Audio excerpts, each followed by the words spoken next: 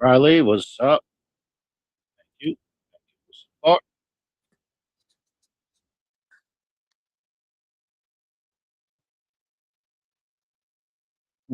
We'll put that shit on. Let me finish watching the show we were watching yesterday.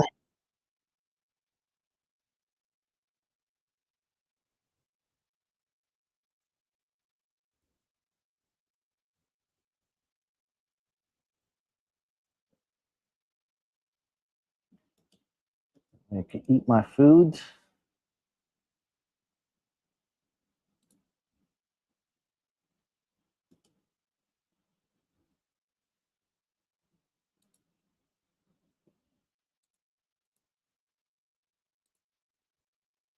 Process is called meiosis. Now, if you want to know why Moses is called Moses, I'm trying to teach you right now.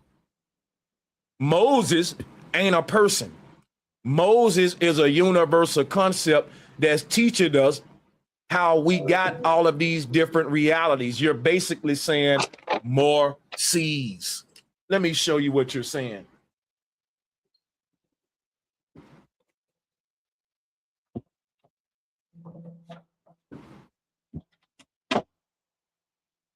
Moses represent how we get the waters separated from the waters, or how you get more seas. If it wasn't for Moses, you wouldn't have waters above and waters below.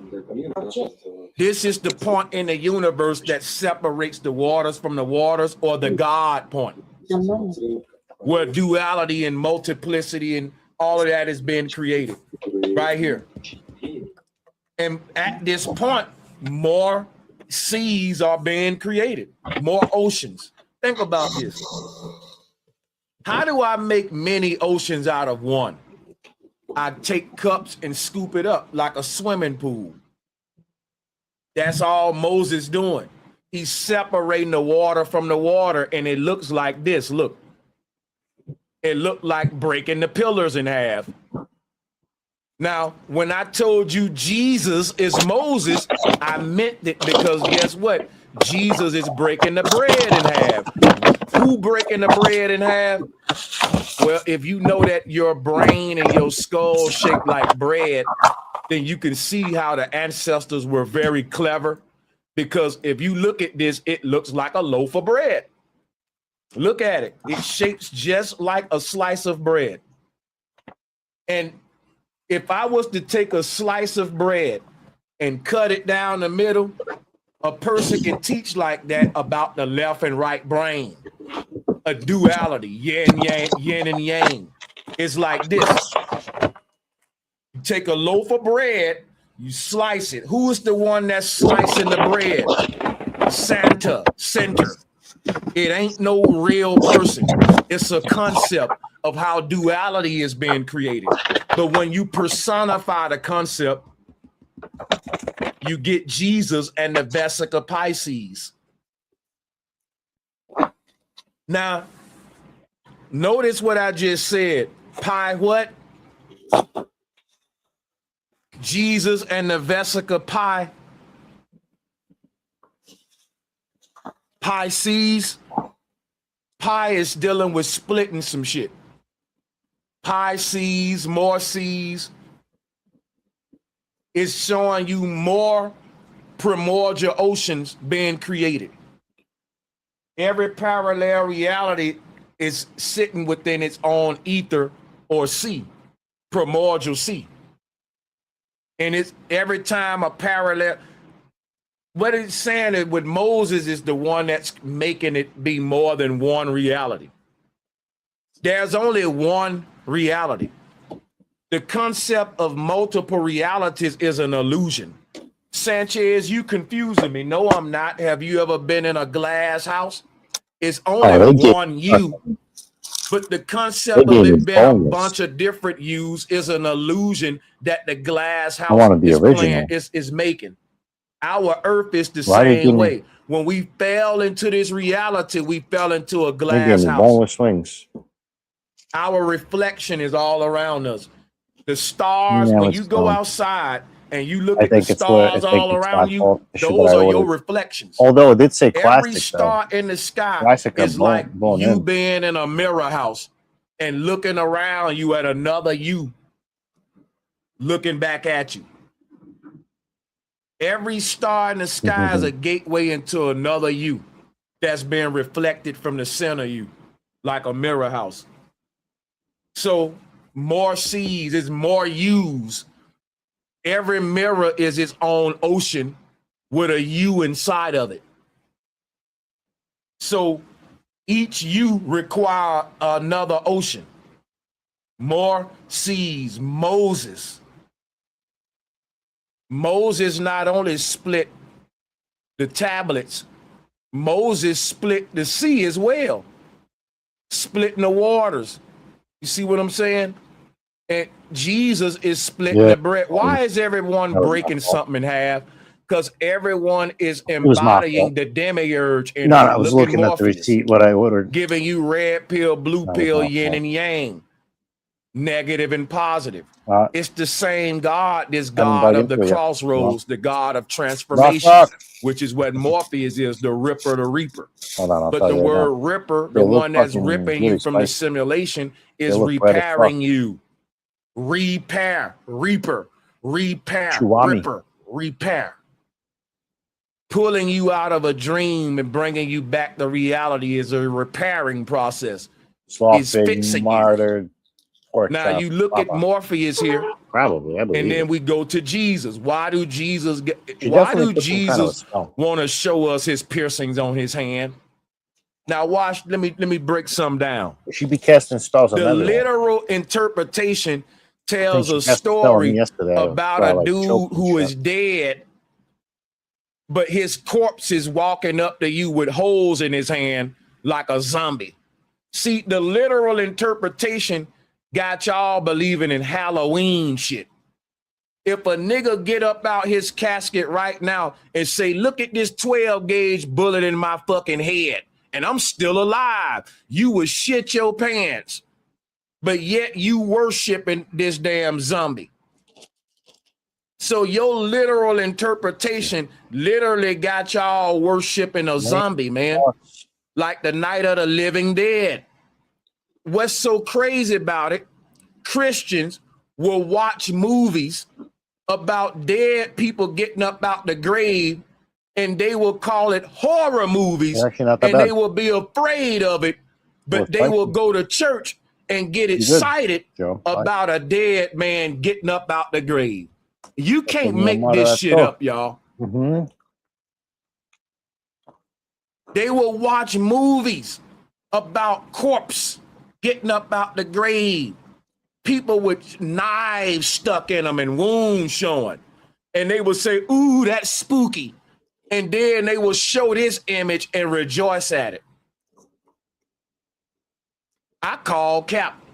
I think if a white boy knocked on your door right now with blonde hair, blue eyes, blood on his hands saying, I'm dead and I resurrected, you will run your ass off.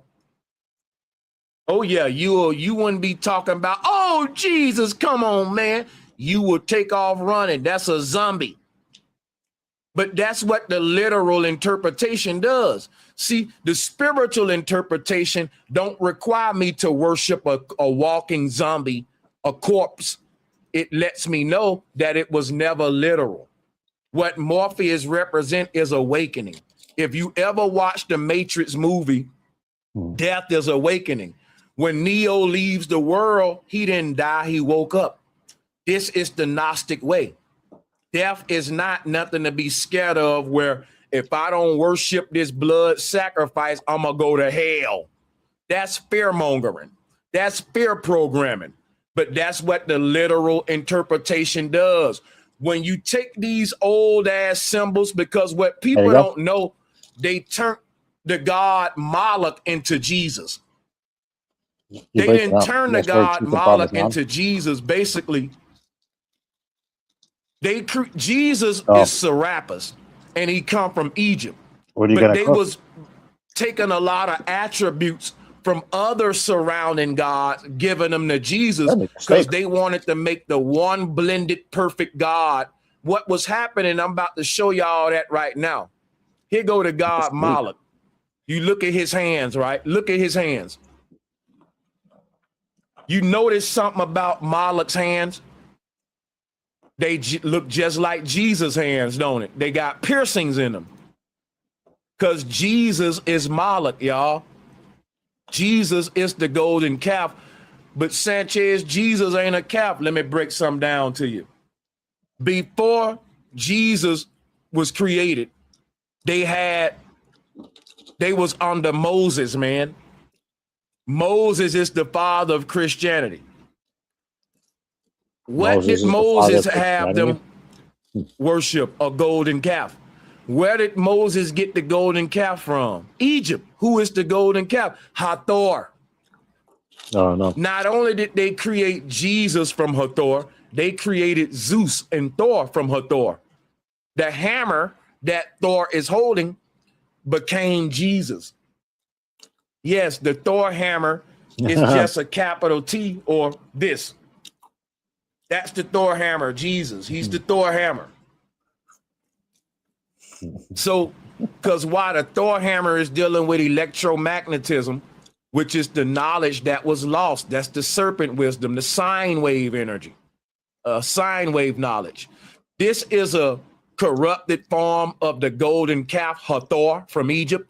But Sanchez, why is it a corrupted form? Because it's a literal interpretation. The Egyptians didn't believe in a real golden calf that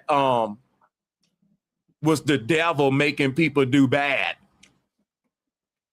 The golden calf was them another way of them showing you about the soul within man ascending up to the heavens in a form of a flying cow that went over the moon.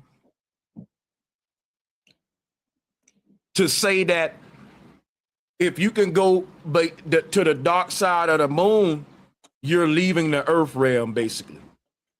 The moon is a portal. The moon and the cow has always been associated with each other ever since Egypt.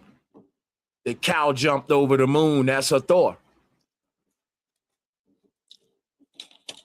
The witch travels through the moon to leave the earth and transcend realities, because the 7 wandering stars include the sun and the moon.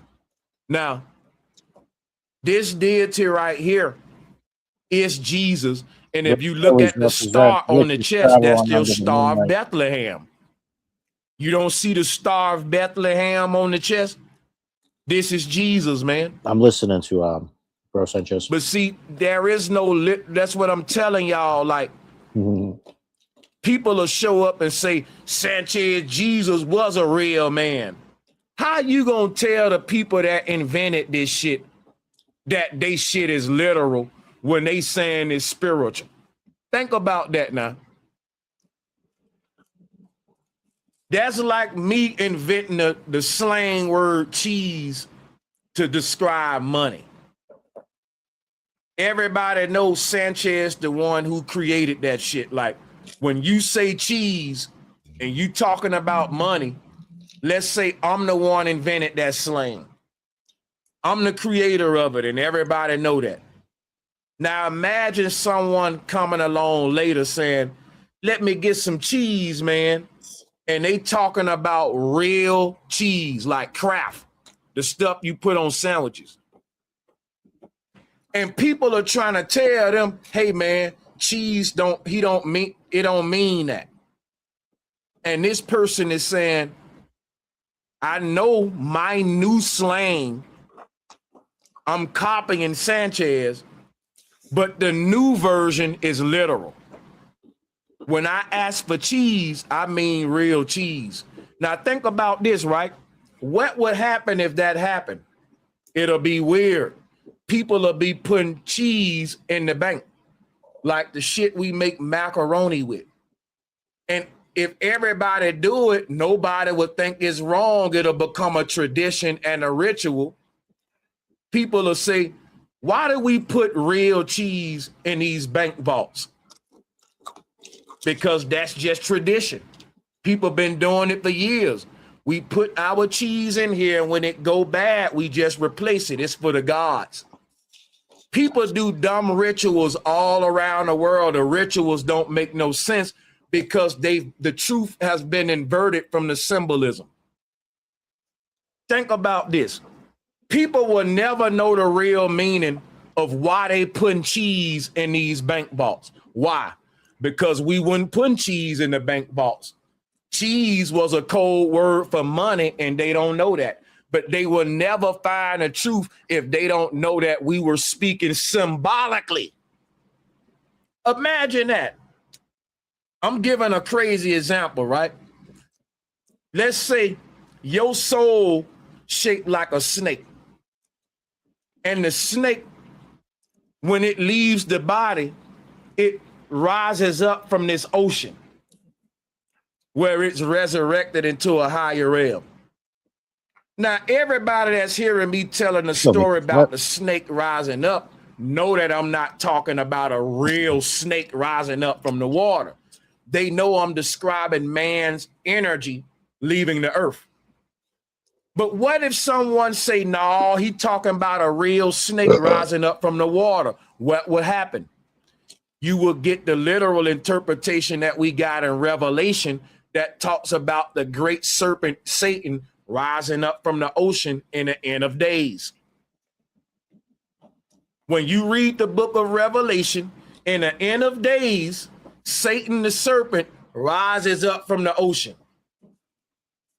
But guess what? That's the literal interpretation. It got people looking for a red dragon to pop out the fucking Pacific Ocean. And when a red dragon don't pops its head up from the Pacific Ocean like, whoo, water, it's salty, time to end the world. Then they go to making up shit. The Statue of Liberty is the devil. This island coming out the water is the dragon. They reach now because they're looking for a literal something coming out of some literal water. You'll never find it because it wasn't literal. The serpent rising up in the book of Revelation is the same serpent that rose up in Moses' time in the wilderness. It was the symbol of resurrection before Jesus. They telling you that the serpent gonna rise up in the end of days. It just meant that your spirit gonna leave your body when your days are over, when your life is over. The end of days is when your life is over, the end of your days. At the end of your days, the serpent energy within you is going to rise up from the waters above. When you interpret this shit literally, you got people reading the book of Revelation, waiting on some shit to pop out the ocean. They're literally waiting on, y'all think I'm lying, bro. Guess what? I swear I'm not making this up. I've heard Christians say that the Loch Ness Monster may be the dragon coming up from the ocean that Revelation talking about. I've heard Christians say that the Loch Ness Monster is the great sea dragon that Revelation speak of. You know why? You looking for literal shit. Just like they looking for the ark and they never go find it because it's right here, fool. Noah's Ark is the temple of God, which is the skull. They found Noah's Ark. When you take this stuff literal, you go outside looking for things that don't literally exist. They were symbolic gestures to teach about stuff. What that does, it creates vain rituals. People, just like we carve pumpkins, right? Every Halloween we carve pumpkins.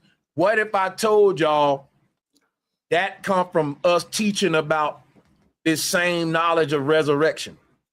We used to teach about man's soul trapped in duality. And we didn't draw on whiteboards and use paper and pencil. We would grab whatever we had around us. Chimichurri. So how did we teach this stuff? No, it's not too spicy. We would take a sheet of paper, tear it in half, and say, hey, this is left brain, this right brain, whatever you use as a symbol. Like, let's say I wanted to teach y'all about duality, right? Well, no. And I fucking took a sheet of paper and I said, look, but it tastes good. This represent the left brain. It's like sweet. This represent the right brain. And I started teaching with these 2 sheets of paper. If someone saw this video 100 years from now and took my example literally, they would teach that our brain is made out of paper. What was that other one? That hot whatever was good too. They won't see that I'm using this paper just to demonstrate the left and right brain. The same way we don't see, right, that Morpheus is using these 2 pills to represent the left and right brain, instinct and intuition, yin and yang. If you wanted to teach a person about duality, how would you do it? You would break some shit in half and then you would explain each side in contrast, like I just did with the paper. It's simple. How do you teach a child duality? You can take anything, a rock, whatever, but whatever you take, you got to break it. So all throughout the world, we see these gods that keep breaking shit. Why do they keep breaking shit? They ain't clumsy. Moses breaking some tablets. Kamazot's breaking some tablets. Moses breaking some water open. Jesus breaking some bread open. Not in Samson breaking some 2 pillars open. Right now. Look at this. Morpheus breaking apart the 2 pills. Not right now. Everybody seem to be breaking some shit. Showing you this one and that one. Left and right. Yin and yang. And it's a reason everyone's doing that. Because everyone is showing us, teaching us duality. Ice cream face. It's simple. Simple. This is before God and the devil. It was just yin and yang, negative, positive. These 2 forces went at war with each other. They work together in unison, like the yin yang. It's not even real. When they invert the shit, we can't see the truth in totality. We only see God fighting the devil. But that ain't what's happening in the universe. That's what's happening in your fake ass Bible and in your indoctrination. Was it better? If you look at the world around you, the sun and moon ain't fighting each other. Up and down ain't fighting each other. Left and right is getting along just fine, sir. Let me tell you something. Fire and water exist on this earth forever, and ain't neither one of them gonna obliterate the next one. Nothing like it. There's always gonna be some fire on this earth, and there's always gonna be some water here, and neither one gonna never cancel each other out. Even though they polar opposites. Fire ain't gonna say, let me go and fight, well, let me evaporate that water. And water ain't gonna say, let me go put that fire out. Oh man, that was good. All of these polar opposites in the universe are working together, man. But what did they do? They taught us that God and the devil don't like each other, and they flipped everything. And what was the result? Man and woman can't get along. We can't see the unison between the 2 polarizing opposites. We can only see the differences and why we need to argue and fight. That created the manosphere community, where you got a bunch of dudes and women arguing all day about who at the top, the man or the woman. Don't you know that the Boule control that? The Freemasons control all that shit. All of these little schools of thought that got y'all arguing about this or that, man or woman, black people or white people. That's why I stopped covering the Nolan Wales case.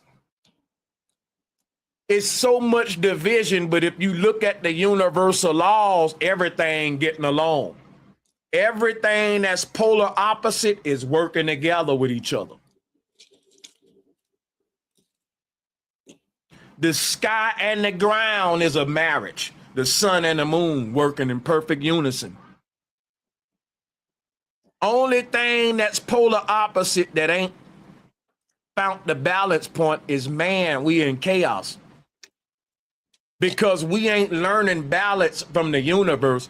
We learning chaos from the indoctrination and the Bibles and the literal interpretation. If we study the spiritual interpretation, it'll show us the unison between the two polarities. But if you study the literal interpretation, it got God and the devil fighting each other. But the devil ain't nothing but the diva representing the female energy, and God represent the masculine. If your spiritual teachers are teaching you that the polarizing forces of the universe are at war, what you think gonna happen in our household? We're gonna have the #1 divorce rate. And he said Jesus. The people who live in the Western world, all of the people that fall under the literal interpretation, he said that Jesus got that masculine energy. See, I got receipts for what I say. I got numbers for the shit I say. I don't know. Because the people that interpret this stuff spiritual, they more mature than us Americans and us Westerners too. They kids more mature than ours. Because if you teaching a damn child that, hey son, ain't no boogeyman out there and ain't no white man in the sky that's gonna save you, son. It's just you and your God energy, son. It's only negative and positive, son. Ain't no angel gonna save you, and ain't no devil out there gonna kill you. You your own worst enemy, or you your greatest help with your own mind and the reality you building. If you teaching a child that, they're gonna be more in control over their life. They're gonna be more responsible than a child that you grow up teaching, hey man, if something bad happened, that was the devil, son. What the fuck? They got us learning when we grow up as children, all the bad shit is outside of us. Everything bad happened to us, that's that old devil. And everything good, that's the white man in the sky looking out for you. In other countries, they teach their kids, if whatever good happened to you, it's because your ass did it. Whatever bad happened to you, you need to look in the mirror and see what the fuck you doing wrong. Other people give their kids responsibility young in life. Because imagine being a young child, 10 years old, and being bullied. Something ain't going right in your life. And your parent tell you, we don't know what to tell you, son. Work that shit out. You because guess what? You can have a parent that'll say, we gonna pray for it. We gonna pray for that boy. I've been praying because my son going through it. You can tell your son, listen, son, you got to learn to be strategic. We got to find ways for you to either get the upper hand on this bully or to avoid him. I'm being simple, but I'm showing you how, like, you got people raising their kids up and things not going bad in the parent's life, the kid's life, it's the devil. Some good happened in the kid's life, praise the Lord. But you got other kids, they parents telling them, if some bad shit keep happening to you, it's something in your pattern, something you doing, we need to eliminate. It's automatically self-accountability, responsibility. And at a young age, right, it'll give you a sense of like, I got to do something. It's more of maturity. Because you have grown people in the Western world that feels like life is just happening to them because they feel like the world is carrying out God's will. But then you got people born that saying, hey, everybody on earth carrying out their own free will. And those people are looking at the Zionists and they're condemning them people. Whereas people who sleep is looking at the oppressor conquer the world, and they're saying that's the will of God and that's the signs of the time. See, one of them makes us turn over power and do nothing about the injustices that we're under. The literal interpretation sanctions all of the evil in the world into God's will. All of the world conquest and servitude and fiat government, the generational wealth gap, the inflation, all of this stuff in the world, deforestation, the air being polluted, water being polluted, you name it. The literal interpretation makes us docile and makes us sit back and say, well, that's just God's will. It says it in the Bible that the earth is going to be corrupted.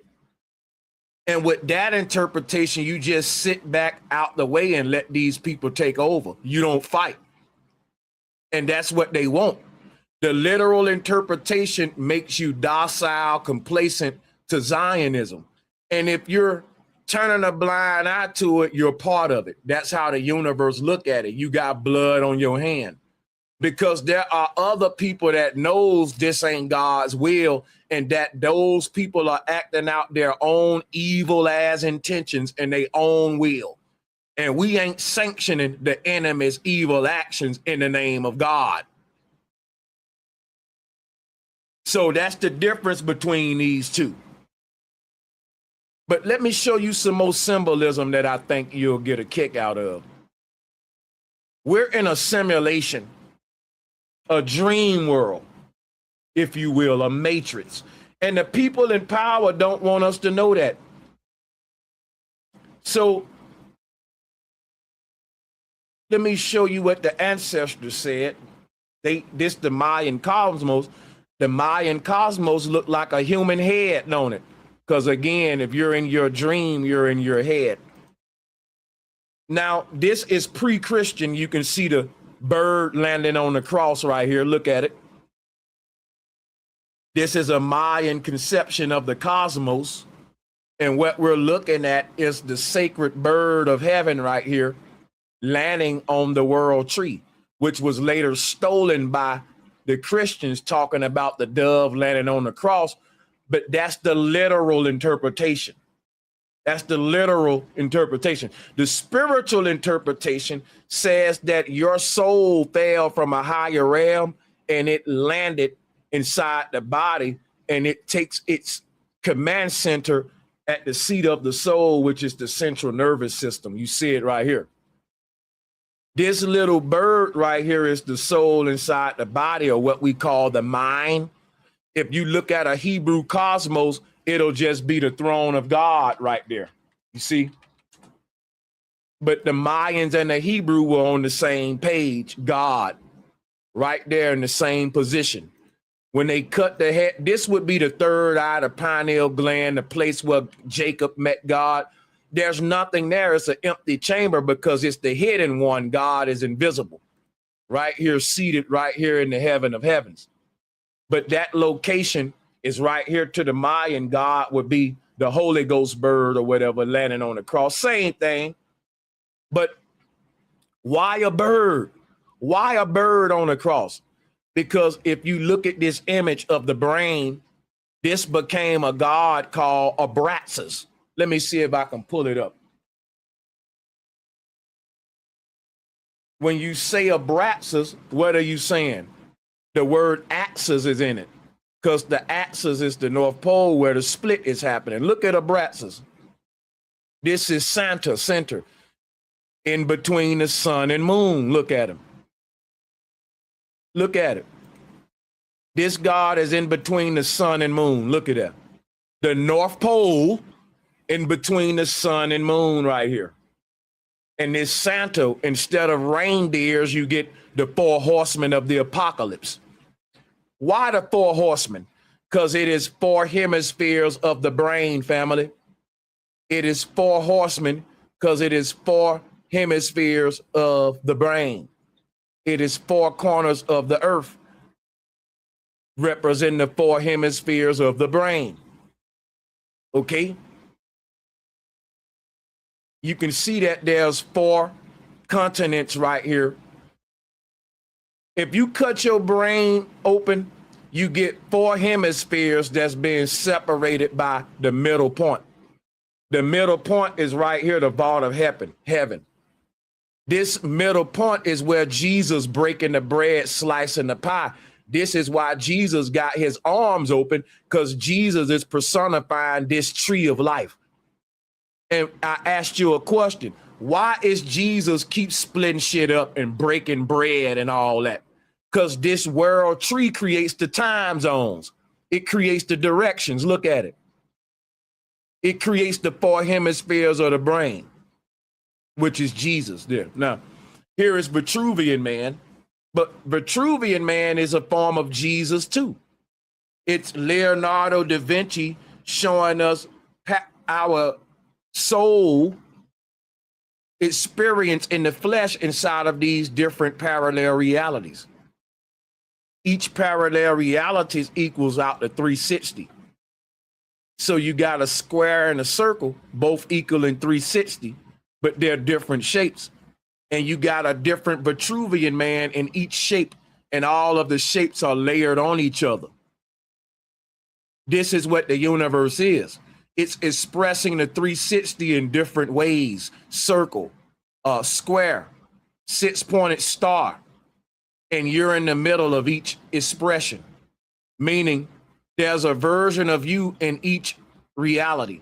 And all of these realities is a circle of the earth. But when we say circle, it just means chakra. The word circle is mainly dealing with the fact that it is a 360 degrees, meaning it is a shape that loops around itself in a continuous loop like a circle. A circle ain't the only shape that do that. A square does it too and come back to the same spot. You can do that in different shapes and come back to the same spot. It still would be equal out like a 360, which means I start where I finish. I'm the alpha and omega. But it can be different shapes. Do this make sense to y'all? It's just talking about the continuum, but that can be expressed in many different shapes. That's why when we say circle, the circle is not, the 360 degrees is not exclusive to this shape that we call a circle. There are so many shapes in the universe that's 360 degrees. So what you want to realize is that you exist in the 360 of life in every sacred geometric shape that's expressing that math. This creates a multiverse where the 360 is expressing itself in a different shape in each star. So you exist in each shape.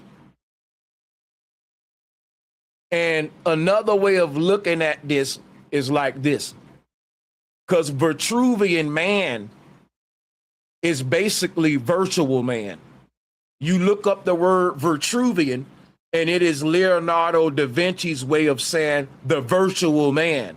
The question you got to ask is, why the hell is Leonardo da Vinci depicting our God body as a video gamer, as a virtual man in some sort of mechanism experiencing an illusion?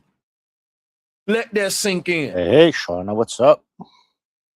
Leonardo da Vinci is trying to show us what our God body is. He's trying to show us what the real you looks like in the base reality. And Leonardo da Vinci said, this is what we look like.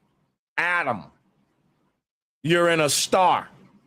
You're the Lord of the Rings, because you're literally in our base reality. We're hooked up to this device. It's like a game. And our entire existence is false. We're able to move in all directions in this thing. And we ain't never left nowhere, man. Yep, we've been in the same spot for so long in the base reality. But if you let us tell it, we done have been all over the place. You ain't been nowhere. You are bound in a tomb. And this is what you really look like right here. I'll respond in the shorter. This is what we look like in the base reality. You want to know what Adam is? Adam is Vitruvian Man. I guess he was talking about why Adam? Because what is an atom? Let's yeah, I don't talk about that, dude. What is an atom? It is the star of Bethlehem. He said that in Thorpe's life. Thorpe's life. Remember, when Jesus was born, his birth was symbolized by this star that I'm showing you. It's called an That's atom. funny. Why is You Jesus' just spreading birth fucking symbolized false news by over an there. atom? Because all of us was born into the game when we went into the mechanism, which is the Moloch bull. Now, they want you to think that our ancestors were sacrificing babies to this dang on golden calf. This golden calf represents the Earth simulation. It's a quantum computer that they personify as a calf. Let me show you. This is the golden calf right here, folks. Look. Our universe is a big ass quantum computer. It's a simulation. You're in a matrix. You're in one of these. And if you pull up a Hindu cosmos, you'll see that. Let's pull it up. According to the ancients, our universe is a big quantum computer. Look at it. Look at this. You see that? Look at this thing. The golden calf is the earth god. But the earth ain't a god. The earth is a mechanism. It's a machine. Now, the question I ask you, why would someone want to hide Earth that? is an organism. If I'm born in a fucking mechanism, a Earth machine, is definitely like a why would someone living, breathing hide that from me and tell me organism? Earth is a god or Earth is a place outside of, God? If the people want to trap you on Earth, just think about the Matrix movie. People born in the Matrix are not being told by AI that the world is a computer. If you watch the Matrix movie, drop a one. Ask yourself this. What was they teaching people about the earth in the Matrix? They was teaching them that they was on a blue ball floating through space. They was giving them the space program. What if in the Matrix movie, the government came out and said, hey, y'all, we in a big ass computer program. People will wake up like Neo. Neo and a few other people realize the earth ain't what they telling us. The earth is a fucking computer and we're in a matrix.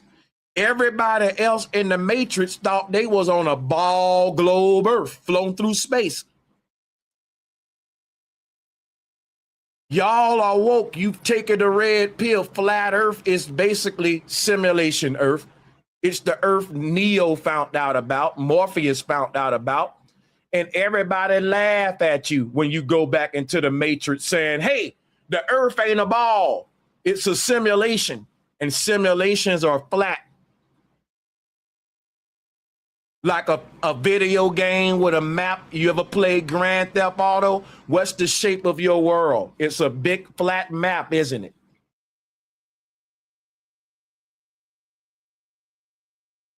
That's how they write simulations. In other words, if our reality is a simulation, by default, the earth is flat. Simulation and flat earth go hand in hand. But simulation and globe earth don't even make sense. Because a simulation is a false version of earth that's created by man, not the true creator. So if they giving you a globe earth that was created from a big bang through a natural chemistry process, that is different. That is talking about a physical, natural world coming from a natural setting that they call space. That's different than, hey, that was an earth before this earth, and we copied that earth and made a simulation. That'll be like me making a copy of this earth right now, and people start living in my version of the earth in a computer with brain-computer interfaces. They plug up, they go to sleep, and they live out the rest of their life in this little dream world I made. That's what the Exodus was. Eden was the earth before this earth. What happened in Eden? We created another earth, a simulation. We went into it and children were born into it. So all of the ancient people said that the earth we're in is a false version of an original earth. And that's why we got to die to get back to the original earth. Death didn't exist in the original earth, because think about this. If what the ancestors is saying is right, our original heaven, we are gods that didn't have a beginning or ending, but we forgot that, which is why now the idea of you coming from this divine kingdom and not having a beginning or ending, you can't even grasp that right now. Because when God fell into the body, he can't even grasp the concepts that govern heaven. All we know in this body is the earth realm, decay, decomposition, loss. But we come from a realm of immortality, abundance. Things don't age, they don't decay. They don't even start and they don't end. Time don't even exist there. It's hard for us to remember that. If I tell a person they come from a place like that, in this realm, it don't hit the same, because our soul is in a body which has a lot of limitations. Trying to tell a person that's tired every day, that's getting old, that they're a god and they don't age and all, like, that's laughable. Because they identify by their flesh and not their soul. They identify by the layer of them that does age and does die. To them, that's who they are. The ancients looked at that as a shell, a layer of themselves that they are yet to shed. Like a caterpillar don't look at itself as a caterpillar. It sees itself as a baby butterfly. It sees its caterpillar version like how we see embryo phases. Like when you see embryonic phases of a human fetus, you don't look at the early phases and say that's a human, but you should. You say that's an embryo. No, it's not. That's a baby human. Likewise, you look at the caterpillar and say that's a caterpillar. No, that's a little butterfly. So if we thought like that, we would say we're gods. We're baby gods, right? And a baby god don't look nothing like a full-grown god, just like a caterpillar don't look like a butterfly. It transforms. A seed don't look like a tree, but it's the same thing. So our human body is not a good representation of what we really are. It'll be like holding a seed in your hand saying, look at this tree. Well, that's not really a tree quite yet. Put that thing down in isolation and darkness of the dirt, and you'll see a tree. So if I said this in my last stream, we are fallen angels, but I don't like that term. We are really planted seeds. In order for you to transform a seed into a tree, you got to abandon it. You got to actually be a bad parent. You got to throw that seed down in the ground and leave it by itself in darkness. Something you would never do to your children, right?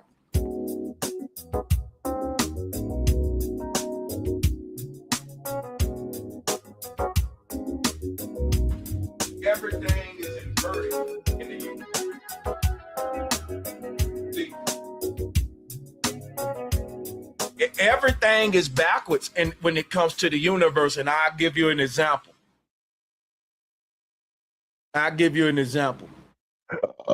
So if I asked you, how do I hide something in the physical earthly realm? You would probably say you can cover it up, right? You say, Sanchez, you want to hide this cup, right?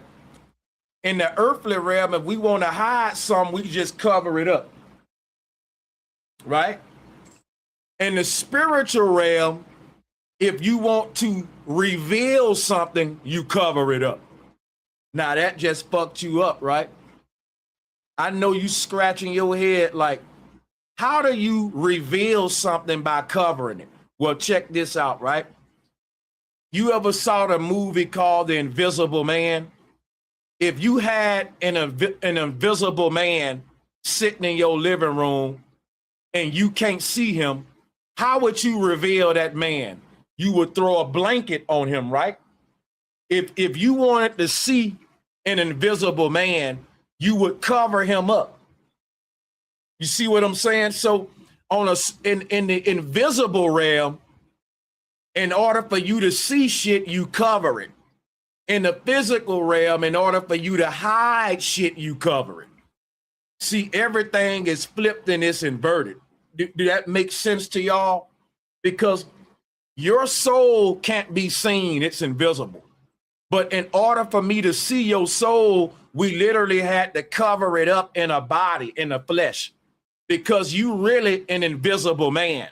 And in order for us to see the invisible man, we got to put clothes on him like Adam and Eve.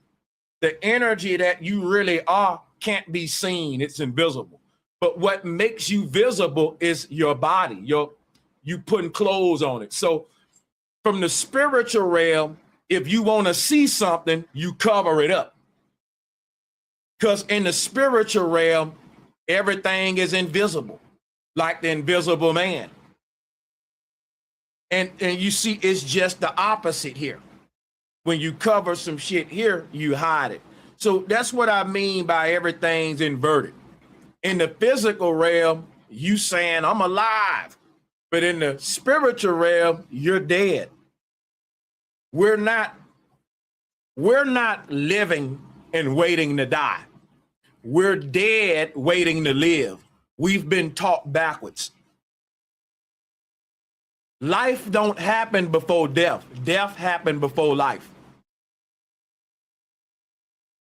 Death happens before. I'm gonna give you another way to, because that you're not gonna, it sounds stupid. So think of it like this, right? The seed has to die for the tree to live. When the seed dies, the tree lives. So like the destruction of the seed is the construction of the tree. As the casing and the seed vanishes and it's destroyed and the contents within it expands beyond it and breaks out the shell, what we call a seed don't exist no more. It's now a tree. But that's what death is. Your body decomposing is like a seed shell casing germinating to release the contents, which is the tree. This isn't death, it's transformation. And this is what's the original spiritual interpretation of ascension and resurrection before it became literal. Your body is like a shell casing. And don't nobody gives a crap what happened to a seed shell casing, but we care what happened to that beautiful tree that came out of it. You see, that's to say the ancestors didn't value their body, they valued the soul within it. The body was just a container for the real them. And if you really knew what the real you was behind this body, even if you was a top Victoria's Secret model, you would look at your body as just beneath that.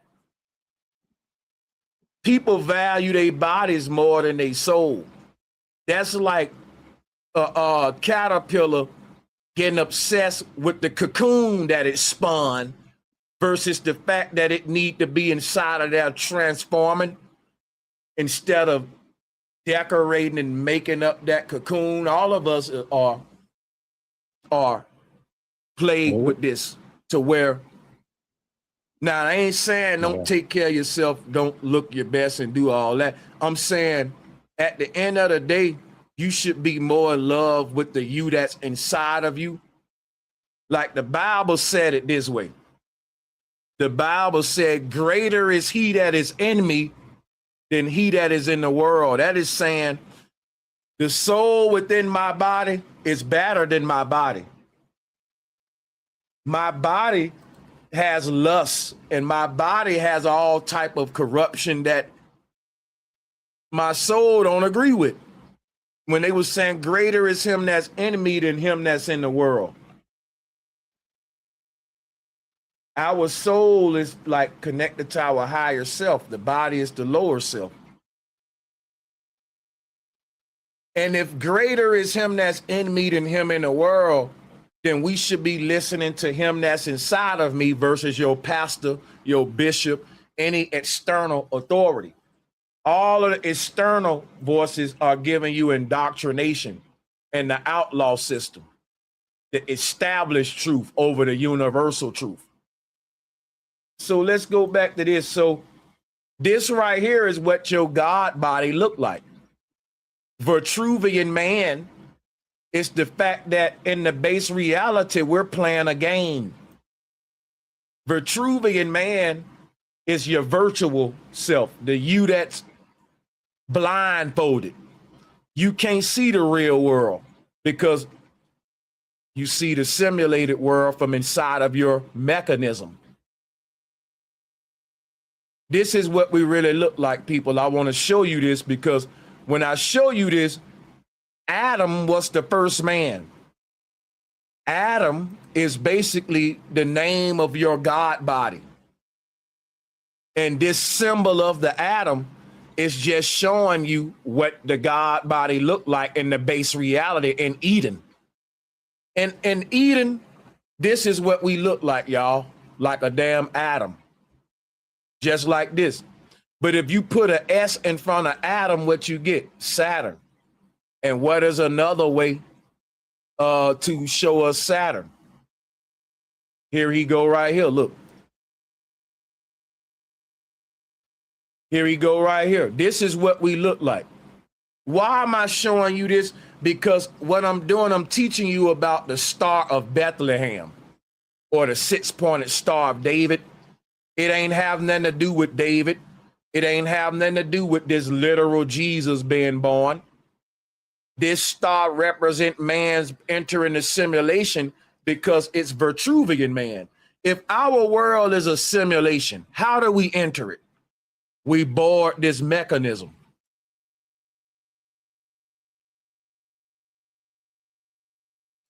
If our world is a simulation, this is how we entered it. We never left the base reality. We just plugged into Moloch, the beast. This is, when I talk about the machine, the golden calf, I'm talking about the central nervous system.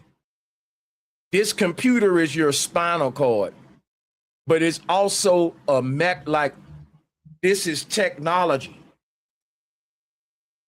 If you look at a quantum computer, and you look at the human spinal cord, you will see what the Pharaoh was teaching us about with the Jedi pillar. This is the spinal cord or the central nervous system. It behaves like a quantum computer. When we make these things in the physical earth, we're reverse engineering the spiritual realm or Jacob's ladder.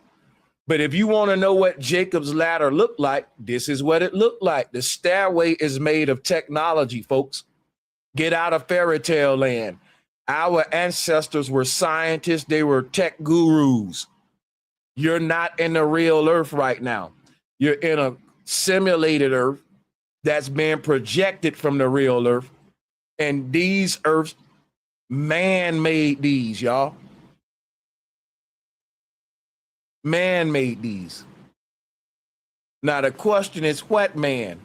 Vitruvian man. Yeah. Every man and woman made their own earth. Like every caterpillar spins their own cocoon and they go in there and go to sleep and transform. Every human in the base reality spun their own cocoon and we went into the simulation, which is the dream state. Now, when we wake up, we'll remember who we are and what we did. Just like, can you imagine a caterpillar waking up out of its cocoon and it's no longer a caterpillar and it's reminded, oh shit, I spun a cocoon, went to sleep and forgot about the shit. And here I am now, woke up and I remember, yeah, I did spin that cocoon to transform into a butterfly. Ask yourself this. When the caterpillar go to sleep, does it remember what the fuck it did? I'm going to say no. Just like when you go to sleep and start dreaming, you don't remember till you wake up. Now imagine being a caterpillar, waking up, knowing that you spun that cocoon to turn into a butterfly, but the moment you went in the cocoon, you went into ignorance and forgot what the hell you did. You forgot you the one put your own self in this sleep, in this deep sleep to transform. This is what the ancients said us gods did. We're playing dumb. If I walk up to you right now and let's say you go to sleep and you start dreaming. If I walk up to you and say, hey man, you built this world, you're God, you created this world and you asked to be here. You put yourself here. You know what you will tell me in that dream? Sanchez, you full of ego. You telling me I created this world, Sanchez? You telling me I asked to be here? You telling me I put myself here? My mom and daddy had sex and they brought me here. I didn't ask to be here. Guess what? You fell asleep. Did you ask to dream? The very act of falling asleep, you know you can dream. So if you fall asleep and enter a dream, who put you there? Your tired, sleepy ass did. You can walk around that dream all day and remind me that your mama and daddy had sex, but that ain't how you got in that dream. That's the story that's written in the dream script. You get in that dream by falling for heaven. You're not the body that was born from your mama and daddy screwing each other. You the soul that existed before your mom and daddy even knew each other. That fell and entered the earth before your mama even met your daddy. You entered this place before your mama met your daddy through your own sleep. Now you can keep telling yourself, my mom and daddy brought me here. No one can fucking bring you to this shit. Yo, if you go to sleep and start dreaming, did your mom and daddy take you to that dream? Now, I know what you thinking, but Sanchez, my mom and daddy in the dream and they gave birth to me.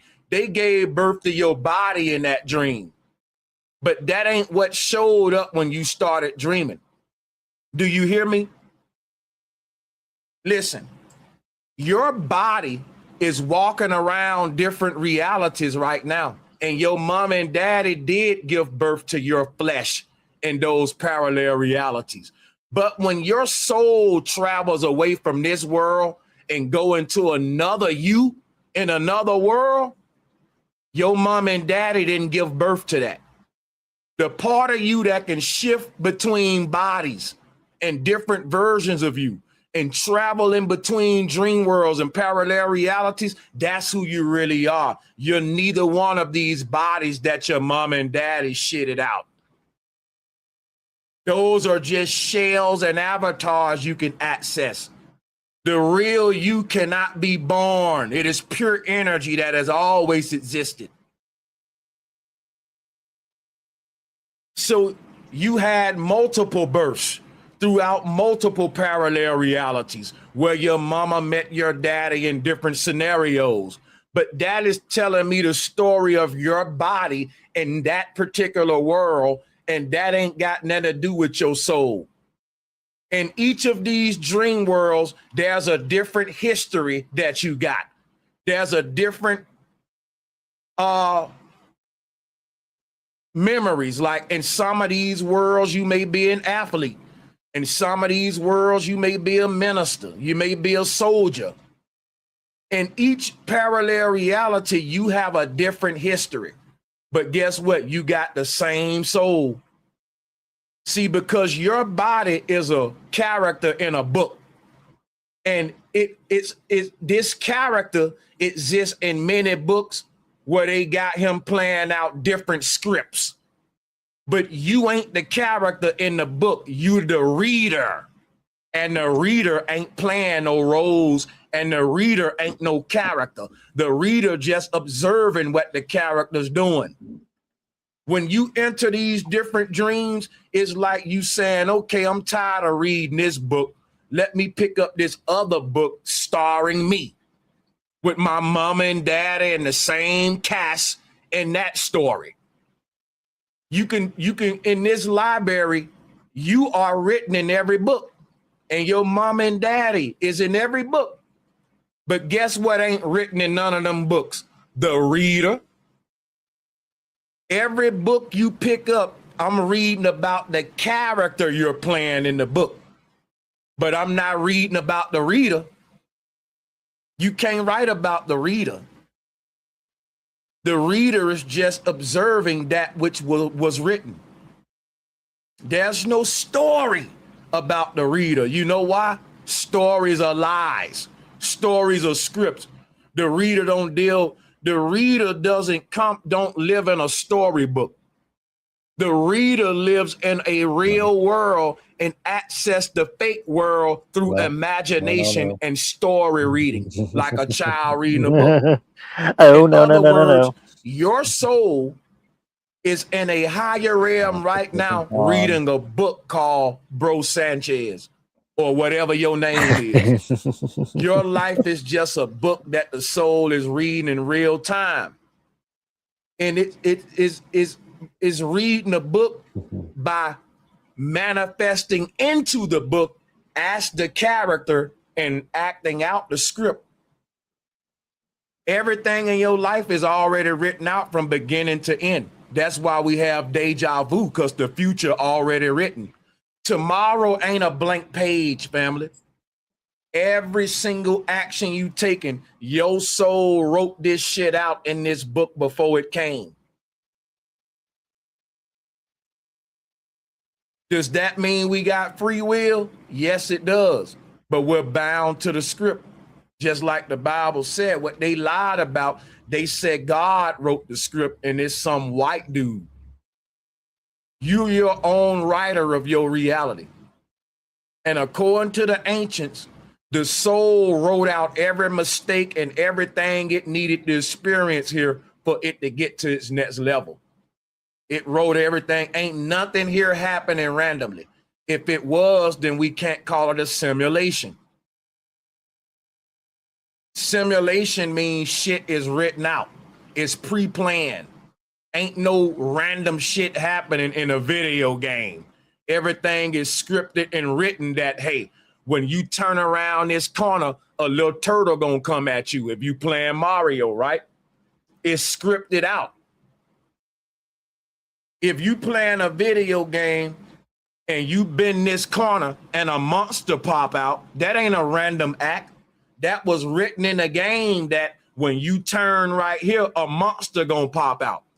Everything in your life is meant to happen exactly when it's happening. Is written out, all events. It's pre-planned. There is no debating what I'm saying, because if what I'm saying was wrong, you wouldn't have deja vu. If the future is something waiting to happen, you couldn't see it before it happened.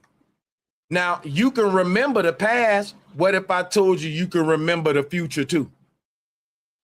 If you can go backwards in time, you can go forward in it. That's the law of polarity. Why am I talking about all this?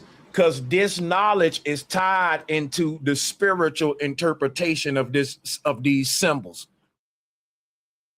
We can't get deep with the literal interpretation. We turn into praying as believers, speaking in tongue and calling on imaginary friends.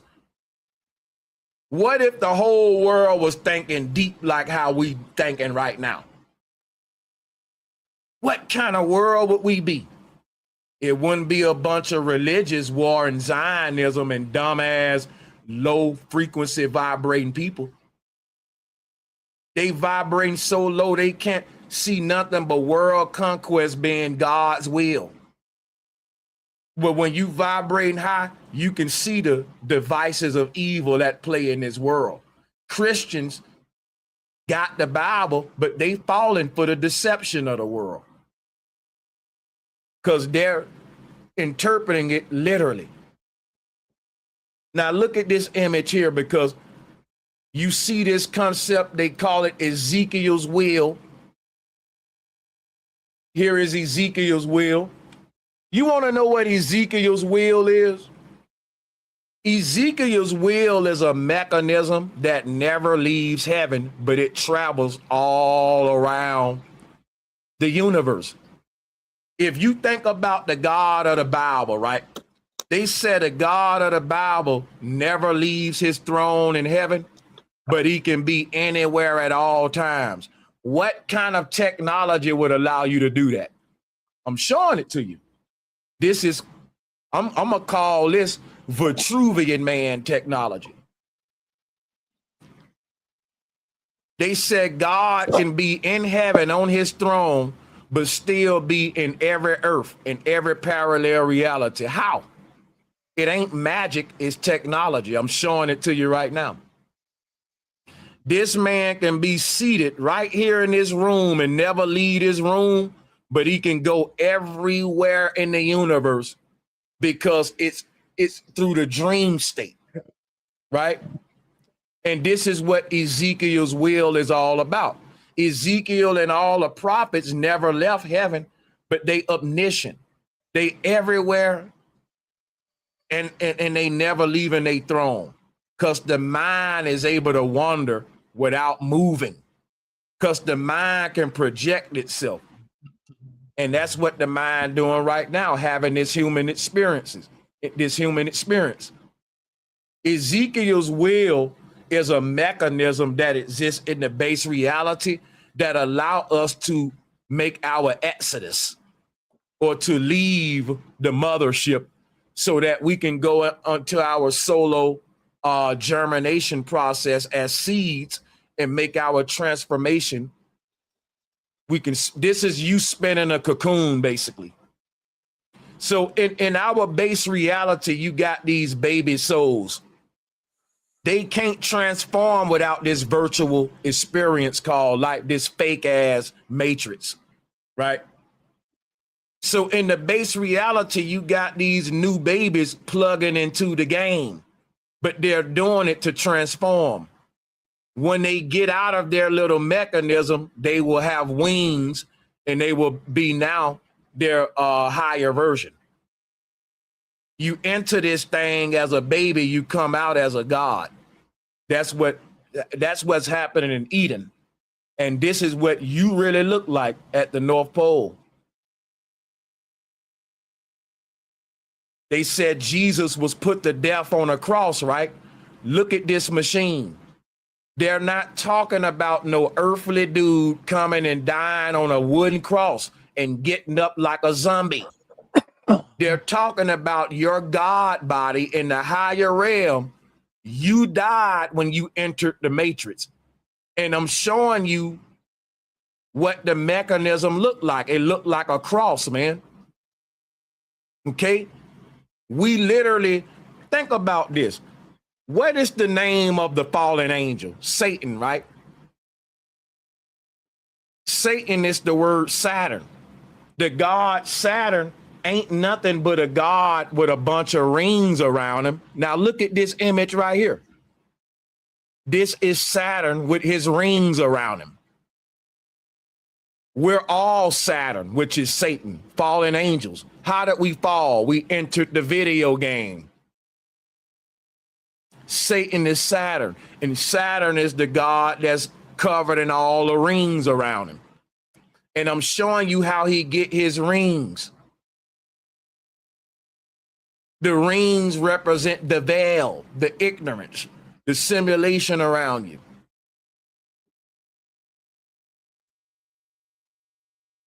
So here is Ezekiel, again, Saturn with the rings around him. He's never leaving the higher realm, but he's projecting through this technology. When you mature, you realize that everything is technological. We live in a simulation, which is resembling computer tech. You've been trained to try to look for a physical explanation of a physical world. But that's like walking around your dream trying to figure out what created the place. That's what we're doing with physics. Imagine being in your dream, picking up rocks and picking up dirt, trying to figure out how the earth was created by physically studying the elements. You will never figure it out because you're in a dream world and nothing is really physical. It's all the mind creating an illusion. So if you was in a dream world trying to figure out what the earth is and what the world around you is, while only dealing with physics and the physical understanding, you will never figure it out, ever, until you realize your whole approach is wrong. You wrong from the jump for thinking that you're in a physical world. Define physical, because you can touch it, see it, and smell it. Then you talking about signals that's created by the central nervous system. Ain't nothing physical about those signals. Now y'all got me sounding like Morpheus. Our physical world ain't nothing but a bunch of signals. Now, what is the root word of signal? Sign. How come Sanchez knows so much about reality? Because I deal with signals and signs. You were born into sin, which is sign. A sign is another way of saying a symbol of earth. A symbol is a representation of some real. So if you wanted to, Bro Sanchez TV, if you don't want to spell all that out, then you can just put the golden wings up. It's a symbol, but it means Bro Sanchez TV, right? Like if you don't want to spell out McDonald's, you just put golden arches. So the symbol is a abbreviated representation of something original. The symbol isn't there to take the place of the original. It's there to simplify it and abbreviate it to make it more convenient. So if you driving down the street, you don't gotta read the words. You can just see the big arches and know it's a McDonald's up there. That's the purpose of the symbol, to take something that would have been a bunch of information and shorten it and compress it into some very short and small. It's compression knowledge. So I'm giving y'all, I'm teaching you now why our ancestors even created symbols. Because if a picture is worth 1,000 words, then a symbol is worth 1,000,000 pictures. So you can understand how much of information you can compress into a little symbol.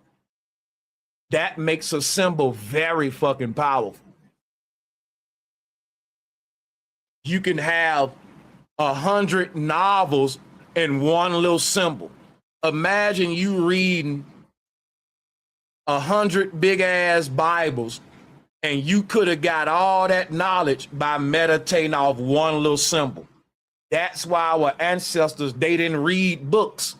They didn't have libraries in the ancient world. Guess what they had? Symbols that they meditated on. Now, somebody tell me I'm lying. Tell me that symbols didn't predate books. Symbols was the first book. The symbol was what we used to tell a story and to compress a bunch of pages of information into one little symbol. Just think about it. You can look at a Christian cross, and that one symbol of the cross is telling you a whole story of resurrection that you can take days to read in the Bible. You can read the scripture of resurrection, and that's like a couple of books in the Bible. That'll take about 2-3 days. Or I can show you the symbol of the cross, tell you the story one time with the symbol, and you don't get a book, you just get this symbol called a cross. And guess what'll happen? You'll go around telling a story with the symbol, and people won't pass around a big book. They will just know that that cross means Jesus died and the whole story. It compresses the information. So Christians don't walk around with big ass Bibles. They walk around with crosses on their necks and on their necklaces. The symbol is compressing the story, because who want to walk around with a big Bible all day? So this is just showing you symbols were used like data storage. It's literally like storing information in this symbol. Like, it's very powerful. Don't let that go over your head, because you're talking about compressing data, taking thousands of pages and compressing all of that knowledge into some shit like this right here. You know, you do something like this, and that will compress billions of pages worth of talking and teaching and all them words. The ancestors didn't have 4-hour, 8-hour lectures like what I'm doing now. They was able to compress all of this deep information into simple symbols and tell stories with it, and that was it. You know, it was so easy and simple. We only got to do all this now because we lost that. And that's why I'm bringing the symbols and this stuff back. Let's go back to the board and talk about Vitruvian Man, and we'll start wrapping it up.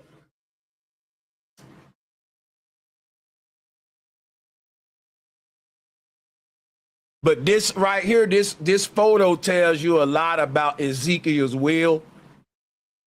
I'm about to read all the donations, y'all. I just didn't want to stop the flow. Here's Ezekiel right here. Now, remember what I showed y'all earlier about Abraxas with the 4 dogs? Abraxas and Ezekiel is the same concept. You can see him mounted up. The rays of light is attached to his dogs like Santa Claus with his reindeers. And let's pull up a Abraxas so you can see. There's only one truth. Many people expressing it. Restaurant. Here is Ezekiel. Huh? Right here. Abraxas.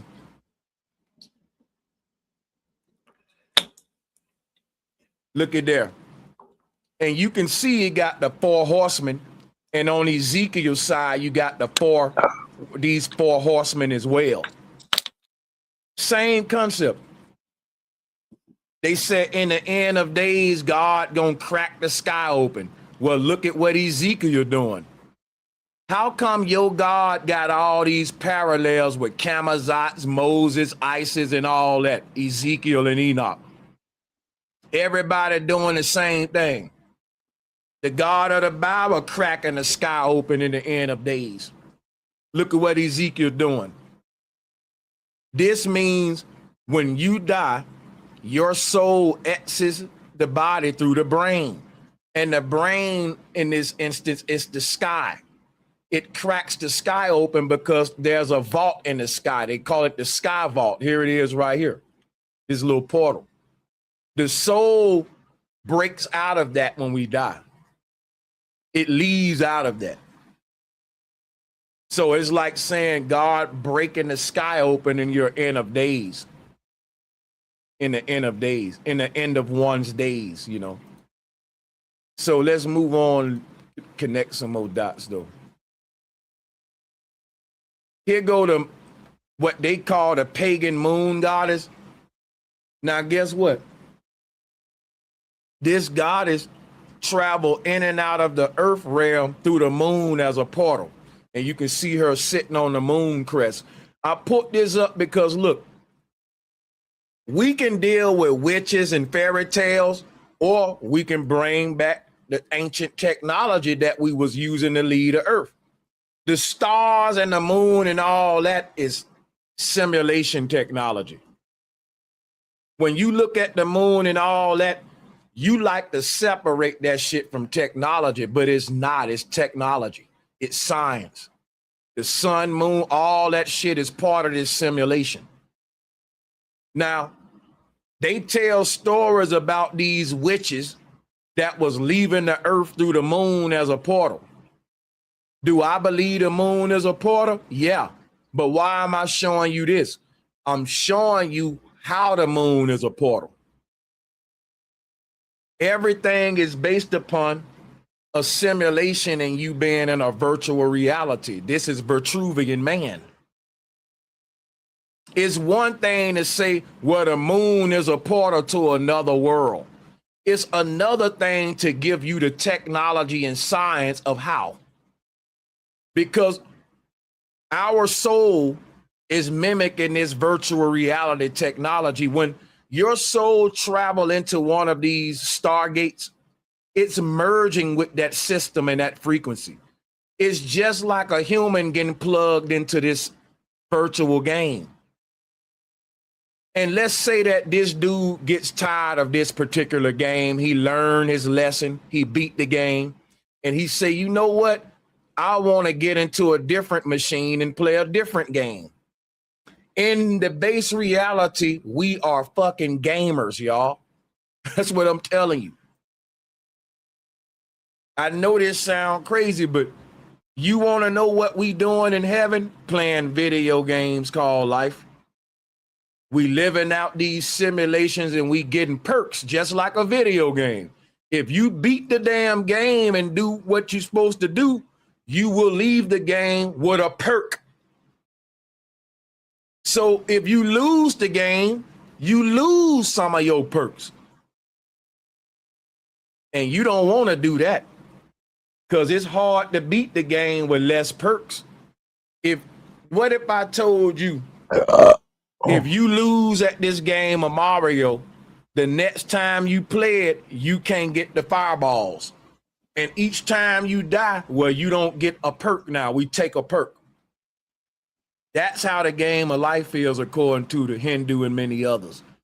When we de-evolve and we fail and we don't complete our purpose here, we born again worse off than what we were at first.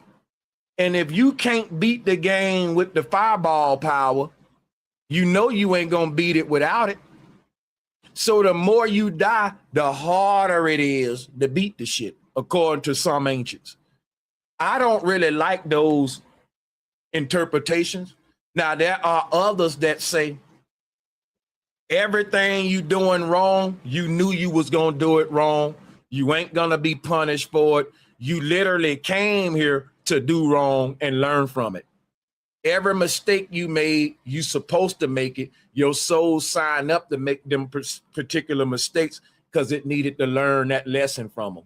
I like those interpretations. So you got two different many ancients spoke different about like reincarnation, but the ones I tend to resonate with is, hey, every wrong I did, I signed up to do it, just like every right I wrote out.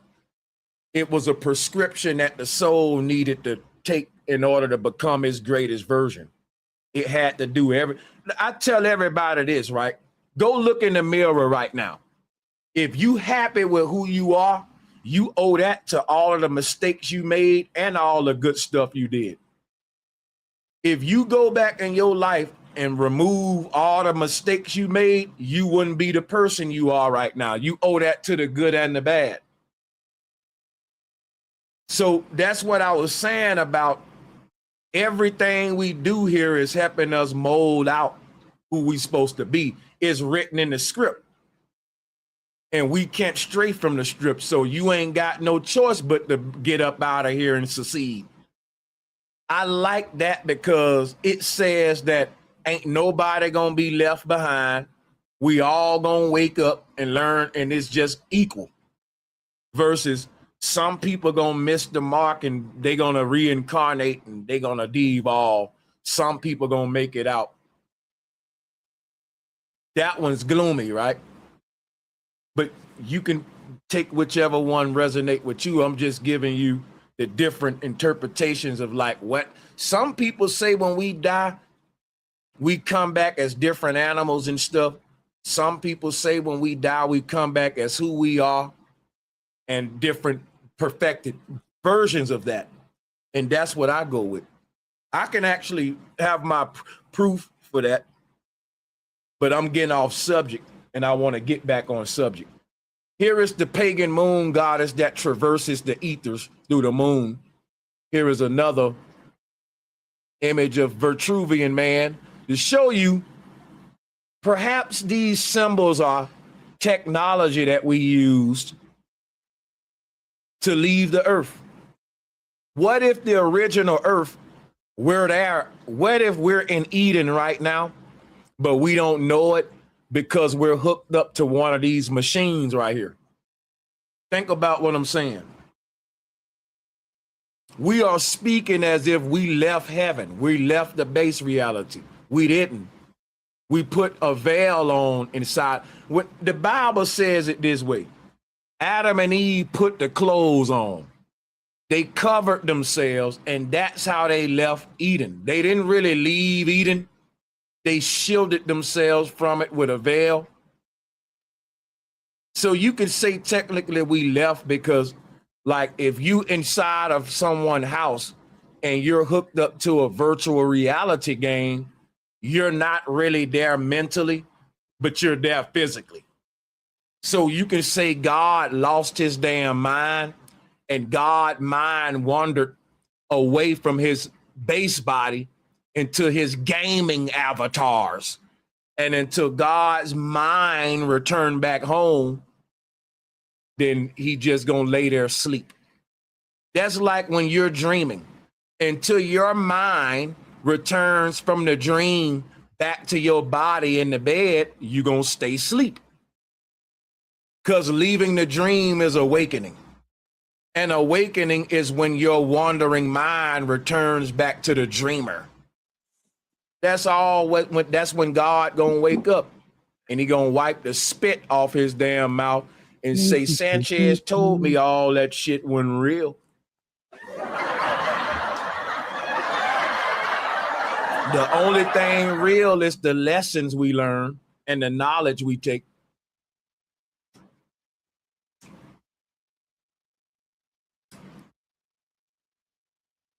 People perfecting their mind on these machines in the base reality.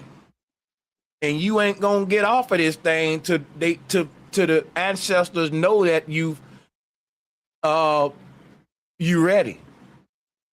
Right? So ain't nobody getting off this mechanism. You're right. This is what I call a hamster on a wheel. All of us, this is what we look like in the base reality. And yes, you're literally a hamster on a wheel, and you being in this state is generating power for the simulations and the multiverse. Meaning, if every gamer left their little Vitruvian pad, the simulation won't exist. Even if one gamer is still plugged in, then the simulation exists. It's all or nothing. Did I say that right? You know what I'm saying. If one of us sovereign beings with a soul agree to play the game, then the game will always exist in the base reality. If every single soul in the base reality get off this mechanism, the game won't even exist. Because what powers the game is our motion in the mechanism, like a hamster on a wheel. Now go look at the Matrix movie again. If everybody in the Matrix leave the Matrix like what Neo did, the Matrix won't exist, because what did Morpheus tell them? The robots is harvesting y'all energy. The Matrix power itself by turning the human into a battery. Guess what? Motion is energy. While you moving around on this thing and swinging around playing a game, the game is powering itself with your vain motion. Well, I shouldn't say vain because we're perfecting ourselves. We're perfecting ourselves.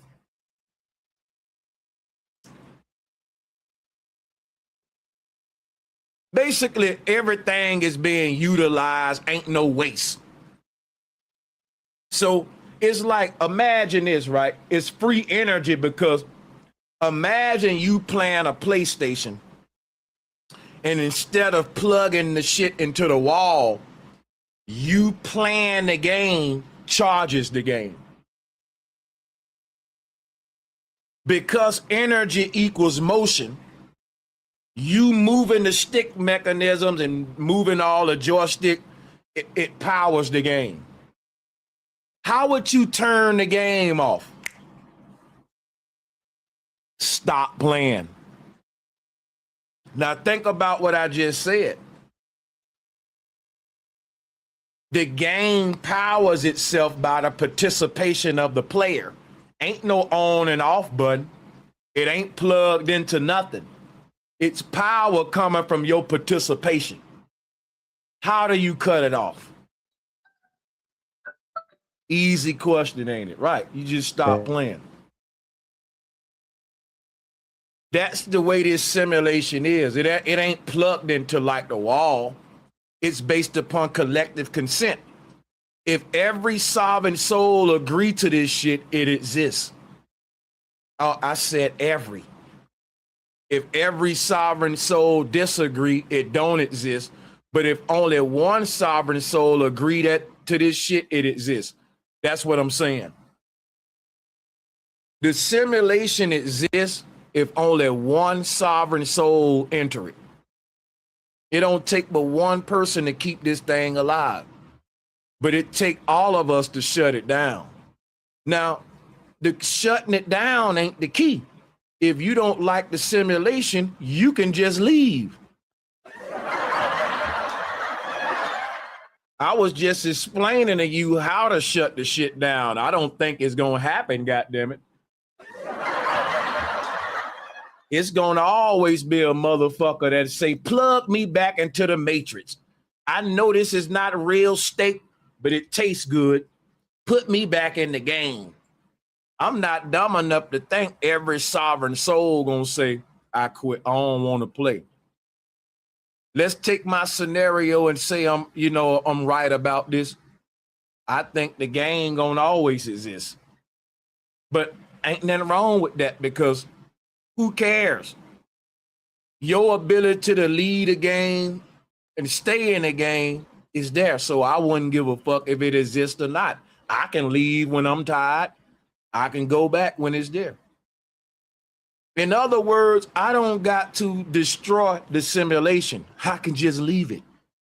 Like what we're doing is this, right? You're in a video game saying, I don't like this shit. And you're trying to provide maintenance from your avatar in the game. And you can't edit the game that way.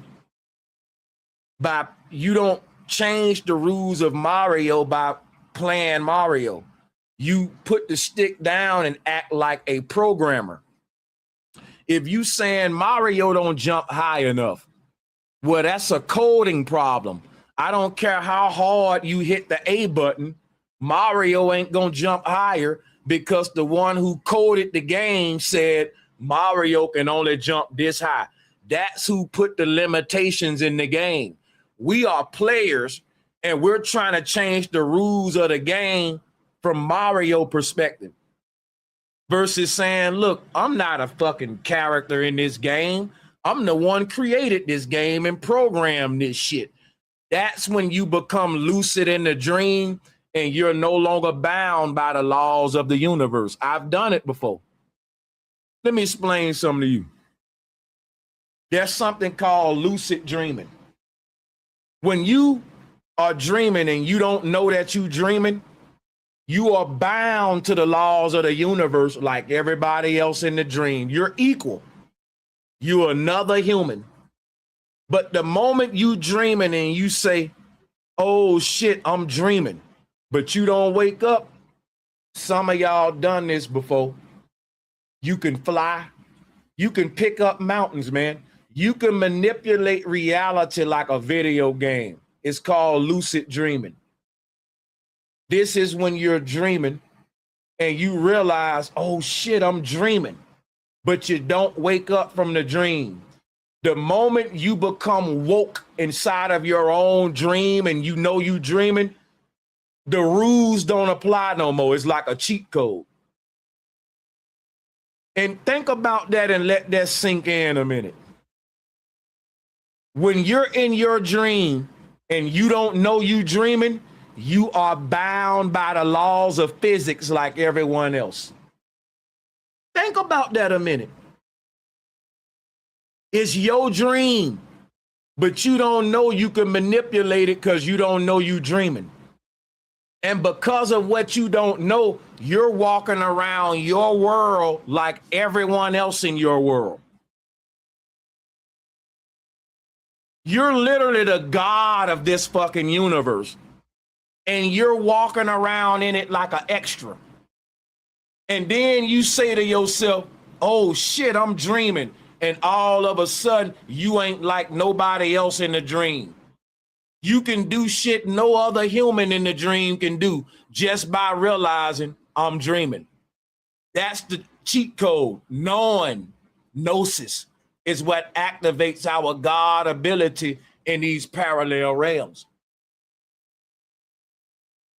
Think about, it's a very thin line between you being a mere mortal and a fucking God.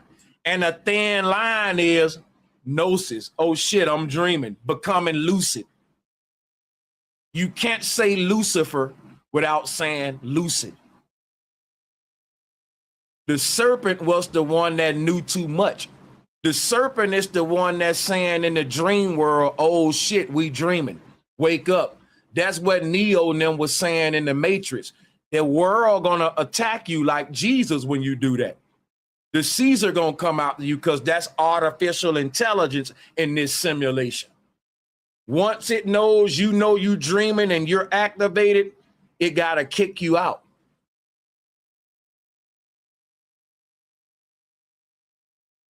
Think about when you dreaming and you become lucid. You start manipulating shit and you start getting scared of your own ability in this world. And you tap out like, wake me the fuck up. This shit getting crazy. Nigga, I was lucid dreaming. I was flying. Nigga, I was picking up mountains. Well, why didn't you stay and keep doing it over there? Why don't you stay over? Why do we wake up from a lucid dream? If you're lucid, you can choose to stay, right? We get overwhelmed with our own ability. It's like when I astral projected. We know what we are as infinite beings. We know we got a soul, but when we prove it to ourselves with experiments, it's scary to confirm this truth. And I don't know why the hell it's scary. That's weird. It's like we'll say, man, we're gods, and then you approve it and be like, oh shit, I'm a god. Oh shit, I'm a god, nigga. Make me a human again. That's scary. He said, make me human It's again. weird. I've literally astral projected, got out of my body. I'm in this other version of me in a parallel earth. And the moment I realized that the shit I'm teaching, I'm really doing it, I got scared as hell and bring me back to this place, man. Now think about that. We talk this shit all day about our ability, but the moment you do it is scary. You're speaking some shit, though. To confirm all of this knowledge that I am indeed a multi-dimensional being that exists in parallel reality. If y'all go to sleep tonight and you in a dream and you become lucid and remember all this shit, you gonna get scared. You gonna be like, oh shit, nigga, this the shit we talking about. I'm doing it. Oh shit, and that's gonna scare you. But that's natural. I want y'all to know that that's natural. I've talked to so many people and they say that that's natural. It's like you're getting acquainted to a stranger that ain't a stranger. Like, it's like you're getting to know this new thing that you can do. It's like a caterpillar using its butterfly wings for the first time. Like, damn. Like the caterpillar was believing it was a butterfly. It was like, damn, man, I heard we butterflies when we die. That's like a human saying, man, I heard when we die that we're angels, we're gods, man, when we die. That's just a belief, though, because the only way you can prove it is to die. So the caterpillar is saying, man, I believe we're butterflies and shit. It can't really prove it, so that's why I'm saying belief. For all the caterpillar know, it's just a caterpillar. But the caterpillar, in my opinion, is driven by belief, not knowledge. I believe the belief turns into gnosis. I believe the gnosis exists dormant with us. That's what fused the belief. Because think about this. Everything I'm saying right now can be wrong, man. We can die and it can be something else. But what we say, this stuff resonate with us. We haven't died yet, like the legal definition of death. We haven't expired our body yet to literally prove what I'm saying. We dream and all that, but we ain't, you know what I'm saying? And that's what I'm saying, like, in a way, it does require a little belief. But what I was saying is the belief ain't founded on blind belief. It's founded on a dormant truth within the body. The body is not immortal, but we're trying to convince the body that it's something within it that is immortal. Can the body know that if it can't see that? If we can see the brain but not the mind, how can the brain process the mind's existence? Get what I'm saying? So what I'm saying is that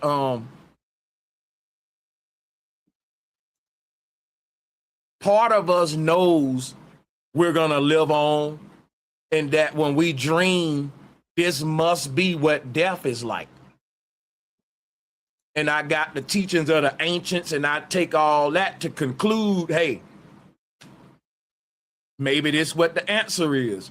But I must admit, we ain't gonna find out till we kick that can, buddy. I got to just be honest and say that. But why am I saying all that?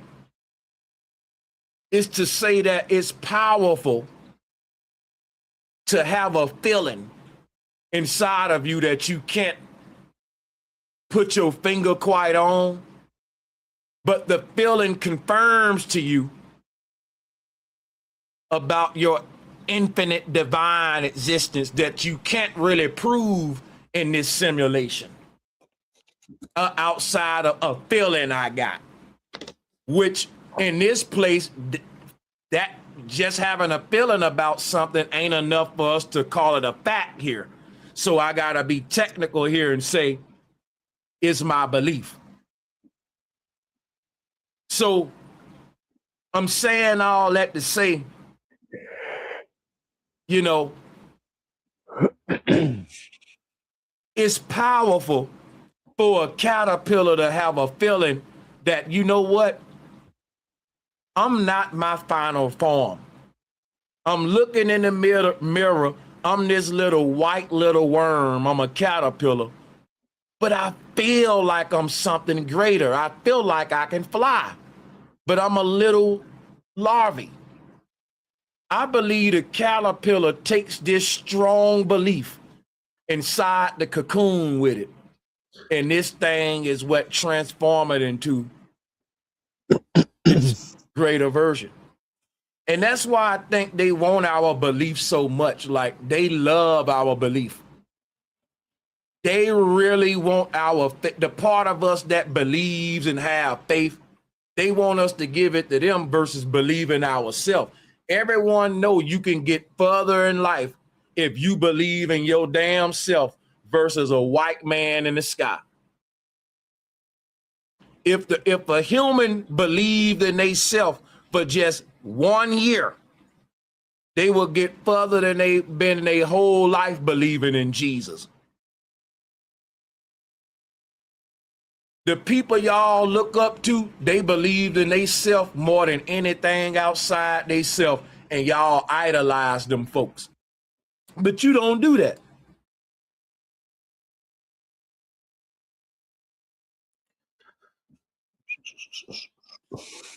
Look at this here, y'all.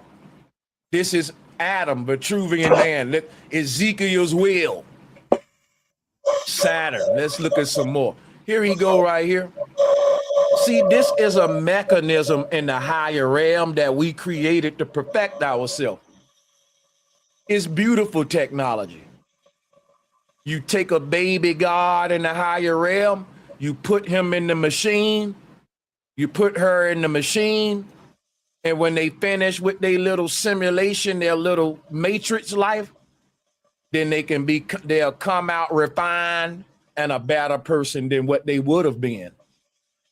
I believe 100% in the simulation. I think that this place is making us better, man. Everything is divine order. Now, let me show you something about Saturn.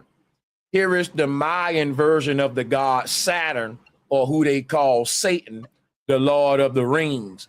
What you got is this deity that's covered in rings like Ezekiel, you see? And it's because Satan or Saturn is the Vitruvian man. It's the you that's playing a game. Avatar. That's your fallen version. And this is what it looked like right here, Saturn, all covered in all these rings, just like a hamster on a wheel. But here is the Mayan version of the Lord of the Rings. You see the face at the middle of them rings? That's Saturn. This is Satan. The whole world was into Satanism, but just remember that the word Saturn is Santa, which is center. Center is center. The God at the center of this ripple effect called time. Time is a ripple effect, but that's just an effect. We talking about the cause. You got cause and effect. The cause of the effect is at the middle of the whole thing. When people look at a ripple effect, you got to ask what caused the effect? The rock that dropped in the water. The cause will always be in the middle of the effect. Because when you drop the rock in the water, all of the ripples are going to emanate around it from the point of impact. So this face that you see in the middle is your God body. And when the God body was dropped into the primordial waters, time was created. And time is a ripple effect with these rings that you see around this person. Time will end when your game is over. Game over. The sky will stop turning and the sun and moon will be still when you die. Because why? Your mechanism stopped. Do you know how many ancient people that said when you die, the sky stopped turning? And even in a lot of religions, they say that when the world ends, the sun and moon gonna stop. What they really talking about is when you die, your little world gonna end. Your sky gonna blacken, time gonna sit still, the sun gonna stop, the moon gonna stop. That's because all of the shit you see in the sky is these circles turning around you. The illusion around us is coming from a mechanism. And when they eject you up out of your pod, your time stops, because time ain't nothing but this machine around these circles around you creating different points in time and different shit, you know, in the game. You know, you got all of these rings around you, and basically the closer you get to leaving the simulation, you know, these things slow down and stop. Like when you complete one lifetime, one of these rings stop, it powers down. Now only a few spinning. When you complete another life, that ring power down. In your last lifetime is only gonna be one of these things spinning. And once it's shut down, this whole shit gonna open up and let you out like a big mechanism. It's gonna be like open up, and you're gonna see people waiting on the other side, and you're gonna take your blindfolds off. They're gonna say, hey man, you completed your game. You've been in there about 3 hours. And you're gonna be like, what the fuck? I had 7 lifetimes, man. You mean to tell me I only left this shit for 3 hours? Yeah, we ain't been gone that long. But yeah, man, so they're gonna take this shit off your eyes, all this shit gonna power down, they're gonna help assist you off this shit and let you know what you gain with your experience, your perk up. And you can choose to go into another one whenever you read. However, you know, this is what's going on in the higher realm. People just playing games. It's just gaming. It's just fucking gaming for perks. Sound crazy, don't it? Now here go Buddha. Here's another telling of the story. Buddha in the tree. Same thing we see here. Because think about this, right? This God that you call Saturn is like his ripple effect, right? Him in the middle of his ripple effect. Let me show you what it means. If you cut a tree open, you will see the same pattern. It's a ripple effect. Now, a lot of people think when you drop a rock in the water, that's how you create a ripple effect. Let me explain something to you. Any seed you drop anywhere is a ripple effect. It ain't just water, okay? Any seed that you germinate creates a ripple effect. So, for example, you drop a seed in the ground and you make a tree, but you created a ripple effect just like in the water. Look. So you may drop a rock in the water and you don't see that it's shaped like a pattern when you make the underwater splash. Look. You make a tree when you drop a rock in the water. Look at this tree. Let me show you what this tree is, man. Look at this tree right here. You drop a rock in the water and you make a tree under the ground. Look at the tree. Look at that, with the trunk and the spread out at the top. You see this tree? Let me show you. You drop some in the water and you create the patterns of, you can't escape this shit. That's why I'm able to do this. Everything is everything. You see the tree, folks? Now let me break some down to you about a tree. Watch this. When you drop a seed in the ground, you make the same pattern. This tree pattern. When you drop a human in just some water, you make this pattern. Now look, this ain't a random pattern, folks. It's the expansion of energy.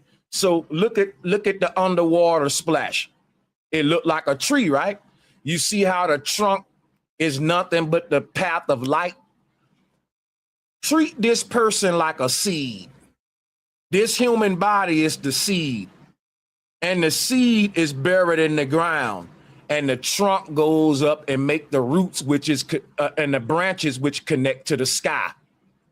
So this person body right here would be the seed under the ground, making your root system, the trunk going up and the branches spreading out at the top, connecting with the heavens.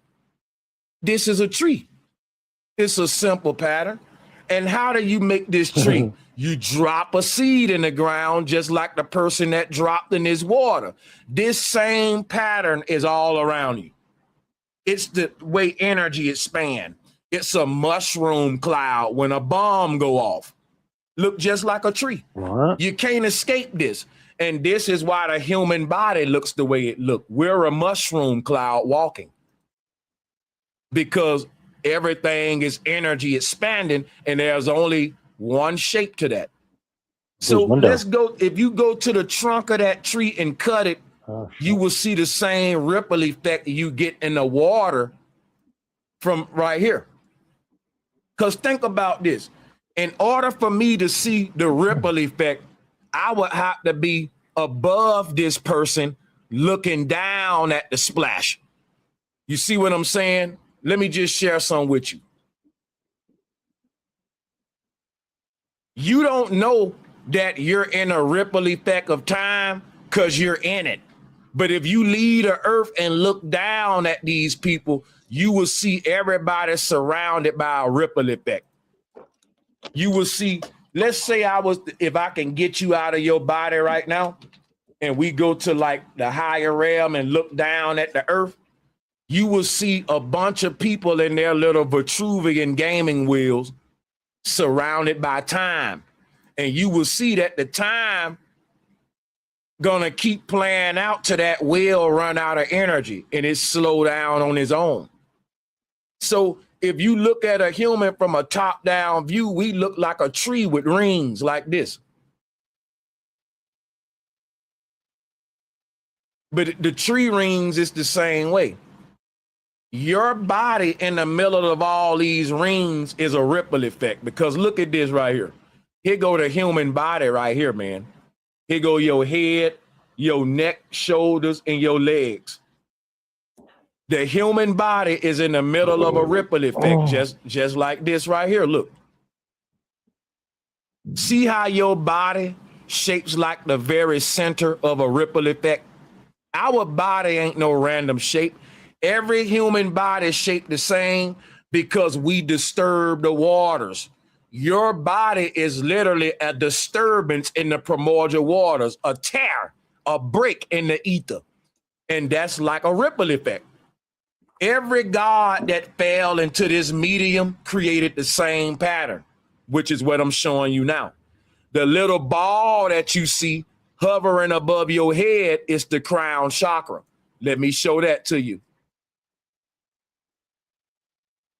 That's what's reflecting the whole world into it. Let me show you.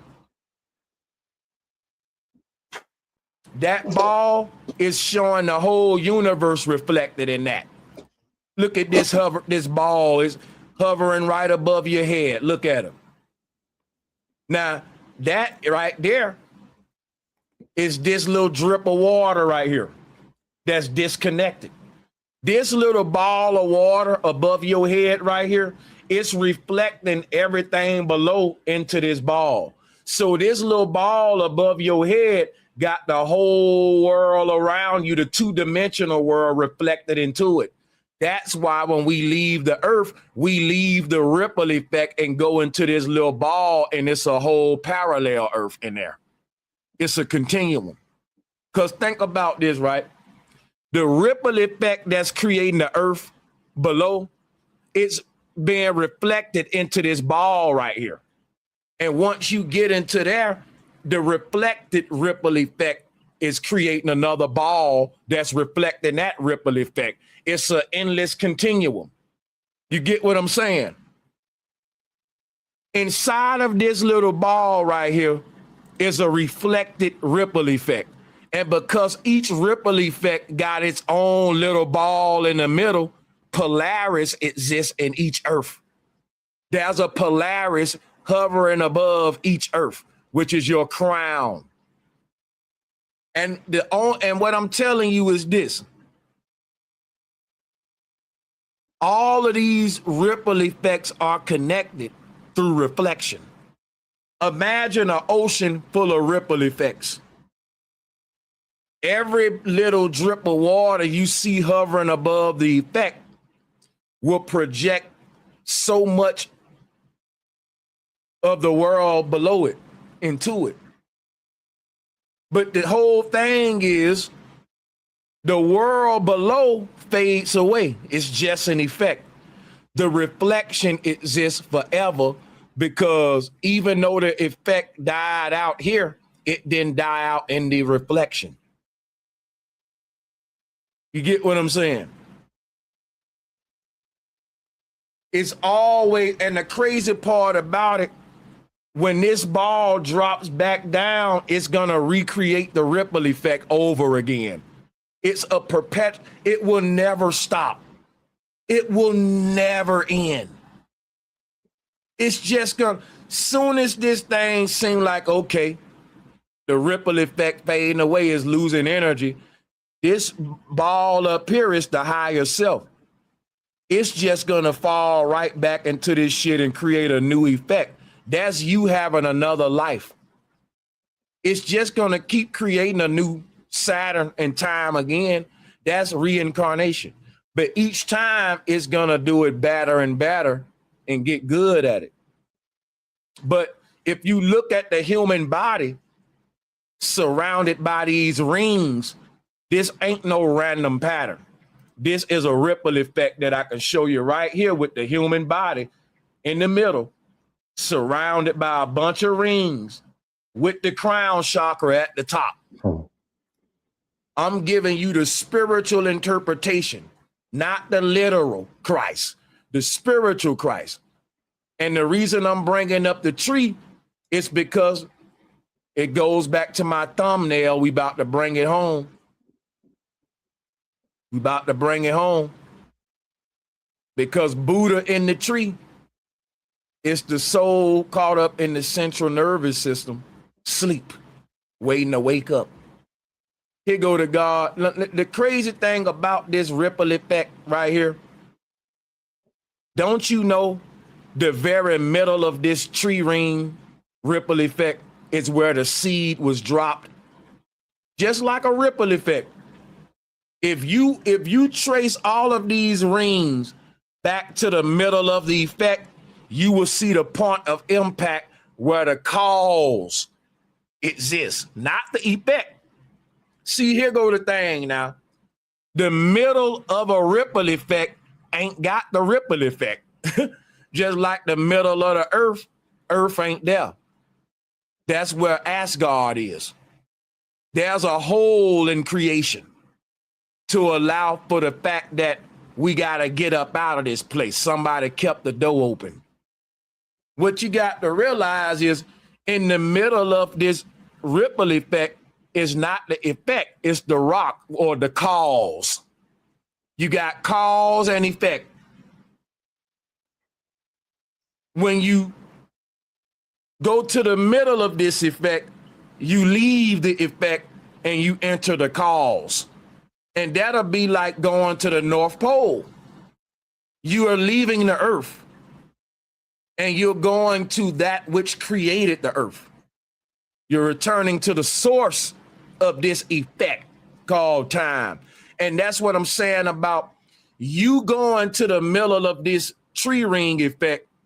You're leaving the tree and going back to the seed that fell in the ground. See, the very middle of this thing represent the point of impact where the cause happened at. It's so deep because we can pinpoint the exact spot where the farmer dropped the seed at.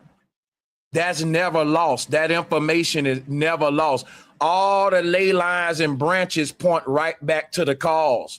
Every branch on the tree, every striation, which is what these, you got the circles, concentric circles, and then you got these striations.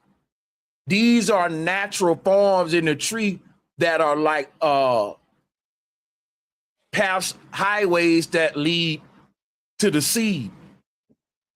All of these highways lead back home where this whole thing started at. And when you cut the human brain open, it's the same pattern. Our brain got more layers than a tree ring. And with all them layers and all them neural highways, it all is compressing into the center, just like this Hindu cosmos is showing us. Every circle is getting smaller because they're all pointing to the center. Every line is pointing back to the cause of it all. And when you do that and you put this next to the Mayan, because the God body is the seed of creation. So here is the Mayan cosmos. In the middle of it is God, but God is your higher self who forgot who he is. So in the middle of all that shit is the real you, the God body in Eden right here. Just like in the middle of the tree is the seed, the real, the first version of it. You trace this stuff back to the center of the trunk and you get an action, not a tree. This reminds of an action that was taken. What was the action? A seed was dropped into the ground. That was before any of these tree rings even existed. That was before any tree existed. It was an action. That's the cause. After that cause and that action, it was just an effect. And the tree is the effect, not the cause. Just like your body is an effect, your soul is the cause. This is why your body got to die, because it's an effect. Think about this, right? Your body is God reflecting himself on the surface of this water into the ripple effect pattern of time. That's a distorted image of God, because the ripple effect pattern is distorting God's true image. We can't see the true face of God and what God looked like until this ripple effect die out. Until then, we see a distorted representation of God, and that's what your body is. That's why the body is in the middle of the effect. What forms when God falls from power? God in the lower realm is existing as a flawed representation of what it truly is, or what's called a distorted reflection. So the body is a placeholder for God until this effect die down. Then we can see God's true beautiful face, and that's called death. You should get happy about death. People should rejoice when you think about death the way the ancients thought about it. They said that every event in your life will lead to your death, and you can't escape your fate because you wrote out your script before you even plugged into this game.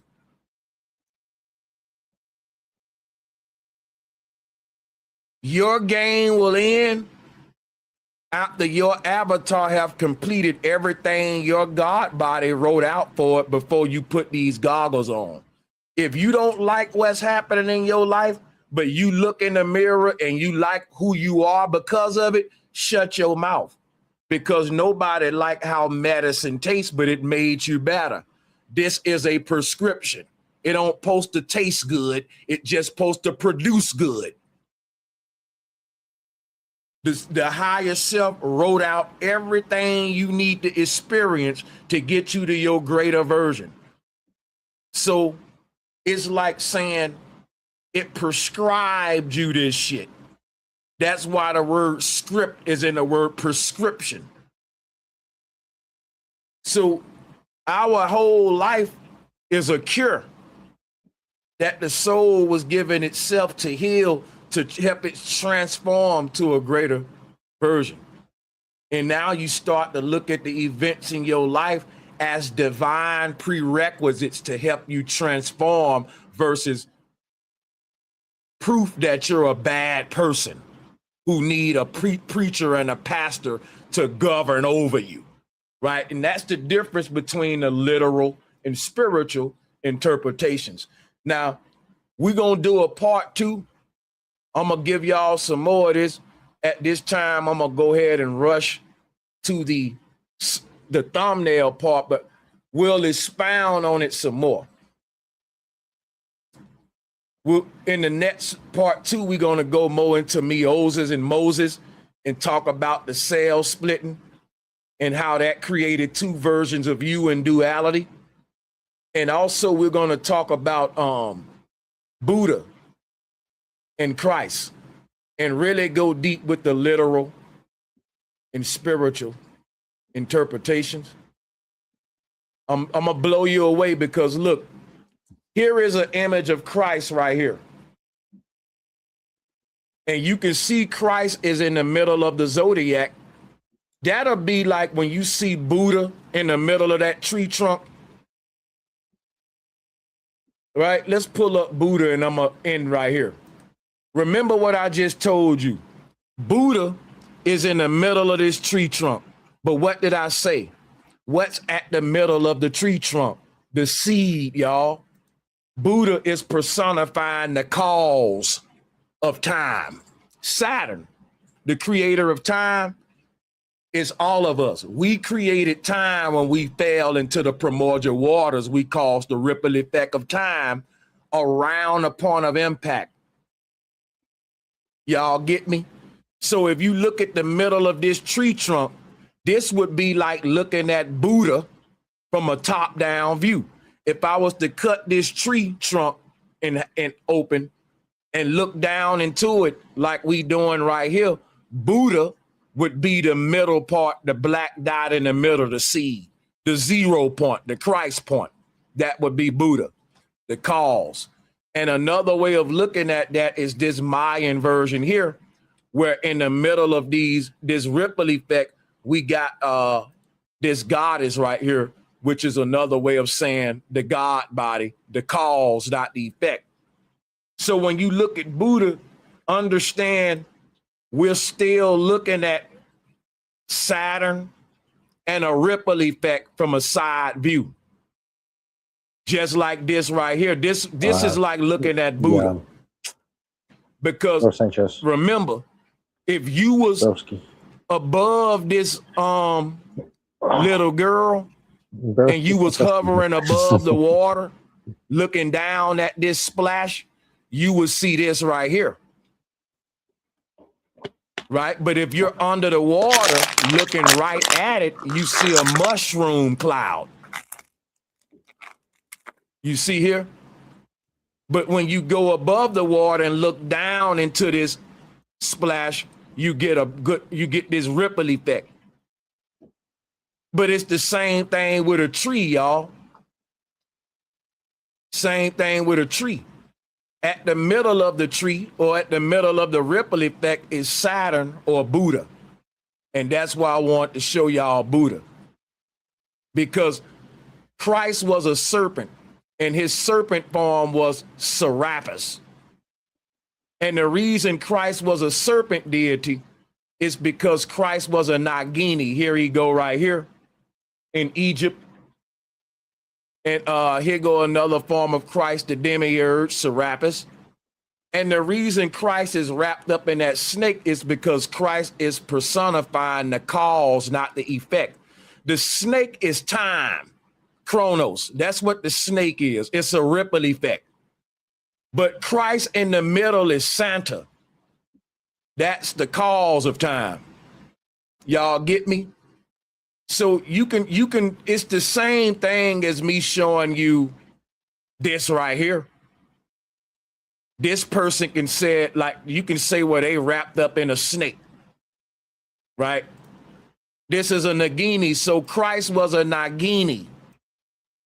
And here is when you wrap the person up in a snake, the snake represent time or the zodiac. And this is why we see Saturn or Santa at the center of time, the North Pole, wrapped up in the zodiac right here. You see? When we left Eden and they said we put clothes on, it wasn't literal. We're fallen angels who we bathed ourselves in chronos, in time, in the primordial waters. We caused an effect when we fell. And we covered ourselves in a ripple effect, just like that little girl that's diving in that water. She's covered in a splash pattern, a veil of energy that she created. She's immersed in her own ripple effect, just like Saturn. And he won't be free from time until this effect dissipates naturally. And so we see Saturn right here with the zodiac wrapped around him. We see Jesus right here, zodiac wrapped around him. We see another God here, same thing, zodiac around the waist. That God is called Anu, which is another form of Noah. And so why are they at the middle of this thing? Because they're the cause, not the effect.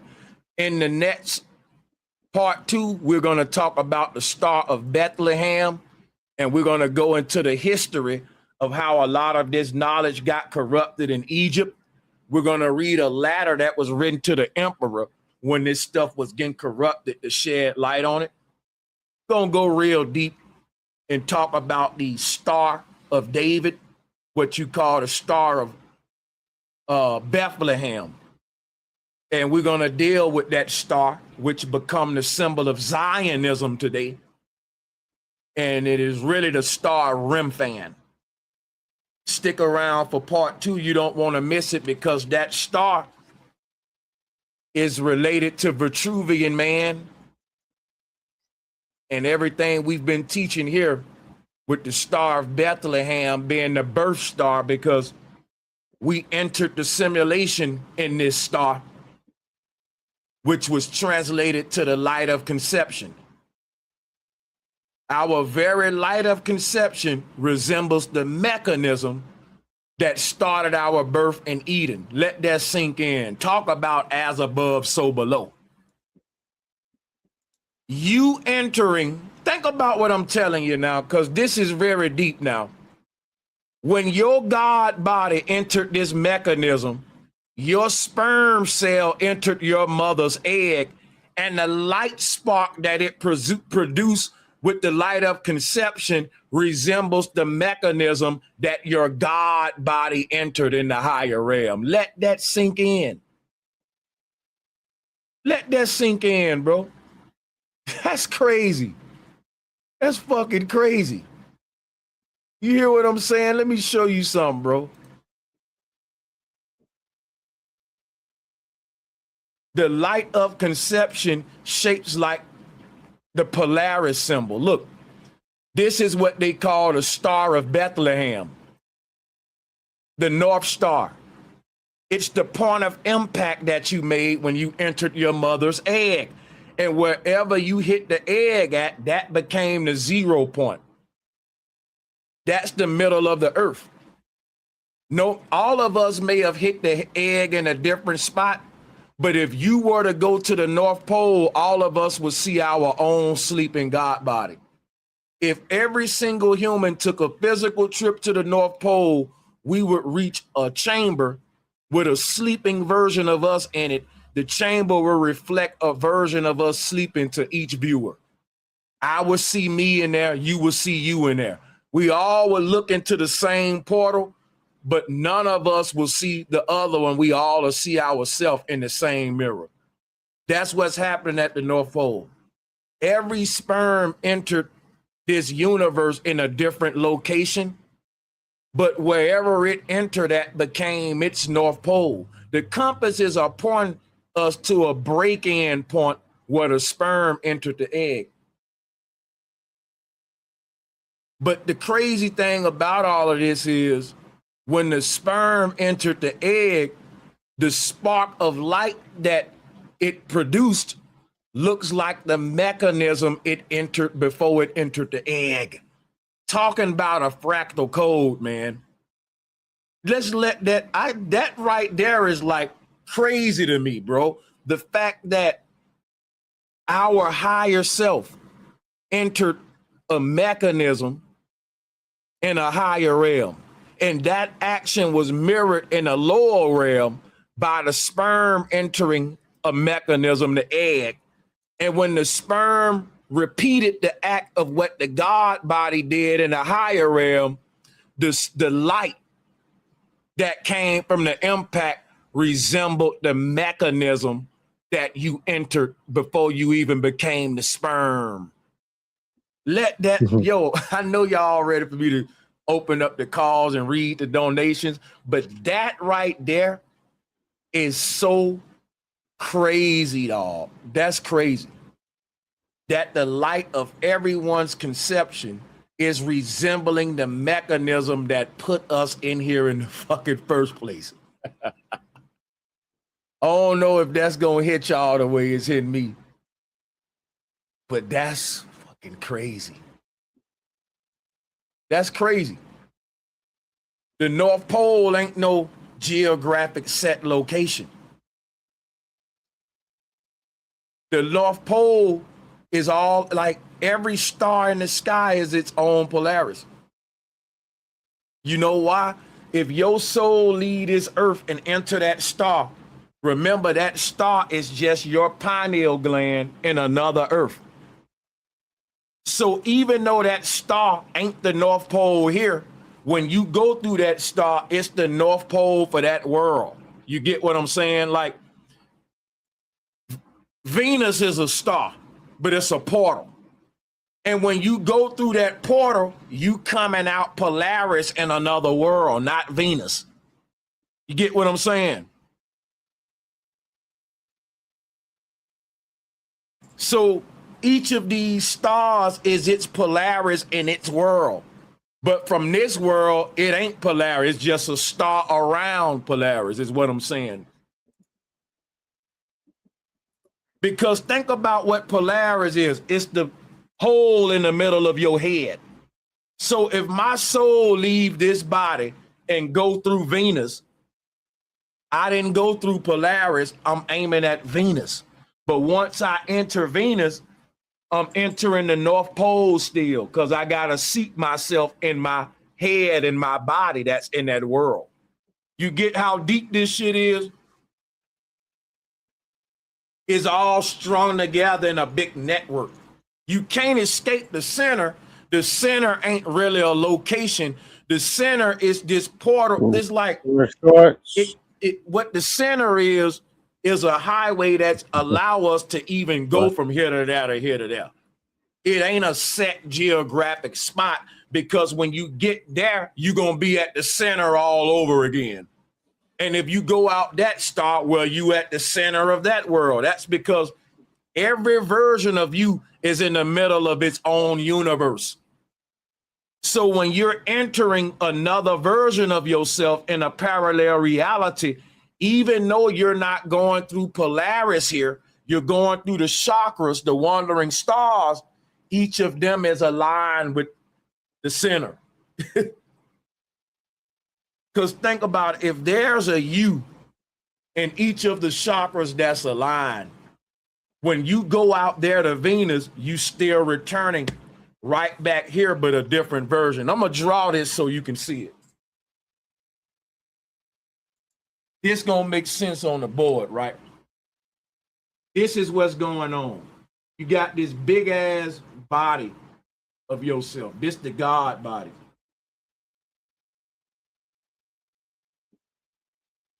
This the you at the North Pole, right? But see, here's the problem. He got a spinal cord right here.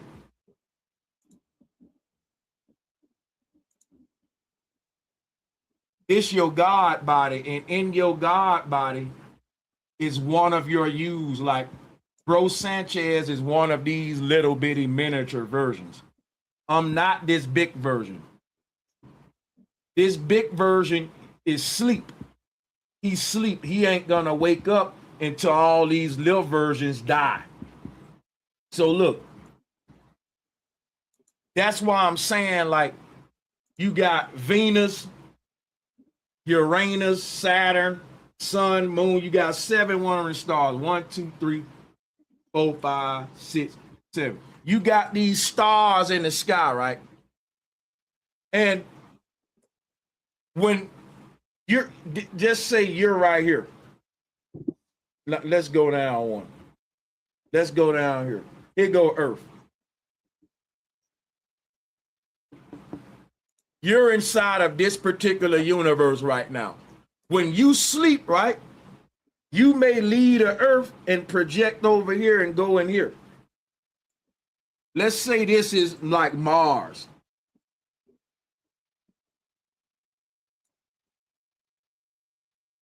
The stars in the sky ain't doing nothing but allowing your consciousness to travel up and down this Jacob's ladder.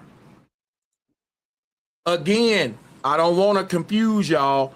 This big body right here is not you. This is you, but it ain't this version. It's your God body. Let me put that right here so we don't get confused.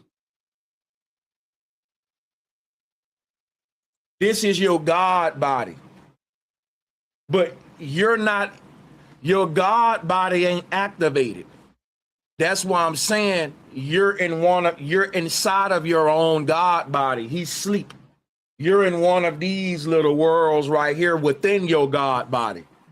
But for you to navigate your God body, you got to travel the heavens. You get what I'm saying? For you to say, I want to leave this world and go to this world, or I want to leave this world and go up here to this world. This elevator system is about God, you projecting to the heavens. Because think about what's happening. In each of these little worlds, there's a sky. There's a sun and a moon in each of these worlds. Why? In every elevator, we got the buttons to every other floor, right? This is an elevator system. When you go in this elevator, it got options for you to go in all these other elevators and vice versa. So my whole thing basically is like tapping at the counter. We are a ball of consciousness navigating our own God body. The multiverse is 7 seals inside of our God body. And to each seal is broken, we don't make it out of this duality. You're trapped in a big ass God body. And you ain't your God body yet. You're inside of yourself, learning and growing and trying to make it rise up to the top here. But what I'm telling you is that when we dream, we're navigating our God body by projecting through the heavens. Each of these stars is connected to a different chakra within the God body. That's why when we go out, we're going in, as within, so without. When we look at the stars, we're looking inside of ourselves because it's reflection. Look. It's reflection because watch this.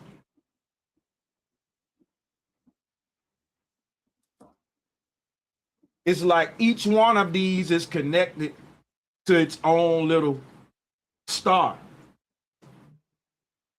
Draw a line to each one. You see what I'm saying? So the whole thing is like it's a system. You're neither one. You ain't none of these bodies, man. You're just a ball of light that's going from this body to that body to that body when you're dreaming. You ain't none of these bodies that's walking around the dream. You're the sleeping God out here.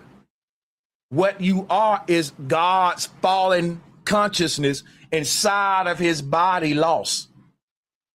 Imagine a little bitty ball of light trying to navigate this big ass God body and find its way all the way back up to the highest heaven of heavens up here. But it got to go through this system here. But the only thing I was showing you is like how we project outward to come back in. Because let's say right now you right here, this you. And he go to sleep and he start dreaming. He gonna shoot his consciousness out into, let's say, Venus. That Venus is already in his little bubble right here. You get what I'm saying? Because it's reflection. In each of these little bubbles is a sun, a moon, a Venus, a Saturn. Every little bubble inside of the big God body got their own little sky and universe in there, just like a dream when you're dreaming. In your little dream, you got another little sun, another little moon. You got a little cosmos going in your dream. We keep copying this shit. So in each one of these little bubbles, you got a Earth, a Mars, a seven wandering stars. That's so that all of them can be connected with each other at all times. That means from any given parallel reality, you can travel to any given parallel reality.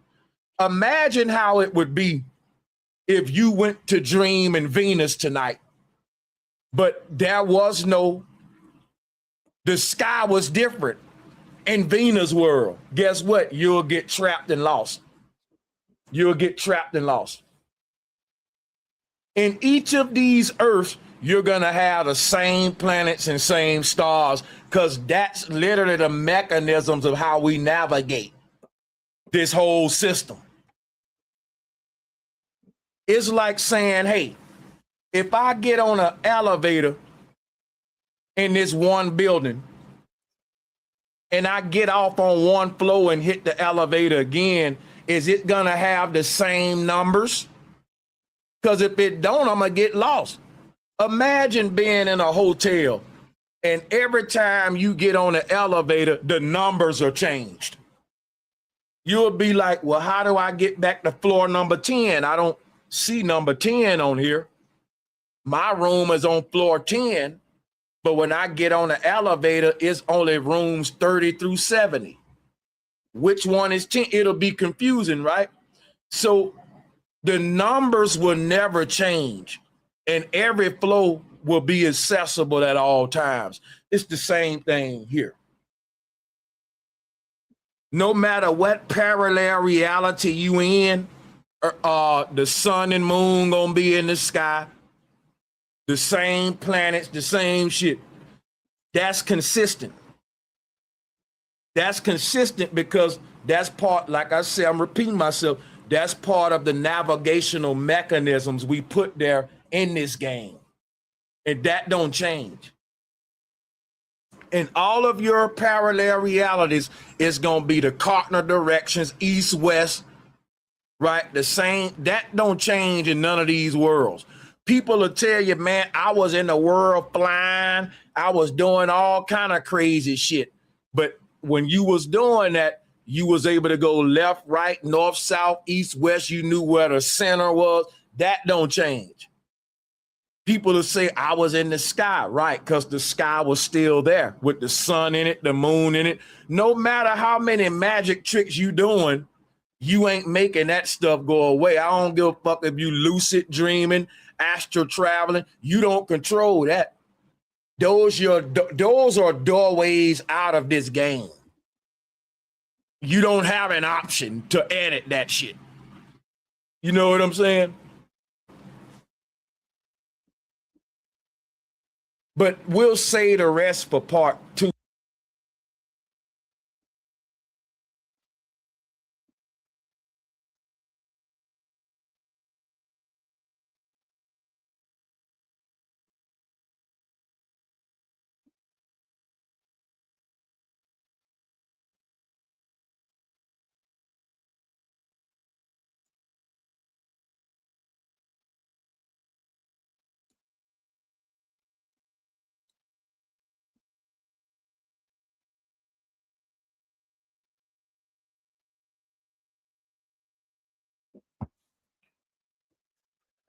Oh, sizzle.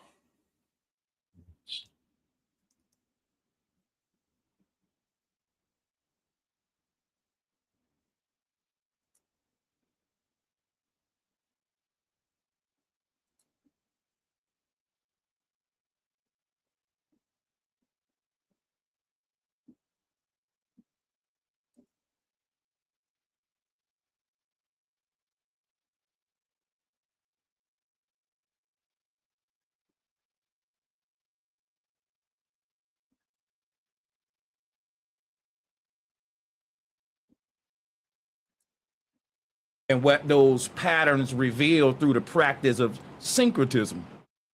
Why do we want to do that?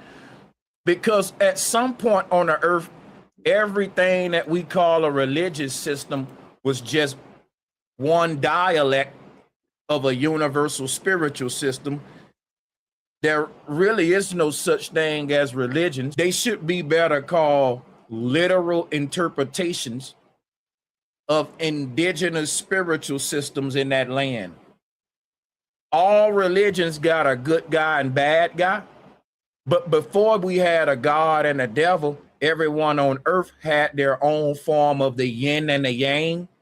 You didn't have good and bad, God and devil. You had just negative and positive. And people was teaching duality in a mature way, not in a fear-mongering way. Follow the God and you don't go and burn in hell. And that devil is going to burn you in hell and that angel is going to save you. Ancient people didn't have this way of thinking when they had night and day, yin and yang, light and darkness. There was no God versus devil. There was simply yin and yang. And when we had that teaching, we were trying to understand reality. In fact, we had cracked the code. What the Vatican and what the church has done, it has thrown humanity back into a dark age, which is a time of ignorance about who we are and what the earth is and all of that good stuff. But why do we want to talk about Hermeticism today? Because Hermeticism is just yet one of those ancient highways that lead to the same truth. And I just wanted to mix it up because we always talk about Christianity. And I wanted to do a little syncretism today to show you how Christianity and Hermeticism aren't the same, but they are the same. Sanchez, there you go, double talking. Let me explain myself. If you compare modern Christianity to Hermeticism, they're going to look like night and day. But if you compare Gnosticism, which is the first original form of Christianity, to Hermeticism, they're going to fit like a glove. In fact, they're going to look like the same system. And I'm going to show you that today. That's what we're going to be one of our missions here today.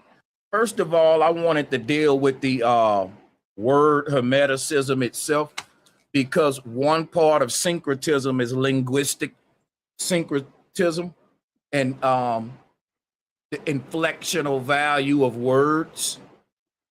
And in order to go deep today, we got to start small. But what I'm going to start with is going to be small, but it's going to be something a lot of you probably don't know.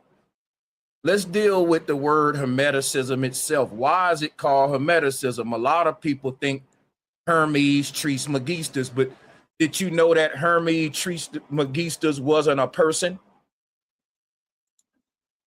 Drop a one if you guys knew that. If you didn't, that's fine. Did you know that Hermes Trismegistus wasn't a person? Hermes Trismegistus is a pseudonym, which we find a lot throughout the ancient world. But yes, Hermes, the name Hermes Trismegistus, by the way, it means thrice great. You can see that when you see trice. Trice is the word thrice, like 3 times. So when you say Megistus, that's like magistrate, magestus, majestic, majestus. So you're saying thrice great, right? Thrice great. A lot of people probably don't know about that. So Hermes Trismegistus is not really a name as much as it is a title. A lot of people don't know that. We're going to start small with things you may not know. Hermes Trismegistus was never a man, but it was a deity, an archetype to represent man's God body. So in a lot of religions, you will see, like, for example, Leonardo da Vinci gave us Vitruvian man. We hear the 5%ers speak about the God body. You hear terms like the macro body. This God body, which is the exist in a higher realm, is the ultimate you. And it's the one that this lower you must connect with in order to begin our ascent, according to the Hermetic people. Hermes Trismegistus, I keep repeating, is not a person. It's a title given to the soul. And oftentimes throughout history, this archetype, this title given to the soul, when we see, I'm gonna give you an example right now to just so we can be thorough here, because I brought up Vitruvian Man. Vitruvian Man is Leonardo da Vinci trying to teach about the macro body or the God body. And what we see here with Leonardo da Vinci is that you have different Vitruvian mans inside of each other. They're lined up, but you have each man in his own shape. So you have one in a circle, one in a square, and the action that he's performing is slightly variated in each shape.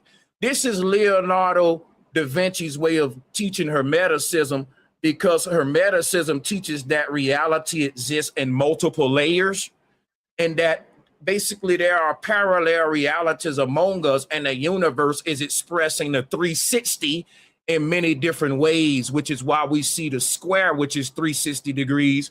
We see the circle, which is 360 degrees. So what we call a 360 of life is expressing itself in the various shapes that all equal out to 360, which is another way to say you exist in all parallel realities and you're still you, but you're slightly alternated.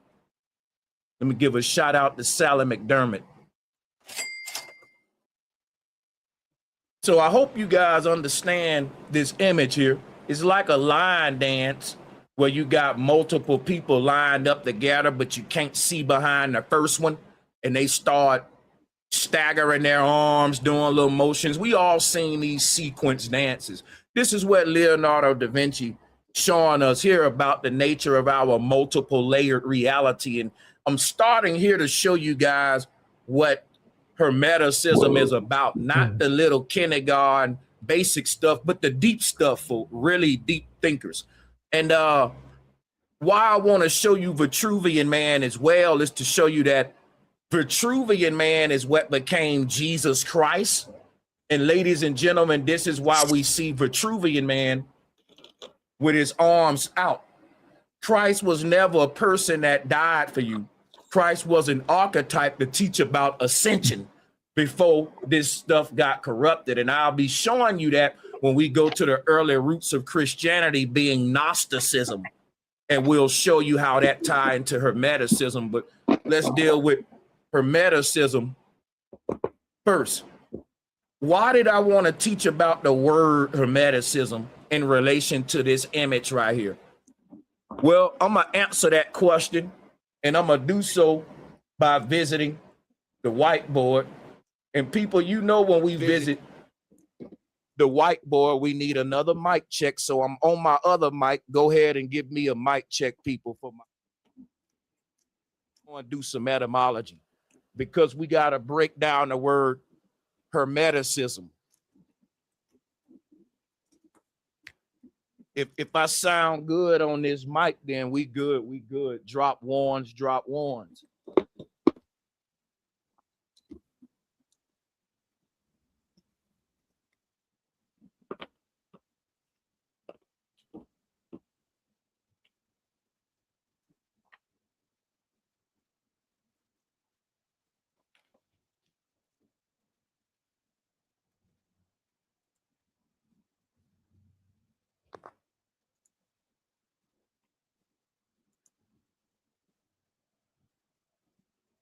Drop ones if we good. So let's break down the word Hermeticism real quick.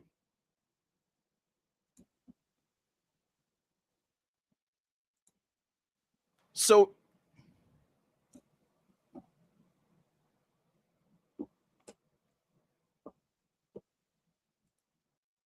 the word Hermeticism, let's break that down. The root word of it is hermit. Now, I'm not going to make up stuff. Everything I say, I'm going to verify with etymology. Now, you ever heard of a hermit crab? A hermit crab is a crab that lives in an external layer. It lives in a shell. We know that. And that hermit crab will outgrow its shell, and it'll have to look for another one that fits it. The reason this is called hermeticism is because our soul is literally similar to a hermit crab. Our soul outgrows the reality that it's in, and it seeks for another experience, and that's called resurrection. So what I'm giving y'all is what we was teaching about resurrection before it became blood sacrifice. Before resurrection was something that you can only get by believing with faith and all of that old crap, that paganism, blood sacrifice. We're teaching the real deep divine truth about spiritual ascension right now. But let's start with the word hermeticism, because a hermit lives in a temple or a dwelling, and this is really dealing with the fact that we are enclosed in the firmament dome. So I did want to deal with cosmology today, right? And you know we got to sync this with the cosmology. So everyone knows where the Truman Show is based on a true story. Just like a hermit crab lives in a shell or a casing, our soul lives under a dome. But a lot of you guys don't really know what the dome is, and I'm not going to tell you right now. Stick around. I'm going to blow you away, because it's nothing what you think. So let's pull this up real quick. Let's find a good image of this, and we'll leave it up. But we're in a Truman Show, and the root word of hermeticism is hermit, because just like a hermit crab, we live inside of a terrarium or a shell. Now, if you take the S off the word shell, you get hell. It ain't a place of fire. It really should be spelled H-E-L-D. We're held inside of a particular barrier until we outgrow it. Nothing is really holding us here but the fact that you are contents inside of a seed casing. And it's like, what's holding the tree inside of a seed? Nothing. Time and growth, right? So let's give a shout out to Dolph Obama. Much love, bro Sanchez, and appreciate you for the work you put in, and salute to the chat. That's awesome, Dolph Obama, the 50 spot. Appreciate that. Nothing is holding us here. Get out of the spookism. A lot of people like to talk about, oh, there's the devil and all these, the demiurge and the they leave the church with Satan and the devil, and they create another boogeyman. But this is not what the Hermetic people taught. They taught we're our own worst enemy, and everything that's happened to us is a reflection of what we going through in a higher realm.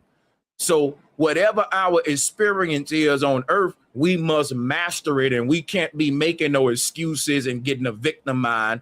It's okay to understand that the world is against you, but if the world is truly a reflection, if the external world is a reflection of the internal, then this is real deep stuff we're talking about here.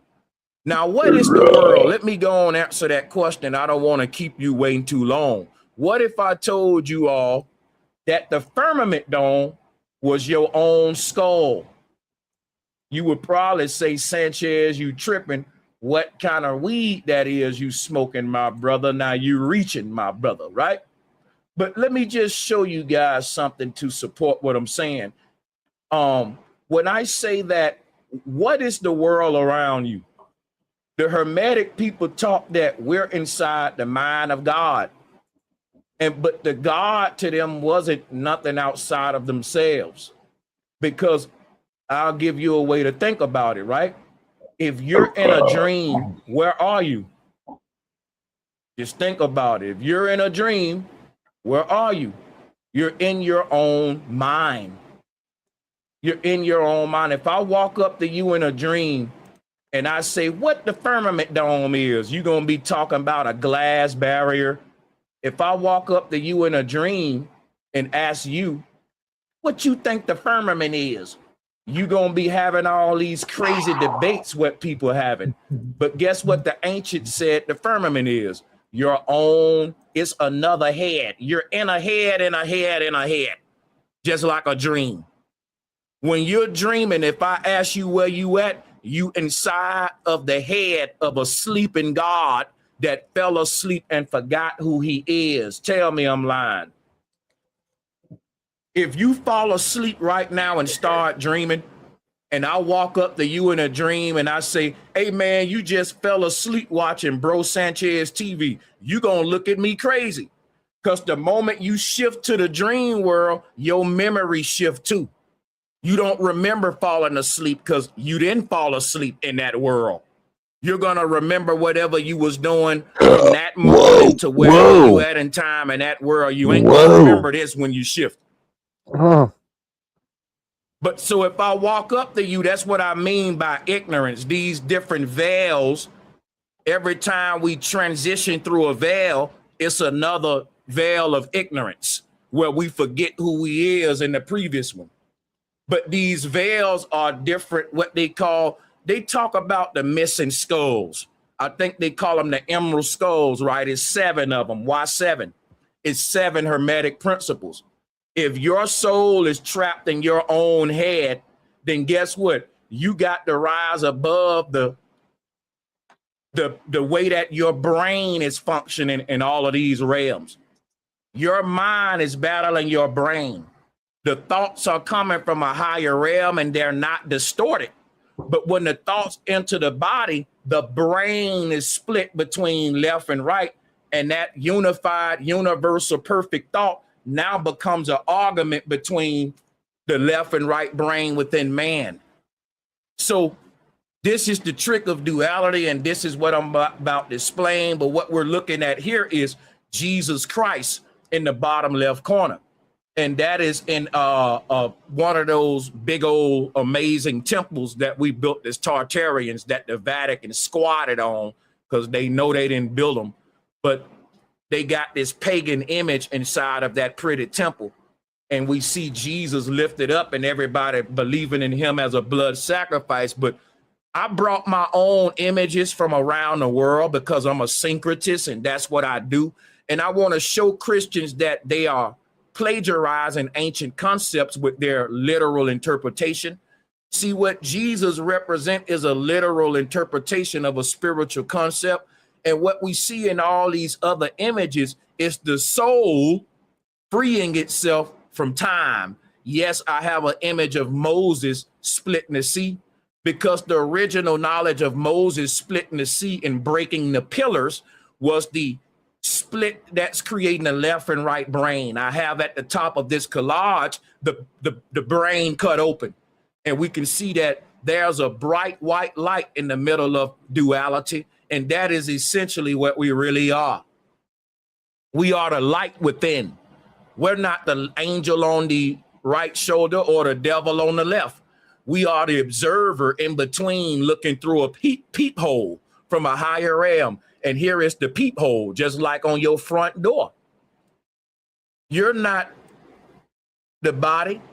Your soul is sleeping a higher realm, peeping through this stargate, having an experience called Bro Sanchez, or you fill in the blank.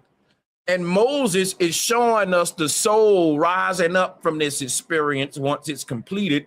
And basically, just like Enoch, you're moving up from the waters above. Now, today, you believe in a literal man that split a sea. You guys believe in stories. You believe in fairy tales and miracles. That's because, again, the Vatican is literally interpreting ancient symbolism on purpose to invert the truth, I'm going to show you how you do this, right? I'm going to give you an example. Everyone know that the word cheese means money to black people. If I say, hey, man, bring me that cheese out the dresser, you know I'm talking about money. Let's say that I had an enemy who wanted to lie and change my story for whatever reason to distort what I was saying. The enemy can do that by saying, I literally was asking for real cheese, like the stuff we put on sandwiches. So if I wanted to tell the truth that I was talking about money, he could say, look, it's right here. He said cheese. And anyone that don't know that you shouldn't take the literal interpretation of black people slang, I'm going to go down in history as the dude that kept cheese in his dresser. How nasty is that? Right? Cheese go in the fridge, right? Well, money can go in the dresser, but it shows you how the truth can be distorted with a literal interpretation if you don't know I'm speaking in code, because you ain't part of this black thing. You don't know what cheese mean, dog. You ain't hip. And that's kind of how the barbarian acts with ancient symbolism. It's like, bro, you don't know that this is just a symbol. It's not a real person leaving the earth through a beanstalk or a portal. It's the ancestors telling a story about how the soul transitions from the physical realm upon death. And it was the ancestors ensuring us life after death and rebirth. And it was nothing we had to beg for or have a blood sacrifice or get into paganism. It was self-mastery. But what is a hermit? Let's go back to the whiteboard, because we want to go to etymology. Let's give a shout out to Dreezy Dre. Skull equals school. That is a big one. That's kindergarten. That's wise dome wisdom. 7 levels to master self. Keep cooking, fam. That was dope, bro. Skull is school. That's right. Skull, school, skill. Because each time you master one of these realms, you get a skill from the school or the skull. And let's talk about the word hermit. I don't want to just tell you what it means. What is a hermit, y'all? Let's read it. A hermit is a religious recluse, one who dwells apart in a solitary place for religious meditation. Now let's just swap the word religious for spiritual. That's more accurate. But read that. I highlighted it. Read along for yourself. I blew it up. I'm gonna grab a slide because I'm gonna show you guys something here.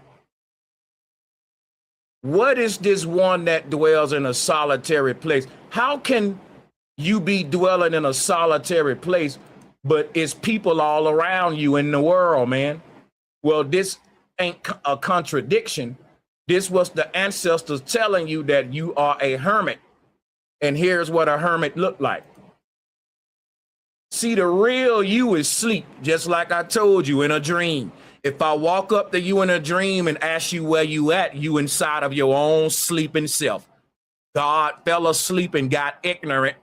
And every time we dreaming, we forget who the dude is in the bed. We don't remember him till we wake up. If somebody walk up to you in your dream and tell you you just fell asleep, you'll laugh at them. You got to keep that in mind, people, because you're in your own sleeping body right now. Now, this is a hermit is any being that lives in a secluded. We're all isolated. We're in our own individual pods like seeds, and we all have been planted in this lower realm. So it's very important to know that you shouldn't get into spookism, because if you're not in this lower realm, just like a seed that ain't planted in the ground, you can't transform and become a tree. Quit listening to people that's telling you that you're a fallen angel and start looking at yourself like a planted seed, okay? Seeds gotta be dropped down so they can rise up on their own. And in order for that seed to rise up, it gotta transform. It can't rise up out the ground as a seed. And that's the same reason no human will ever leave the earth in the flesh. And the Bible tell you that. So when you read these stories about Enoch and all these different people, no one never left this earth and took their body with them. It's impossible. You have to shift your consciousness, because the only thing that's beyond here is a sleeping you. Think about this, right? If you're dreaming and you're inside of a dream, how do you take your body in the dream back to the world where the other you is sleeping at? Can the you that's in your head in a dream meet the you that's in the bed sleeping, having a dream? No, it's impossible. It's impossible because the only way out the dream is awakening. And once you wake up, you are that you that was in the bed sleeping. But the two will never be standing together holding hands. Like that ain't going to happen. So we must understand the nature of our reality to see what Enoch and everybody was trying to teach, and why Hermes is Mercury, and Mercury carries the Caduceus staff, which is the Kundalini, which is the part of us that is able to transition the realms. And everything I'm teaching you today goes back to the part of us that travels the heavens, and that is the soul within man. That we must activate in order to free ourselves. And this is what Hermeticism was all about. But how do you free a tree from its seed shell casing? I'm asking a question. If I'm holding a seed in my hand, I'm holding a tree that's in bondage. But how do I liberate the tree inside the seed shell? I got to drop it down into the ground in isolation. This is a self journey. I got to cast that seed down from the higher realm. In the higher realm, you was a seed, you wasn't a tree. So if people want to know, well, what's the point of being down here? What's the point of a seed being thrown into darkness and isolation? And in the darkness, in the isolation, the seed transforms. That's the same thing happening to us right now on a spiritual level. This is what the core teachings of Hermeticism is all about. The soul inside the lower realm, or the dense body. Your light body is trapped in the dense body. And the only way the light body can transition the dense body is through learning and awakening, and through outgrowing it, like a snake shedding its skin. Because once the light within this body expands, then guess what? It will spill over into its other self that's in the next layer of reality. The moment your light grow beyond this particular realm and outshine it, this place disappears like it never existed. Well, Sanchez, that sound like a storybook. No, it don't. It sound like waking up from a dream, which is what you're in. What happens when you wake up from a dream? That world instantly fades away in a snap of a finger. And the moment you wake back up into this world, it's like, oh, yeah, man, I remember. Oh, yeah, I'm tripping. I was dreaming, man. Right? So ain't nothing pseudo about what I'm saying. We do it all the time. So we're hermits, y'all. We are beings that are transforming and expanding or growing inside of shells. And when we outgrow one shell, we got to find another shell. Now, death is you outgrowing this particular world around you and saying, you know what, I need a new experience. And you go into a new world that you didn't have to outgrow, and you keep going. It's simple, right? That's why I wanted to start off with the word Hermeticism itself, because sometimes the truth is in the word. You know, if you're very thorough with your research, like myself, when it comes to syncretism and etymology. I can really end the show right now, but you know I gotta be thorough. So Hermeticism, let me pull up a slide. Let's start going deep now. We got the shift.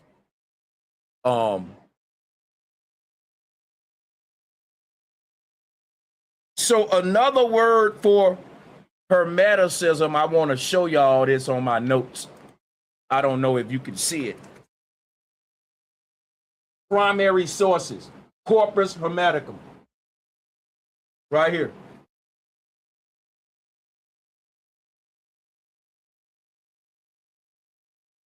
The Corpus Hermeticum. Again, we're doing word etymology. Why is it called the corpus? You go to etymology, the root word of corpus is corp, which is the same root word of corpse. Now, guess what? If you look up the etymology of corpse and the etymology of corp, it's the same thing.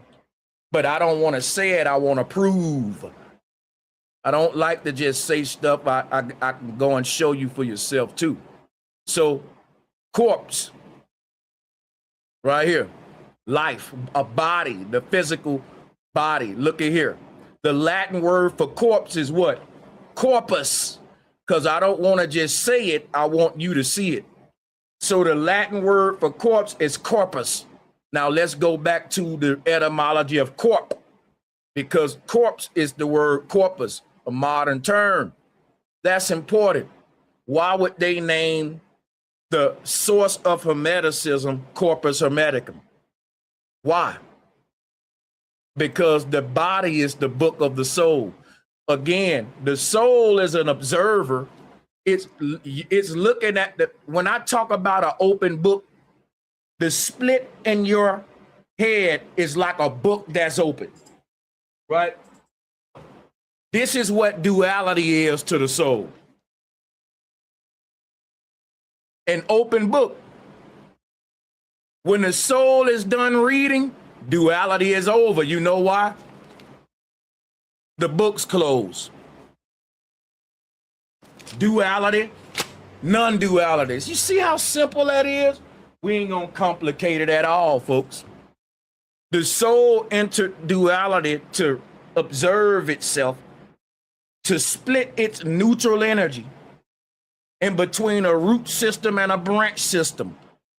That is the part of it that live below the ground and a part of it that live above the ground. The higher self and the lower self. The soul literally is only the thing about Hermeticism, and we finna get into this in a minute. It's talking about the soul being the one that's learning through the body, through the experiences of the body. So it ain't like Hermetic people said, where you sinning, you gonna go to hell. No, the Hermetic people said, that ain't even you. That's a character in a book, and ain't none of that shit real. And that what's real is the lesson you learn. Now, let me break this down to you.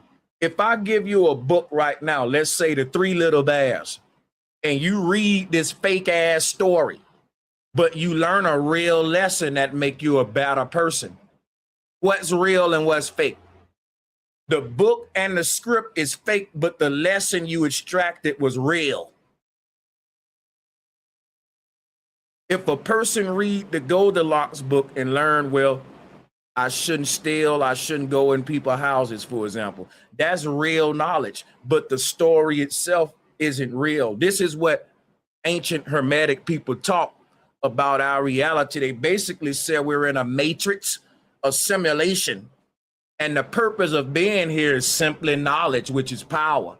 Because how do a seed becomes a tree? By seeking light through the darkness. Every little sun ray that go through them cracks in the ground, by the time that shit reach the seed, it ain't even a whole sunlight. It's like a little speck of light. The seed, if it was on the surface, it'll be bathing in sunlight. But since it's under the ground, the sunlight is filtered through the soil, and only a little bit of that light get to the seed. But it's something, and the seed gotta make it work with that. You see what I'm saying? So in this underworld, we're stripped of a lot of knowledge because we're saying we can't see reality in totality. We're born in ignorance and a veil.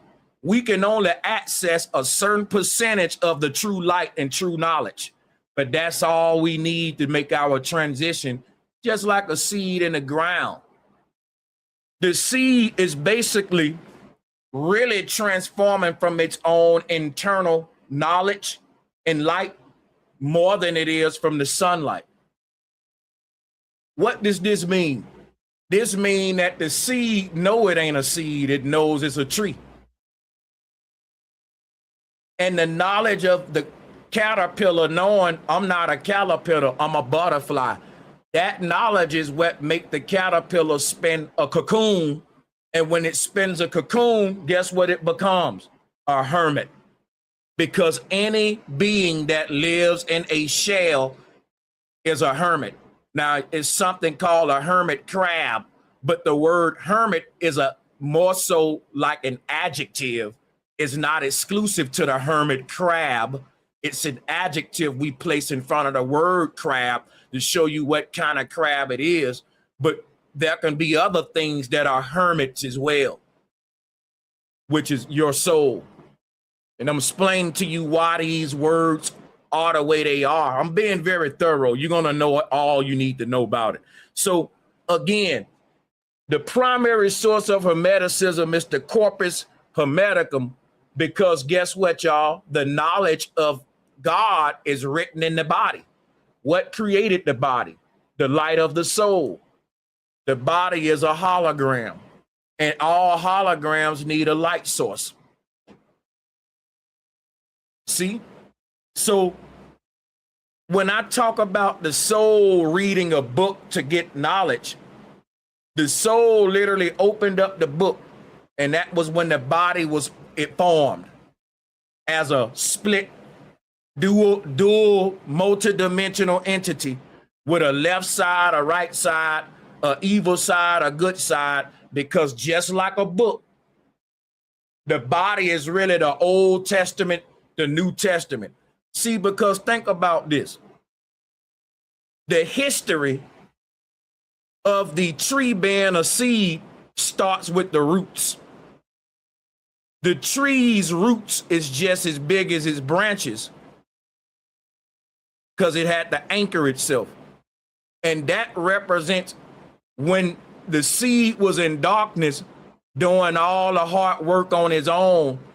The farmer can't do that for you. The farmer gonna drop you down and walk away. The rest is on the seed. I can't turn the seed into a tree. It got to do that itself. So our journey here may feel lonely. We may feel spiritually abandoned. We read a lot of stories about the prodigal son returning home. You don't return home the same. The prodigal son returned home with a newfound lesson. That's the tree coming back. Think about it. As a seed, this seed exists on the surface, but it can't see reality clearly because it's stuck in a little casing. But when I throw the seed in the ground and it transforms into a tree and break out of its casing, once it pierces its head above the surface as a tree now, no longer a seed, now it can see the world around it like never before. See, because when the tree was a seed and it was in the world, it's in this little casing. So once it become a tree, it sees the world differently because it's differently. And that's basically what we're doing here. So the body is a shell for the soul, and the soul inside the body makes the soul a hermit.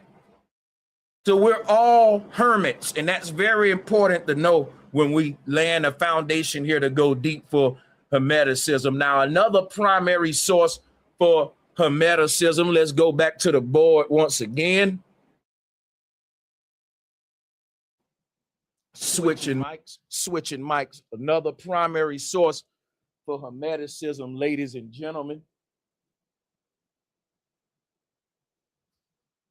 Asclepius, which is another deity that can be synonymous with Enoch and Noah.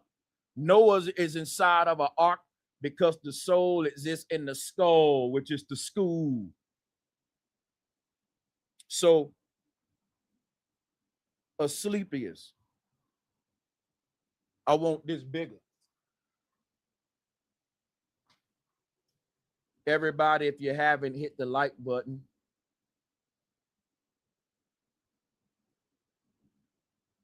The symbol for Asclepius, by the way. Now, let's break this word down, Asclepius, because again, if you look up what I am a syncretist. And one thing about syncretist is if you look up the word, a syncretist or a good syncretist deals with the inflectional value of words. A person may say, what do you mean by inflectional value? Well, that's part of syncretism. A lot of syncretists, they never do that with y'all because they're not thorough. again, the inflectional value that I find in the word asleep is the word asleep, because it's literally talking about Buddha being asleep in a tree. It's talking about the dormant energy within man that is waiting to awaken. And a lot of times, if you just say these words and slow down, right, you can literally teach a whole lecture just dealing with breaking the word down. Like, the truth is in these words, y'all. Everything is everything, and ain't nothing vain. There is nothing that's there for no reason. It's called what it's called for a reason, y'all. It's called Hermeticism for a reason. It's called asclepius because it is the knowledge of God being asleep. The symbol for that is a sine wave or a serpent on the staff, and that represents the Kundalini energy within man, or just another way of saying you are a hermit, the soul and the body. Simple. We're gonna make it simple. That's what syncretism is there for. Like and share the video, people, if you find value in this. Let's get other people in the building as well.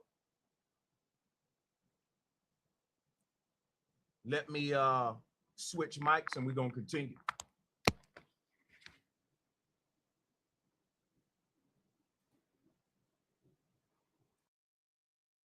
Let's talk about I'm not gonna spend too much time talking about Asclepius,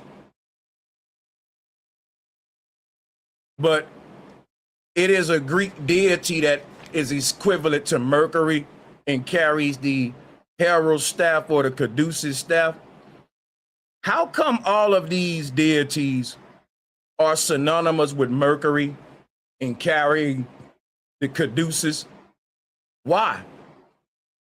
Why? Why do they all carry caduceus? Let me show you here. Because, let me just, again, be simple here with this. Why do all of these deities carry caduceus? Because look, here go the two serpents here. Now, the word sand in the Bible is the word sine, dealing with sine wave. God speaks in signs. That means vibratory energy. In other words, a person don't just say, I see you, God. A person say, oh man, you feeling me? You feel that? You can't see God. You can't. The invisible spiritual realm we're blinded to it, right? We can't see it, but we can feel it. When a person say, oh man, you felt that? Certain things we don't see, certain things we don't physically touch us. Like, if I say you feeling my song, that mean the vibe that I was trying to capture in the song, you can tap into it, right? You get the vibe. But that's what I mean by invisible energy.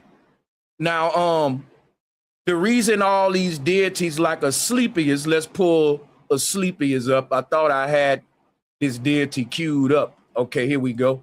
So Asclepius here is holding on to just like Mercury, we get the caduceus staff. Let's blow it up. Now, another form of Asclepius, because I'm a syncretist, we got to go into Jack and the Beanstalk. So any story that you're reading with a person leaving the earth and going up to the higher realm on a beanstalk or a stick or a staff, or in some cases, they may not have nothing, like Enoch. Enoch is a form of Asclepius. None of these were real people, all right? They were stories to tell how our soul ascend up through the North Pole or the central nervous system, because, again, you're in your own body. But the soul exits the body through the central nervous system. Hold on.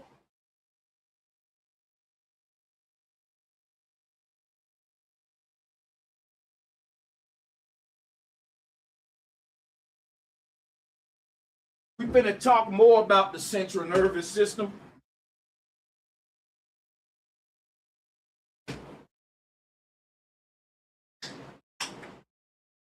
We're going to talk more about the central nervous system. So the staff that Asclepius is holding is your spinal cord, or what they call the backbone of Osiris. I want to show you other versions of this. Watch this. They call it the Jedi pillar or the Jedi, the Jed. We see images like this with the pharaoh carrying this beanstalk, or the key of life. It can be looked at as a key or pillar. This scepter is how the pharaoh is able to transition the worlds. This is what allowed him to travel in between different worlds. Shout out to Iconic View. I love these type of streams, Sanchez, self-knowledge. What is your Cash App? Like the stream, people. Shout out to Iconic View for the love. Moderators, can you please post my Cash App is $ Bro Sanchez TV. So check this out, people. You have the pharaoh holding on to this thing. You have Asclepius. And let me just go and just be thorough, just for the sake of being thorough. And let's show you some others.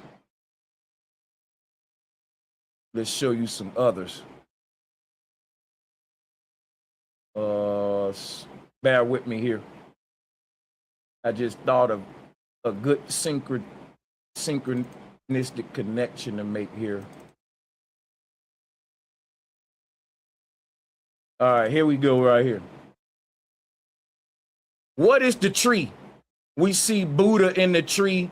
Well, the thing about Buddha is the word body. Buddha is body.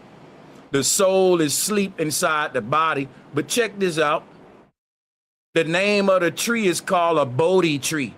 But the word Bodha or Bodhi, Buddha tree, body tree. What is the tree inside the body, people? What is the tree that is inside the body?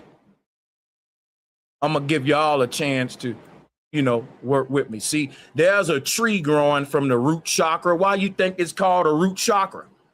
Listen, trees grow from the root. And your root chakra is where your tree of life within you is growing from, and it's spread out like branches as it goes to the crown. Along the tree and its branches is fruit. This tree bears fruit. So I want you to think about something. Let's go to the whiteboard. Let me show you what I mean, because if you tell a person that just like a tree with fruit on it, that's what the central nervous system is. Check it out.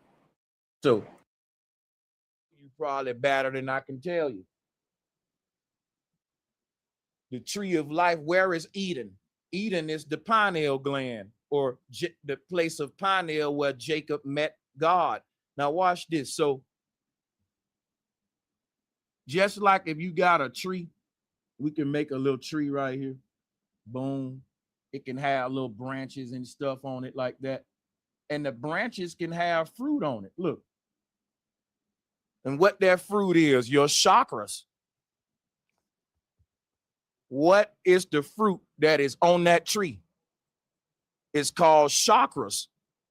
Let's switch the mic again.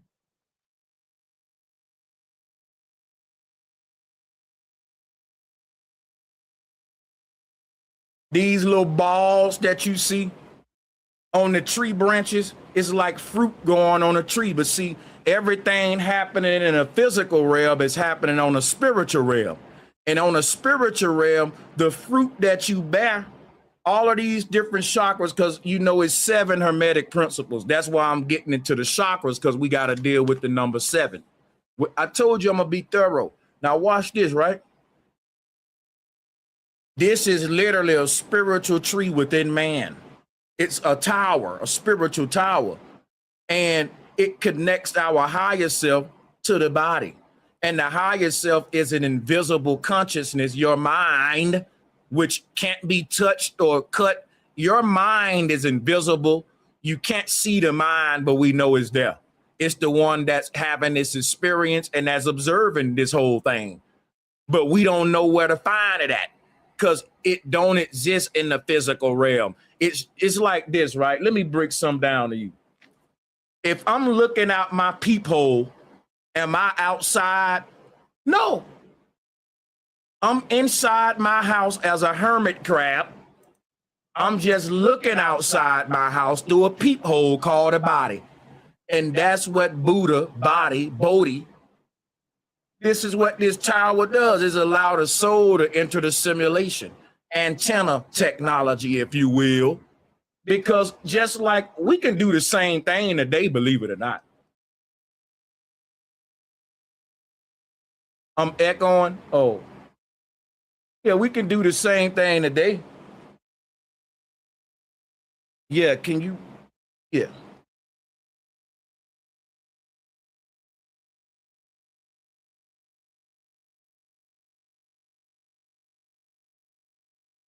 So yeah, we can use, with antenna technology, you can wirelessly shift the consciousness to altered state simulation. That's technology we got today. So I'm just showing you, if you want to think technical about it, you can, right? This is technology. We ain't doing nothing in the physical realm that you can't find done in the spiritual realm. You got to remember that. Stuff just have a deeper meaning there. Like you got trees in the spiritual realm with fruit on it, but it ain't like people eating off it because they hungry and stuff like that. But it'll look just like a tree. It'll have branches. It'll have little balls hanging on it. But again, it ain't got nothing to do with eating apples and oranges. The more we go into simulations, the more that the meaning have less meaning. So for example, right, the original tree that bared fruit was technology that made us enter our hermit shell and become hermits. But again, this school is learning. But watch this. Once you get in here, that same sacred geometry exists here, but the meaning change. So we see trees all around us, but it's just stuff you eat. It keep the air clean. Boom, that's it. Go home. Everything has a lower meaning here, even yourself. Like your soul is a god, but when it enters the body, it's just a dude with a job, man. It is a lesser meaning. Everything here, guys, was what I'm telling you. It gets reduced to a lesser meaning because we fell through these 7 celestial spheres. And I'm about to teach you what the Hermetic people said about our fall. So in order for us to ascend, we got to go back through the 7 wandering stars, but we fell through them and we got to climb through and we got to reverse the journey. So let me see here. Hold on a minute.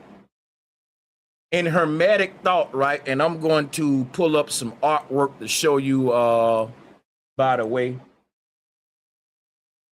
the 7 chakras in Hermeticism. Here they go. It's 7 spheres, and they all come from the central sphere, which is the real you. And all of other yous are just copies, false copies. Let me show you another one. Here's a Nordic version with the tree of life with the 7 versions of you in each of these 7 underworlds. And each underworld is governed by its own Hermetic principle. And you must master each principle to make it back to Asgard. You see this? See this? Same thing here with Hermeticism. Now, as you look at this, let me give you some information. In Hermetic thought, humanity originally descends from the divine mind into the material world by passing through the 7 planetary spheres. As the soul descends through each sphere, it becomes clothed in influences of the planets and gradually forgets its divine origin. Each sphere adds a limitation. The moon binds the soul to change and the physical body. Mercury binds the soul to restless thoughts and cleverness. Venus binds the soul to desire and pleasure. The sun to ego and personal identity. Mars to anger and conflict, Jupiter to ambition and worldly authority, and Saturn to ignorance, fear, and the weight of fate. By the time the soul reaches Earth, it has become identified with the material world and no longer remembers its true divine nature. So people, before I read any more of this, let me just break some down to you.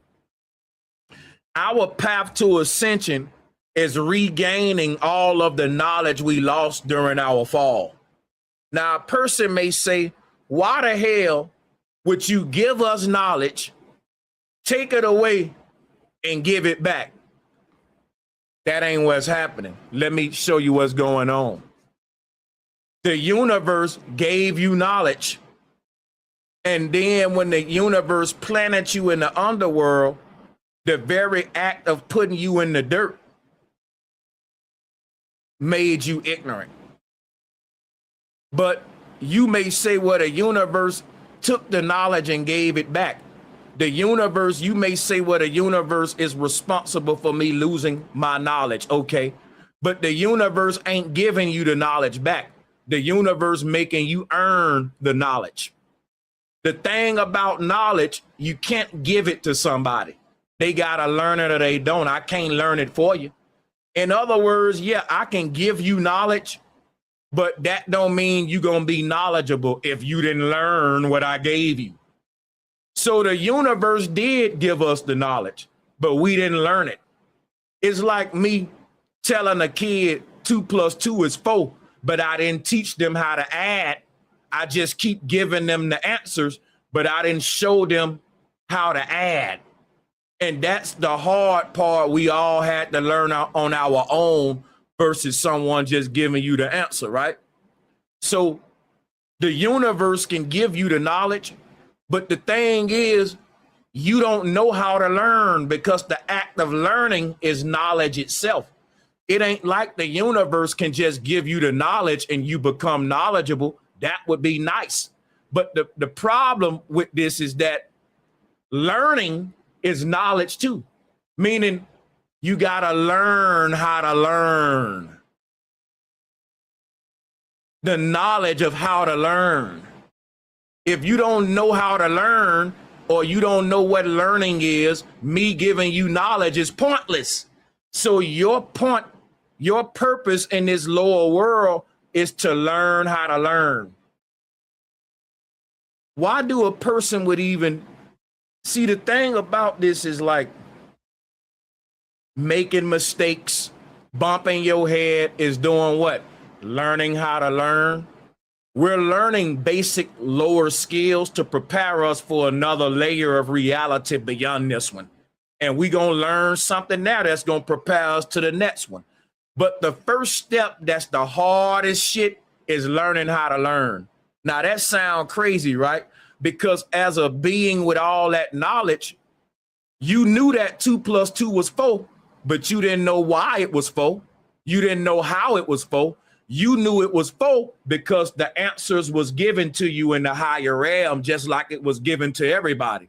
But when you give these beings the knowledge of the universe, but you can't give them the knowledge of learning. Everybody got to learn how to learn on their own. And that's getting over your ego. Some people will never learn. You can't teach some people. They stubborn.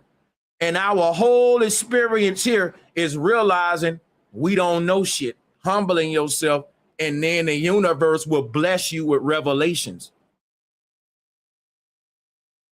Humbling yourself, getting the knowledge you need, which will turn into the power that you can use to expand your life to outgrow this place. So let's move forward, right? So here go the 7 spears. Let's read some more. The Hermetic path of salvation reverses this journey. What journey? The journey of descent, when we lost our knowledge through each spear, stripped away a certain aspect of our God body. Through purification, self-knowledge, which is gnosis, and union with the divine mind, which is called Noos. Again, that's where you get the word Noah, because the Hermetic divine mind was called Nous. That morphed into a lot of different deities. We're going to show you that in a minute. So through Gnosticism, the Soul ascends back through the 7 spheres. At each sphere, it relinquishes the limitation it once acquired, being desire, anger, ambition, ego, restless thoughts, and etc. Attachment to the body. And finally, the illusion of separation itself is lost. Having surrendered everything that belongs to the material cosmos, the soul passes beyond the 7 heavens into the Ogdoad, which is the 8th sphere. The 8th sphere is the one you see in the middle, folks. You may be looking at this like, wait a minute, Sanchez, I only see 7 spheres. Look in the middle. Look in the middle. The 8th sphere is in the middle. Once you make your once you ring around a rosy, because the middle sphere was often a rose in a lot of cosmologies. That was from the Order Templis Orientis or the Rosicrucians. You will see a lot of Hermetic principles and Kabbalic principles in those systems as well as Aleister Crowley. And they will make the tree of life a rose in the middle of this system. And so when you hear this folklore about ring around a rosy, we all fell down, didn't we? We descended. See, this knowledge is embedded into folklore, symbolism, story, and it was embedded into the biblical stories of Jesus and Enoch. But those stories, we were taught to take them literally. Imagine taking the story of thinking that ring around a rosy is like literal. It's just like a song, right? But like these were stories in different ways. We embedded this knowledge, right, in different things. But it's crazy because rose can be seen as a outdated past tense of rise before it became risen. Some people still say he rose up, but where this rising or where we rise at is in the middle. Rise, rose, raise happens in the middle. Just to show you now, just, symbolism, words, it's a reason a rose is called a rose. See, there's a reason for everything. And if you don't know it, you may think the person who find these little reasons out is reaching, but it's called syncretism. Now, let's move forward because there's some other things I want to share with y'all when it comes to this syncretism, sacred geometry. Okay. Bear with me. Bear with me.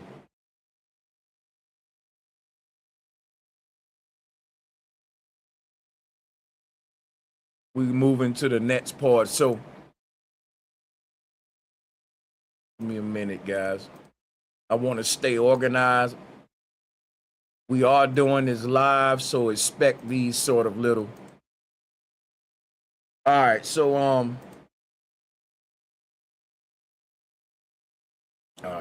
right, let me move on. Feel like I'm missing something.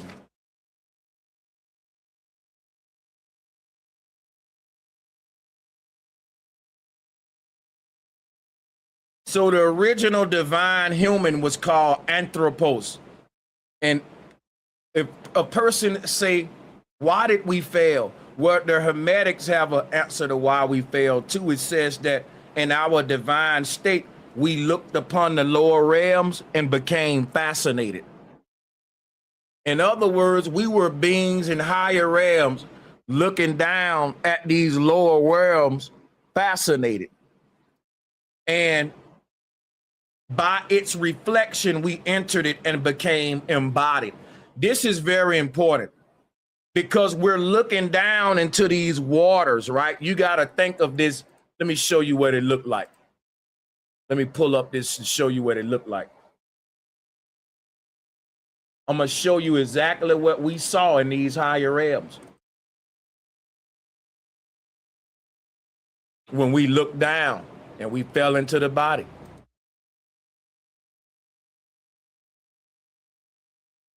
So We was at the highest heaven up there.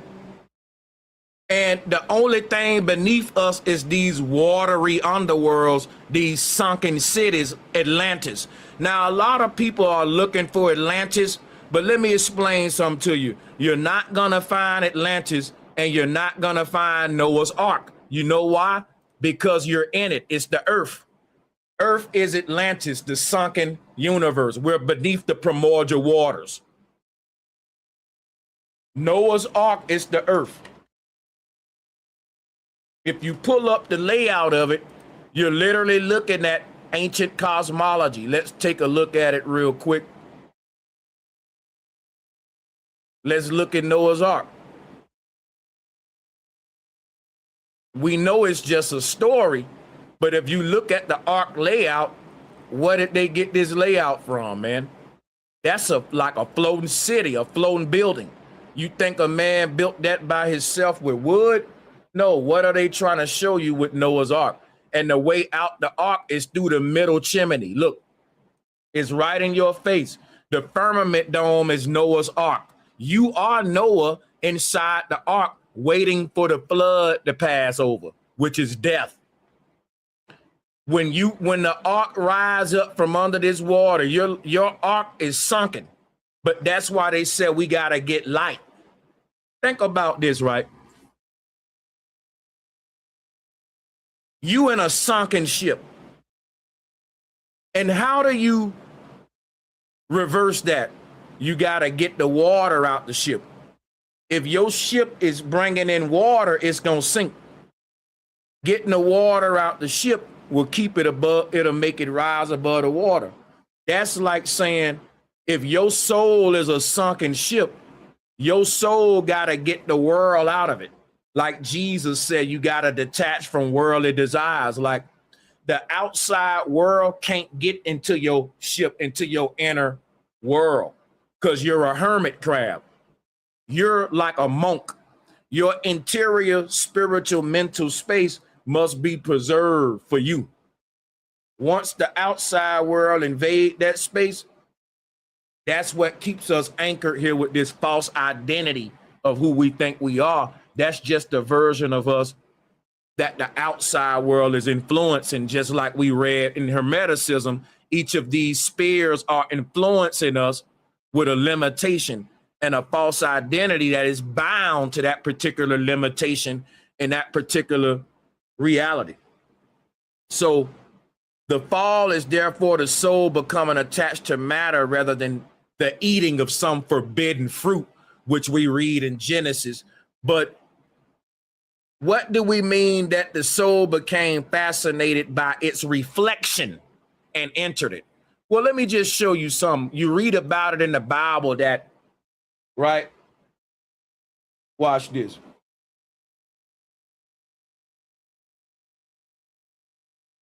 You read in the Bible that the face of God hovered above the waters. When God was creating the earth in Genesis, it said that there were waters, man, and that the face of God hovered over those waters. And see, that's when things get interesting, because that's when God started talking and we get the Elohim. When the face of God hover over them waters, the Elohim is created afterward, because the Elohim is God's reflections. You hear me? It's 7 Elohim. Now, just think about being at this top realm and you're looking down through all those layers. Instead of you seeing one reflection, you're going to see multiple reflections of yourself through layers of waters, through waters. It's said by the Hermetic people that these waters are crystal clear from the. In other words, when we're in a higher realm, we can see through all of these realities clearly. There are no obstructions. It's like they're layered over each other, superimposed type thing. They're all there and we can see them all in totality, layered over each other from the higher realm. Just like this. Just like if you were standing at the top of this mountain and you look down through all these layers of water and you see a different reflection of yourself in each layer. And the lower that you go, the more uglier and distorted your reflections get, because the reflection isn't a true representation of who God is. It's the body, it's not the soul. Now,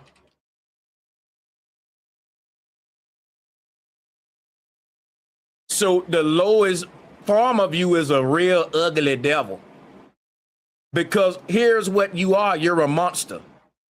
This is literally what your body is. It's a distorted image, and it ain't the true image of your soul. Basically, what the Hermetic people teach is that once we was in a higher realm, right? And we looked down from the higher realm and we saw our distorted reflections in all of these underworlds. And just like little kids playing in water, we got fascinated. We started laughing. Ha ha ha. Look at our ugly self. You saw your monster, your distorted reflection. And just like a kid playing in water, it fascinated you. The fascination is what created the attraction that made us merge with it. This is how energy works in an upper realm. And fascination is magnetism. You gravitate, you're magnetized to what you're fascinated with. If someone is fascinated with death, they always seeking out murder, right? It's that simple. Our very fascination with our reflection is why we entered it. It's like a kid picking up an ugly mask of itself and saying, Daddy, I want to put this on. Let me wear it. It's Halloween, right? So it's like a little kid that finds this mask of itself and is laughing like, look at this ugly me. It's a caricature of me, right? Let me put this on. Ah, look at me, right? That's what the soul did.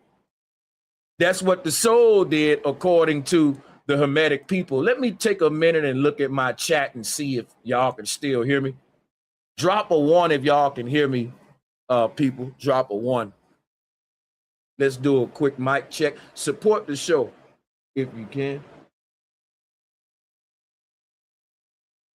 Let's drop a 1 if y'all can hear me loud and clear. Sometime I might go out and I don't want to go like another hour. It's good to be safe than sorry. That's all I'm going to say. It don't take but 1 minute to do a mic check. But you can't get back 10 minutes worth of jewels you was dropping with a static mic. So that's why I do that.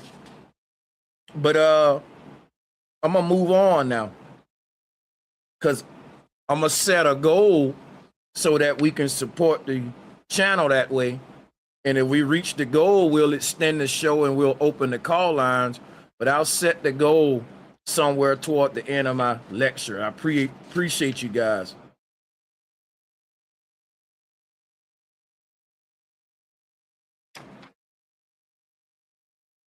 I want to share with y'all now the synchronicities between Christianity and Hermeticism. Remember, Jesus was in the world, but not of it. Now, a lot of people take Jesus literal. And when they hear me say Jesus was in the world, but not of it, they think about some white guy walking the earth with a robe on, who living a life of seclusion like a monk. That ain't what I'm talking about.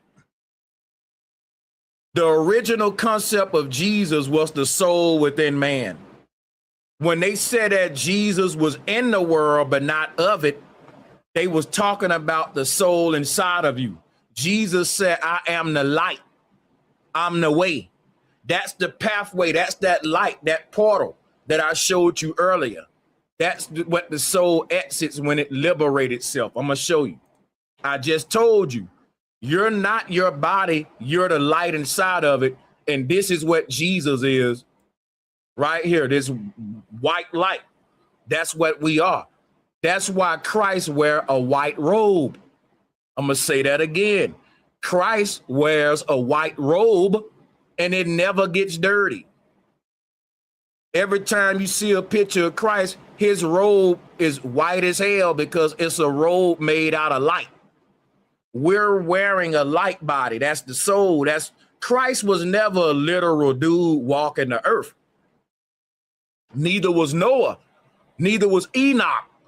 All of these represent the soul leaving the body when you die. It was telling the story of resurrection and giving us the promise of the hereafter. Jesus wore a halo. So did this God. Look at him. Look at this God with a halo on. You see? Look at this. Jesus is the light. Why? Think about Jesus' position with his arms out like this. And look at the inside of your brain, at your pineal gland. This is divine science, people. And if you only keep going with the literal stuff, it leads into fear, mysticism, and spookism. And that's where they want y'all at, not connecting with the energy within you. So let me give me a minute. Now let's do some synchronicities.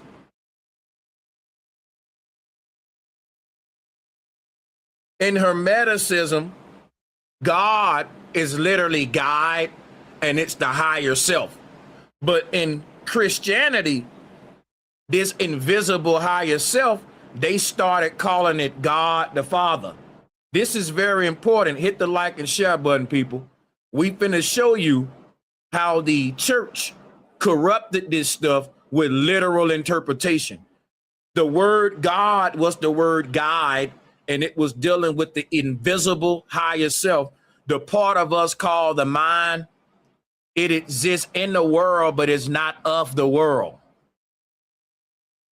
Yes, our mind is in the world, but where is it? Show it to me. Can you put it in your hand? Our mind don't exist in the physical world, but it does exist in the physical world. It's a paradox. It exists there through a peephole system. And here go the peephole. So technically, you're not outside your house. You looking through a peephole, but your consciousness is outside of there. Your vision is, your reality has shifted to a scenery that's not inside of your house. Your house don't exist now.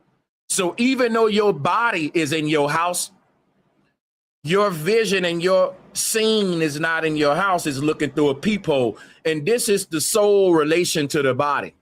The soul is in the body, but the world that exists around your body, the soul ain't in that.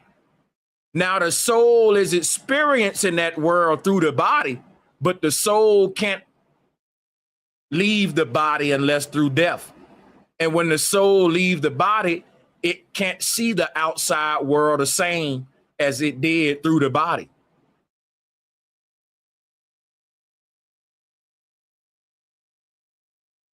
So, because why can't the soul see this world the same when it leave it? Well, let's go back to this image over here.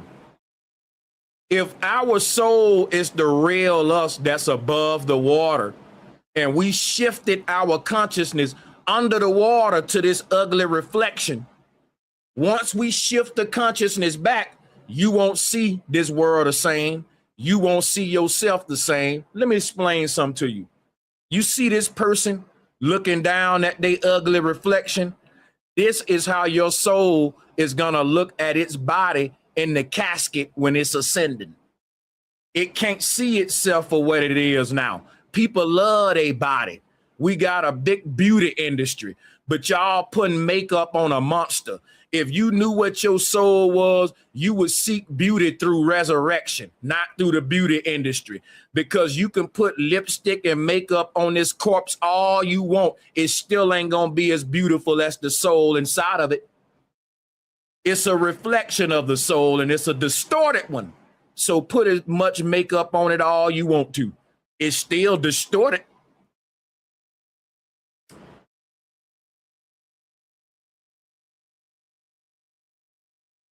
Yeah, when your soul get outside this body, it's going to look at this ugly reflection as what it is, a distortion. But while I'm in my body, look, I like to dress, I like to look good. I can't really see that my body, like no one looks like to look in the mirror and don't think they look good.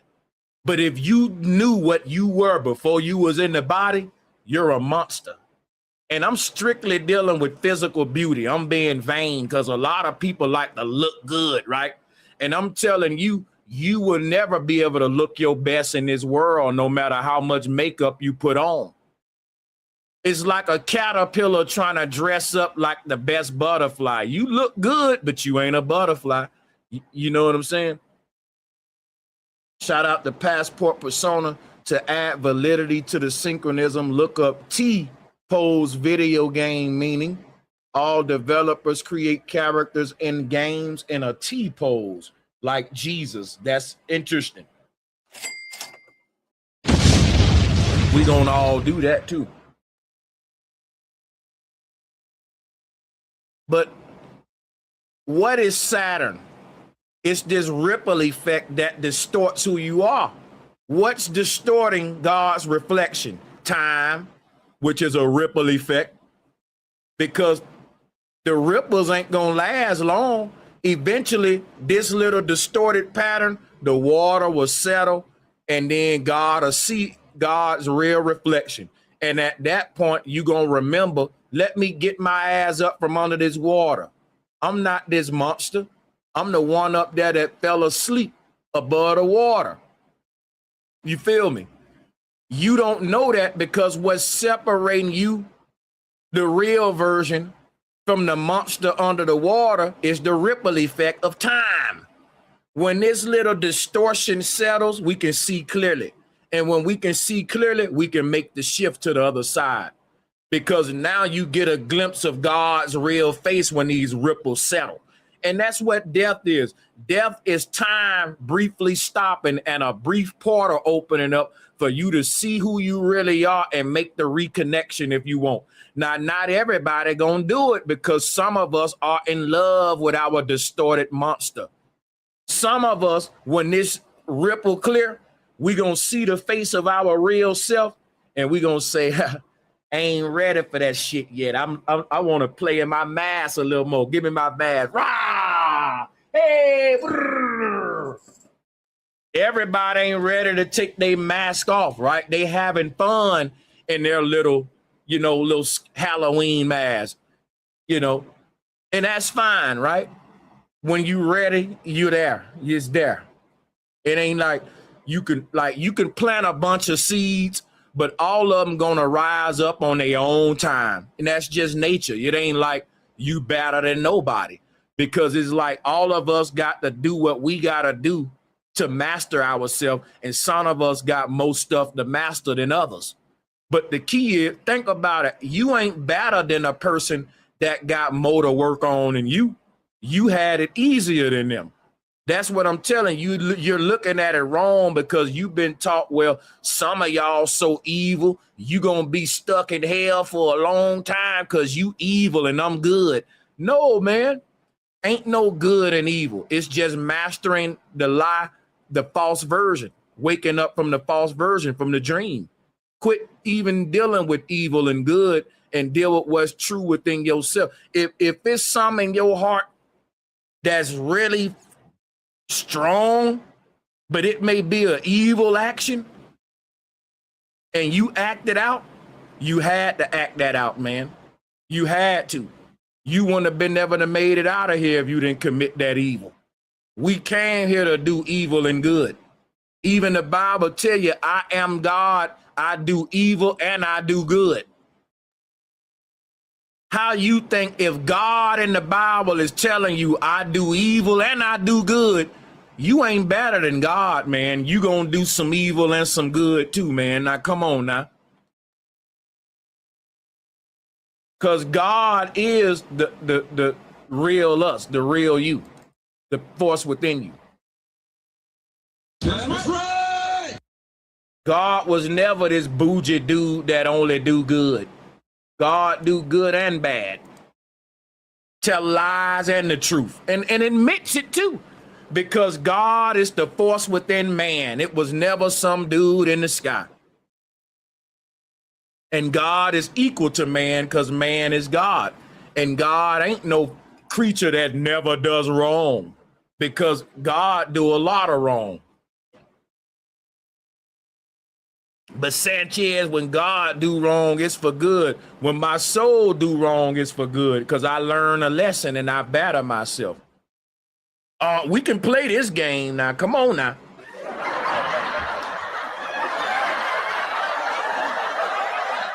Come on now. Some of us are better people because of the mistakes we made.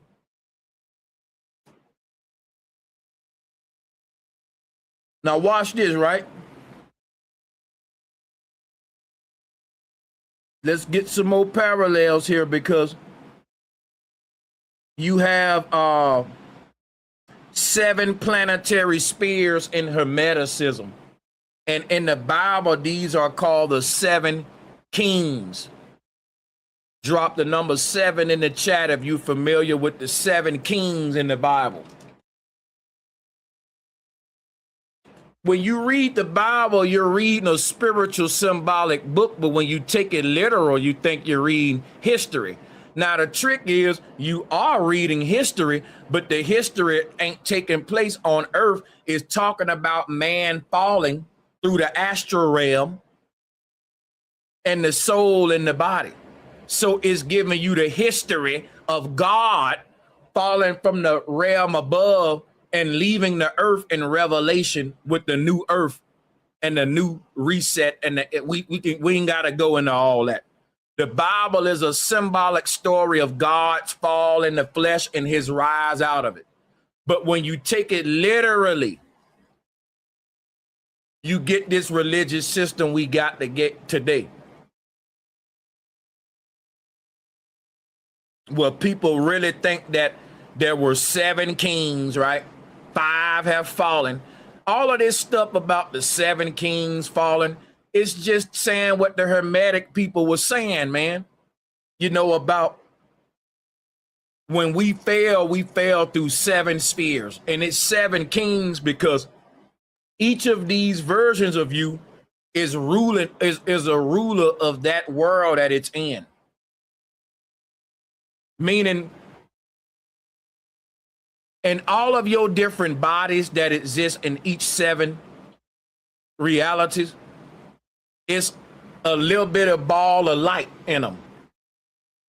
And that little ball of light is like a piece of your big light. It got broke up and they split it up and cut it up in 7 pieces and put a little piece of God's light into each of his bodies. Now, each of them holding a piece of the puzzle, but they don't got all the answers, Sway.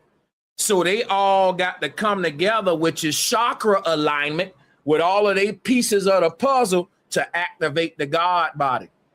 And when all 7 of them chakras get aligned, that's when you see the Pharaoh with that big Jedi pillar. That symbolizes you now rising above the waters and you making it up out of here, which is baptism. Listen, if you take a seed and put it in water, you're helping it germinate and break its hard shell. The water around our torus field is softening us up through experiences that makes us humble. Let me show you something, because ain't nobody gonna teach you Hermeticism like Sanchez. I know it. This is why you're a hermit, because you're in a shell. But the goal ain't to stay no hermit. We want to get out of this shell, because if a hermit is in the same shell for all its life, guess what? It did not grow. That's right.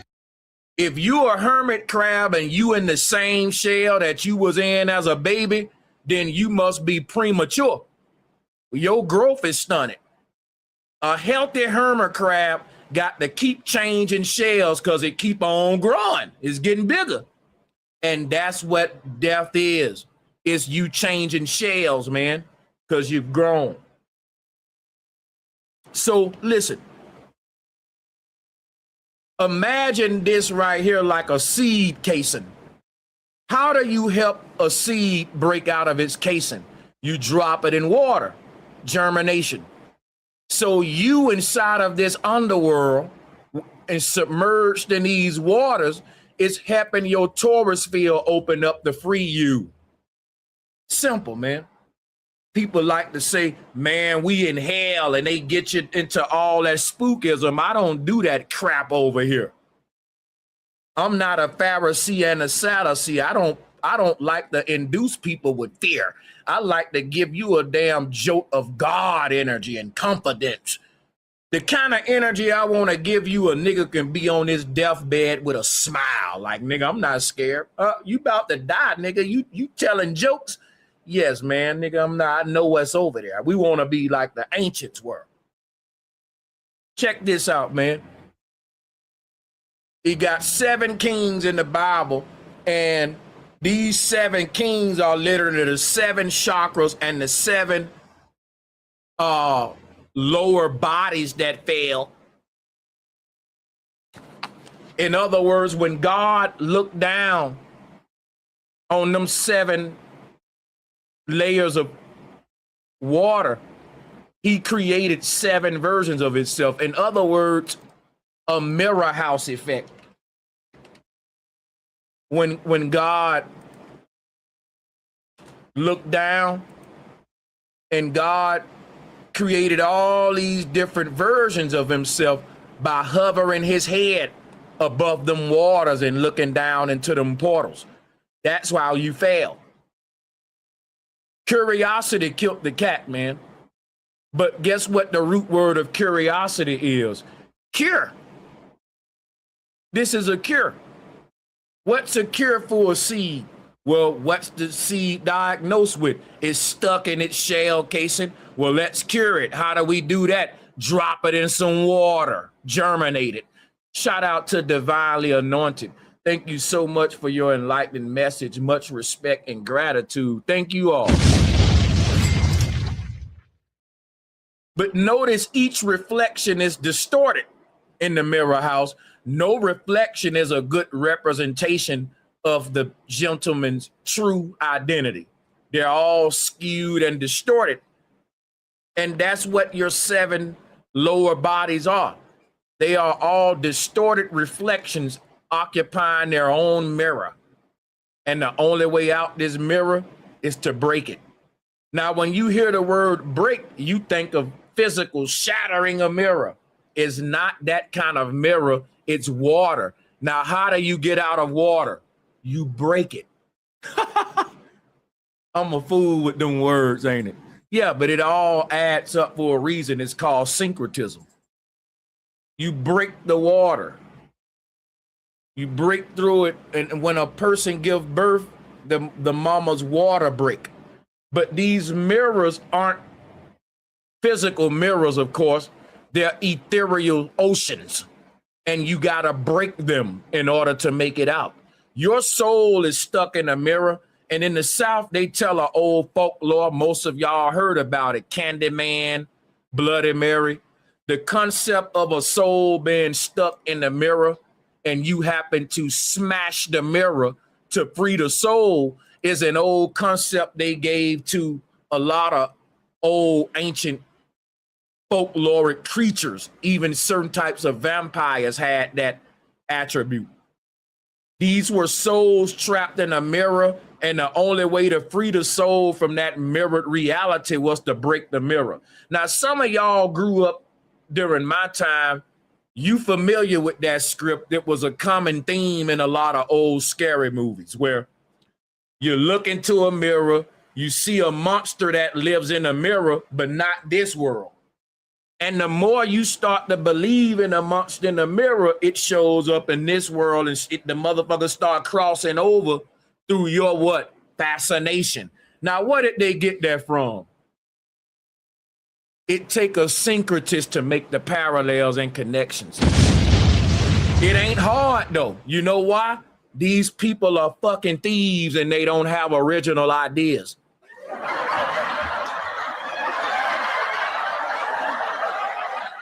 Show me a scary movie and I'll show your ass an ancient concept.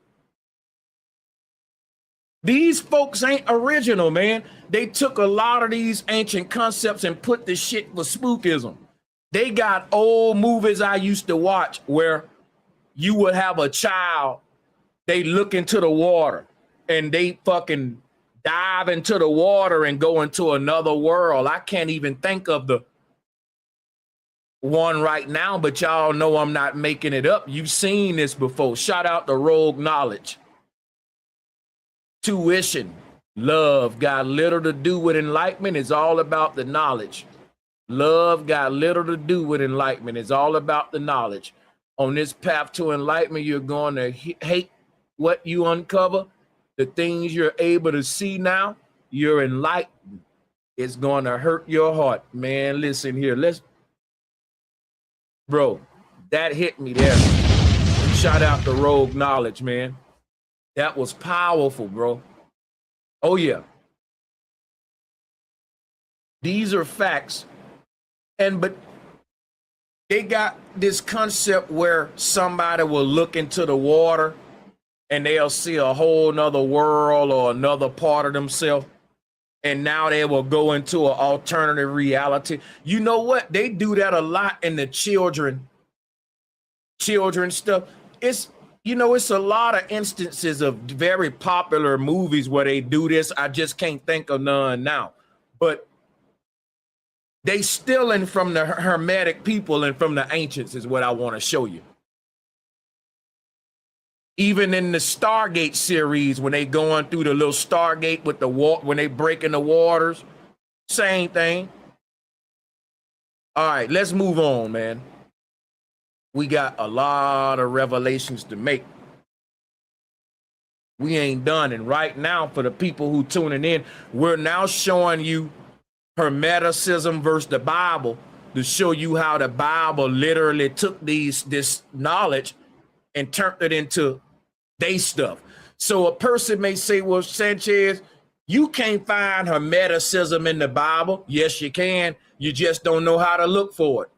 The 7 kings are the 7 chakras. No, they not, because the Bible said these are kings and that lives in Persia and that, yeah, because you going with the Vatican and a literal interpretation.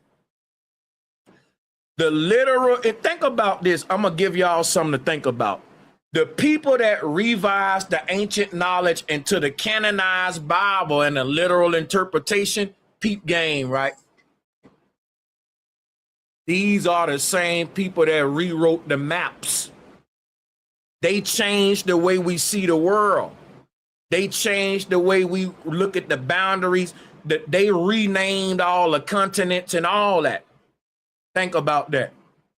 The people that was creating the literal interpretation of our spiritual symbols was trying to make it literal by syncing these characters in the book to real geographic earth locations. So a person may say, well, Jesus lived in ancient Bethlehem or Jerusalem. Guess what? If we rewind time, there was no such place called Bethlehem or Jerusalem.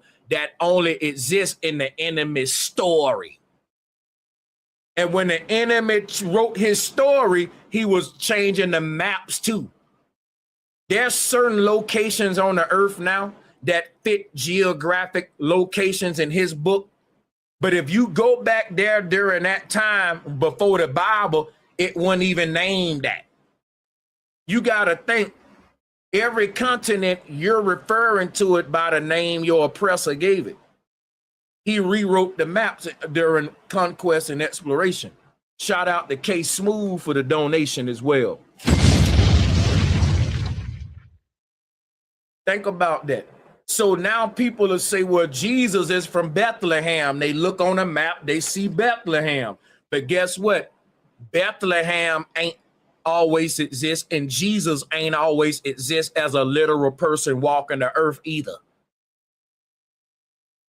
So when I can show you when ancient people had a spiritual interpretation of this stuff, when that was during the time when the maps didn't even have these same, you had places on them maps that don't even exist now, like Grand Tartary. It was places, the maps was different. You got to think that the people who rewrote the spiritual system, rewrote the geographic, the way we see the earth, they had to make the geographics when they revised history. They had to make the maps match the story they was writing about. This story isn't real history. But if you start making up shit that don't exist, you got to make it exist. They went around the world and said, look, we gonna change this land and make it this and rename it to this. You got places on earth that's named out the biblical characters, and these are fucking fairy tale characters. That's like me pulling up at Goldilocks Boulevard and people thinking Goldilocks is real just because she got a boulevard named after her. So you want to use geographic locations as further proof of fictional characters. That's backwards. That ain't even logic. You're not even thinking that through. Because you can name a street called Three Little Bear Street. Does that make them real? But that's what they did with the maps. It's hard when a person read the Bible and they want to look at the Bible literally. They can pick up a map and go to the geographic location that the Bible's speaking of. It wasn't always like that. There was a time where you picked up a Bible and you read it and it was like, this shit is a fairy tale book. What the hell is Never Never Land? That don't exist on the world map. Wonderland isn't on the map. Where is that on the map? Them people went around the world and put it on the map. They made their story true through conquest. Imagine opening up the Bible now and hearing about geographic locations that ain't on the map. People would question the validity of the Bible being literal, now wouldn't it? That's what I'm telling you. Think about that. Let's go back to the number 7. Let's go back to the number 7. Because, oh no, we ain't at the number 7. That's the next segment. We still doing the Bible with Hermeticism. So the next connection is Hermeticism teaches that we fell through 7 celestial spheres into the physical realm. And when we fell through each sphere, we picked up a limitation. We got more dense. And the Bible talk about the fall of man from Eden. Now, why can't we locate Eden on the earth today? Think about what I just told you. We can go to the Jordan River. We can go to Bethlehem. Why in the hell can't we go to Eden today? Why isn't there a place on the map called Eden today? You know why? The Bible clearly say Eden was in the middle of the earth. You know they got the Antarctic Treaty. You can't go to the North Pole. North Pole is 0 degrees. You would be standing directly under Polaris. Do you know what that means? You will literally be able to see. It's like what they trying to do with the CERN machine. They trying to create a light beam that's brighter than the light that's creating our holographic simulation. You hear me what I'm saying? I'm using big words. Let me pull up images to help you out. Our world isn't physical. It's a hologram made out of damn light. Your soul is brighter than the light of this world, but it's trapped in a body. When your soul leaves the body, it will outshine the world around it, and that's when basically God destroys the world. Everybody will destroy their own world. Sanchez, that don't make no sense. It make perfect sense. If the world around you is a dream that you having, how do everybody get out of their own dream? They wake up and they destroy the dream through awakening. Every God destroys its own earth. So when you talk about God destroying the earth and a new earth coming, that's the soul going to its new reality and destroying the old one. But here go what CERN doing. It's creating a little needle. If our reality is made out of this dim light, we can pierce through it with a brighter light. You see how that works? If the light right now in my room that's lighting up my room, if someone come in here with a light that's 10 times brighter, y'all won't be able to see me no more. It'll blind you. It'll turn everything white. It'll outshine the light that's in here because it's brighter than it. It'll be so bright that you won't see. It'll just be blind white everywhere. And it'll pierce through this damn light. And that's what your soul is. When the soul leaves the body, it destroys the very fact that this bright light has exited the shell. It makes this illusion immediately disappear. It's just like if someone come in my room with a brighter light, all I will see is white. When people die, guess what they say? All I see is white all around me. Guess what you're seeing? You're seeing your own light out you know how long it's been since you seen your own light? We fell into this body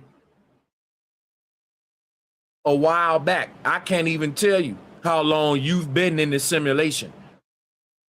But imagine opening your real eyes for the first time. It's blinding, and it takes time to settle out and to readjust to see heaven. But the first thing we see is just white light because you opening your eyes for the first time. You got to adjust. But look, what's happening at the North Pole, let me show y'all something real quick. I'm going to go to the board. Well, actually, I got a board here. That'll save us some quick time. Here go the circle of the earth. In the middle of this is a pyramid called Mount Meru. Yes, this looked like a witch hat. This is alchemy symbolism. You're in your witch hat. You're a magician. You're the god playing a trick on yourself, you little witch, right? Stirring the brew pot, which is the ether, 6-9. That's happening right here. There's a vortex happening around this mountain. Now look, this vortex is like a hurricane keeping the ocean open up, keeping a break in the water. That's your way out. The white light that they call the pineal gland in the middle of our head, it's literally an open vortex created from the root chakra. This is our root chakra, beaming a bright light to a higher reality. Up here is a whole nother reality with people walking around doing their thing up there, a higher realm. But you're in this realm. Let's put some people. Right? Now, you're in a body, but your body got a central nervous system, which is a miniature version of this, what's in the middle of the earth. I asked a question. Why can't we go to Eden? The only way you can go to the North Pole is within you and through meditation. For example, if you got on a boat or a plane and tried to fly into the North Pole, you just gonna die. It's a point of no return. It's basically you rushing your death. Because that's what this is death. All roads lead to the reaper. And the reaper is the ripper, the one that's ripping through the firmament dome up here. This is the opening in the firmament dome. What's keeping that open is a spirit, a spiral. The spirit is the spiral. The spirit is the kundalini within man, right here, the serpent on the tree. But it is a vortex. It's like a hurricane. It's keeping the waters open. It's keeping a break in the water. I can show you what I'm talking about.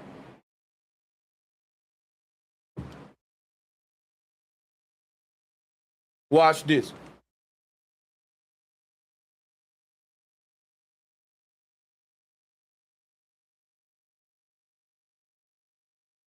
Here it is right here. This is what the spirit is. It's a whirlwind of energy that's able to pierce through the waters, the veil. And this is why your crown chakra right here, there's a swirl because your crown chakra is up here spinning around and your body is matching the energy around you.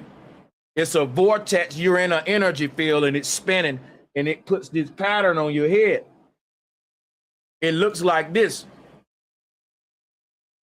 But this is how your soul leaves the body. This is like when your soul get out the body, it gets in this little tube and walk up this thing like a spiral staircase. It's the stairway to heaven. Look at here. Look at here. This is a spiral staircase that's leading us from the underworld. You get me? But what this staircase is, what this spiral is, the spirit. You see? Because the thing about it is, what's creating this vortex is a release of energy. What is death? A release of energy. What is a hurricane? A release of energy. How will our energy interact with the waters we're submerged in when it's released? Like this. This is science, folks. I'm just giving it to you in the spiritual realm because they want to take science away from the spiritual realm. But everything about the spiritual realm is scientific and be proven. It ain't no spookism or belief involved. You can articulate what's happening in the invisible realm using scientific terms. They just want to keep y'all dumbed down. Our ancestors was able to do it. I'm able to do it. Here's what the serpent staff is. You see Mercury holding this thing because it's the way out the earth through vortex energy piercing through the veil. That's what it is. And people want to know why Christ got his arms like this. Christ representing the vortex energy, the spirit man. Look at this. The brother just sent the donation in. He was talking about the capital T. Go look it up. T means tar. The symbol T for Ma'at, balance in the scales. You can't say truth without T. T. Because guess what? This right here creates time. T is time. Right? But the thing about it is this. This is a vortex, man. It's a tornado. But guess what else it is? A key. This is a key. It's a key. But it's a tornado, but it's a key. Why is the tornado a key? Because keys unlock doors and vortex energy does too. What I'm showing y'all is sacred geometry and syncretism together. You ain't gonna see a lot of people teach like this. I developed this style of teaching from scratch, making comparisons between shapes, geometry, words, just being thorough all the way around to see the truth that's right in front of our eyes that we may miss because we don't want to look at the little bitty things, right? And there's a lot in those little things, man.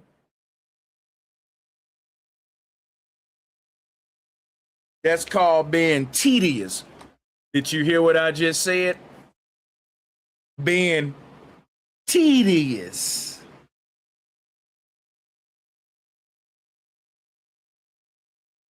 Let's go to the next parallel. It's a lot I want to go over, y'all. What they call in Hermeticism purification, they call in the church being sanctified. But the church version is you believing in a blood to cleanse you. Don't you know putting blood on you don't clean you? It make you dirty. If I say, man, you got blood on your hands, that means you're guilty. They teaching y'all backwards.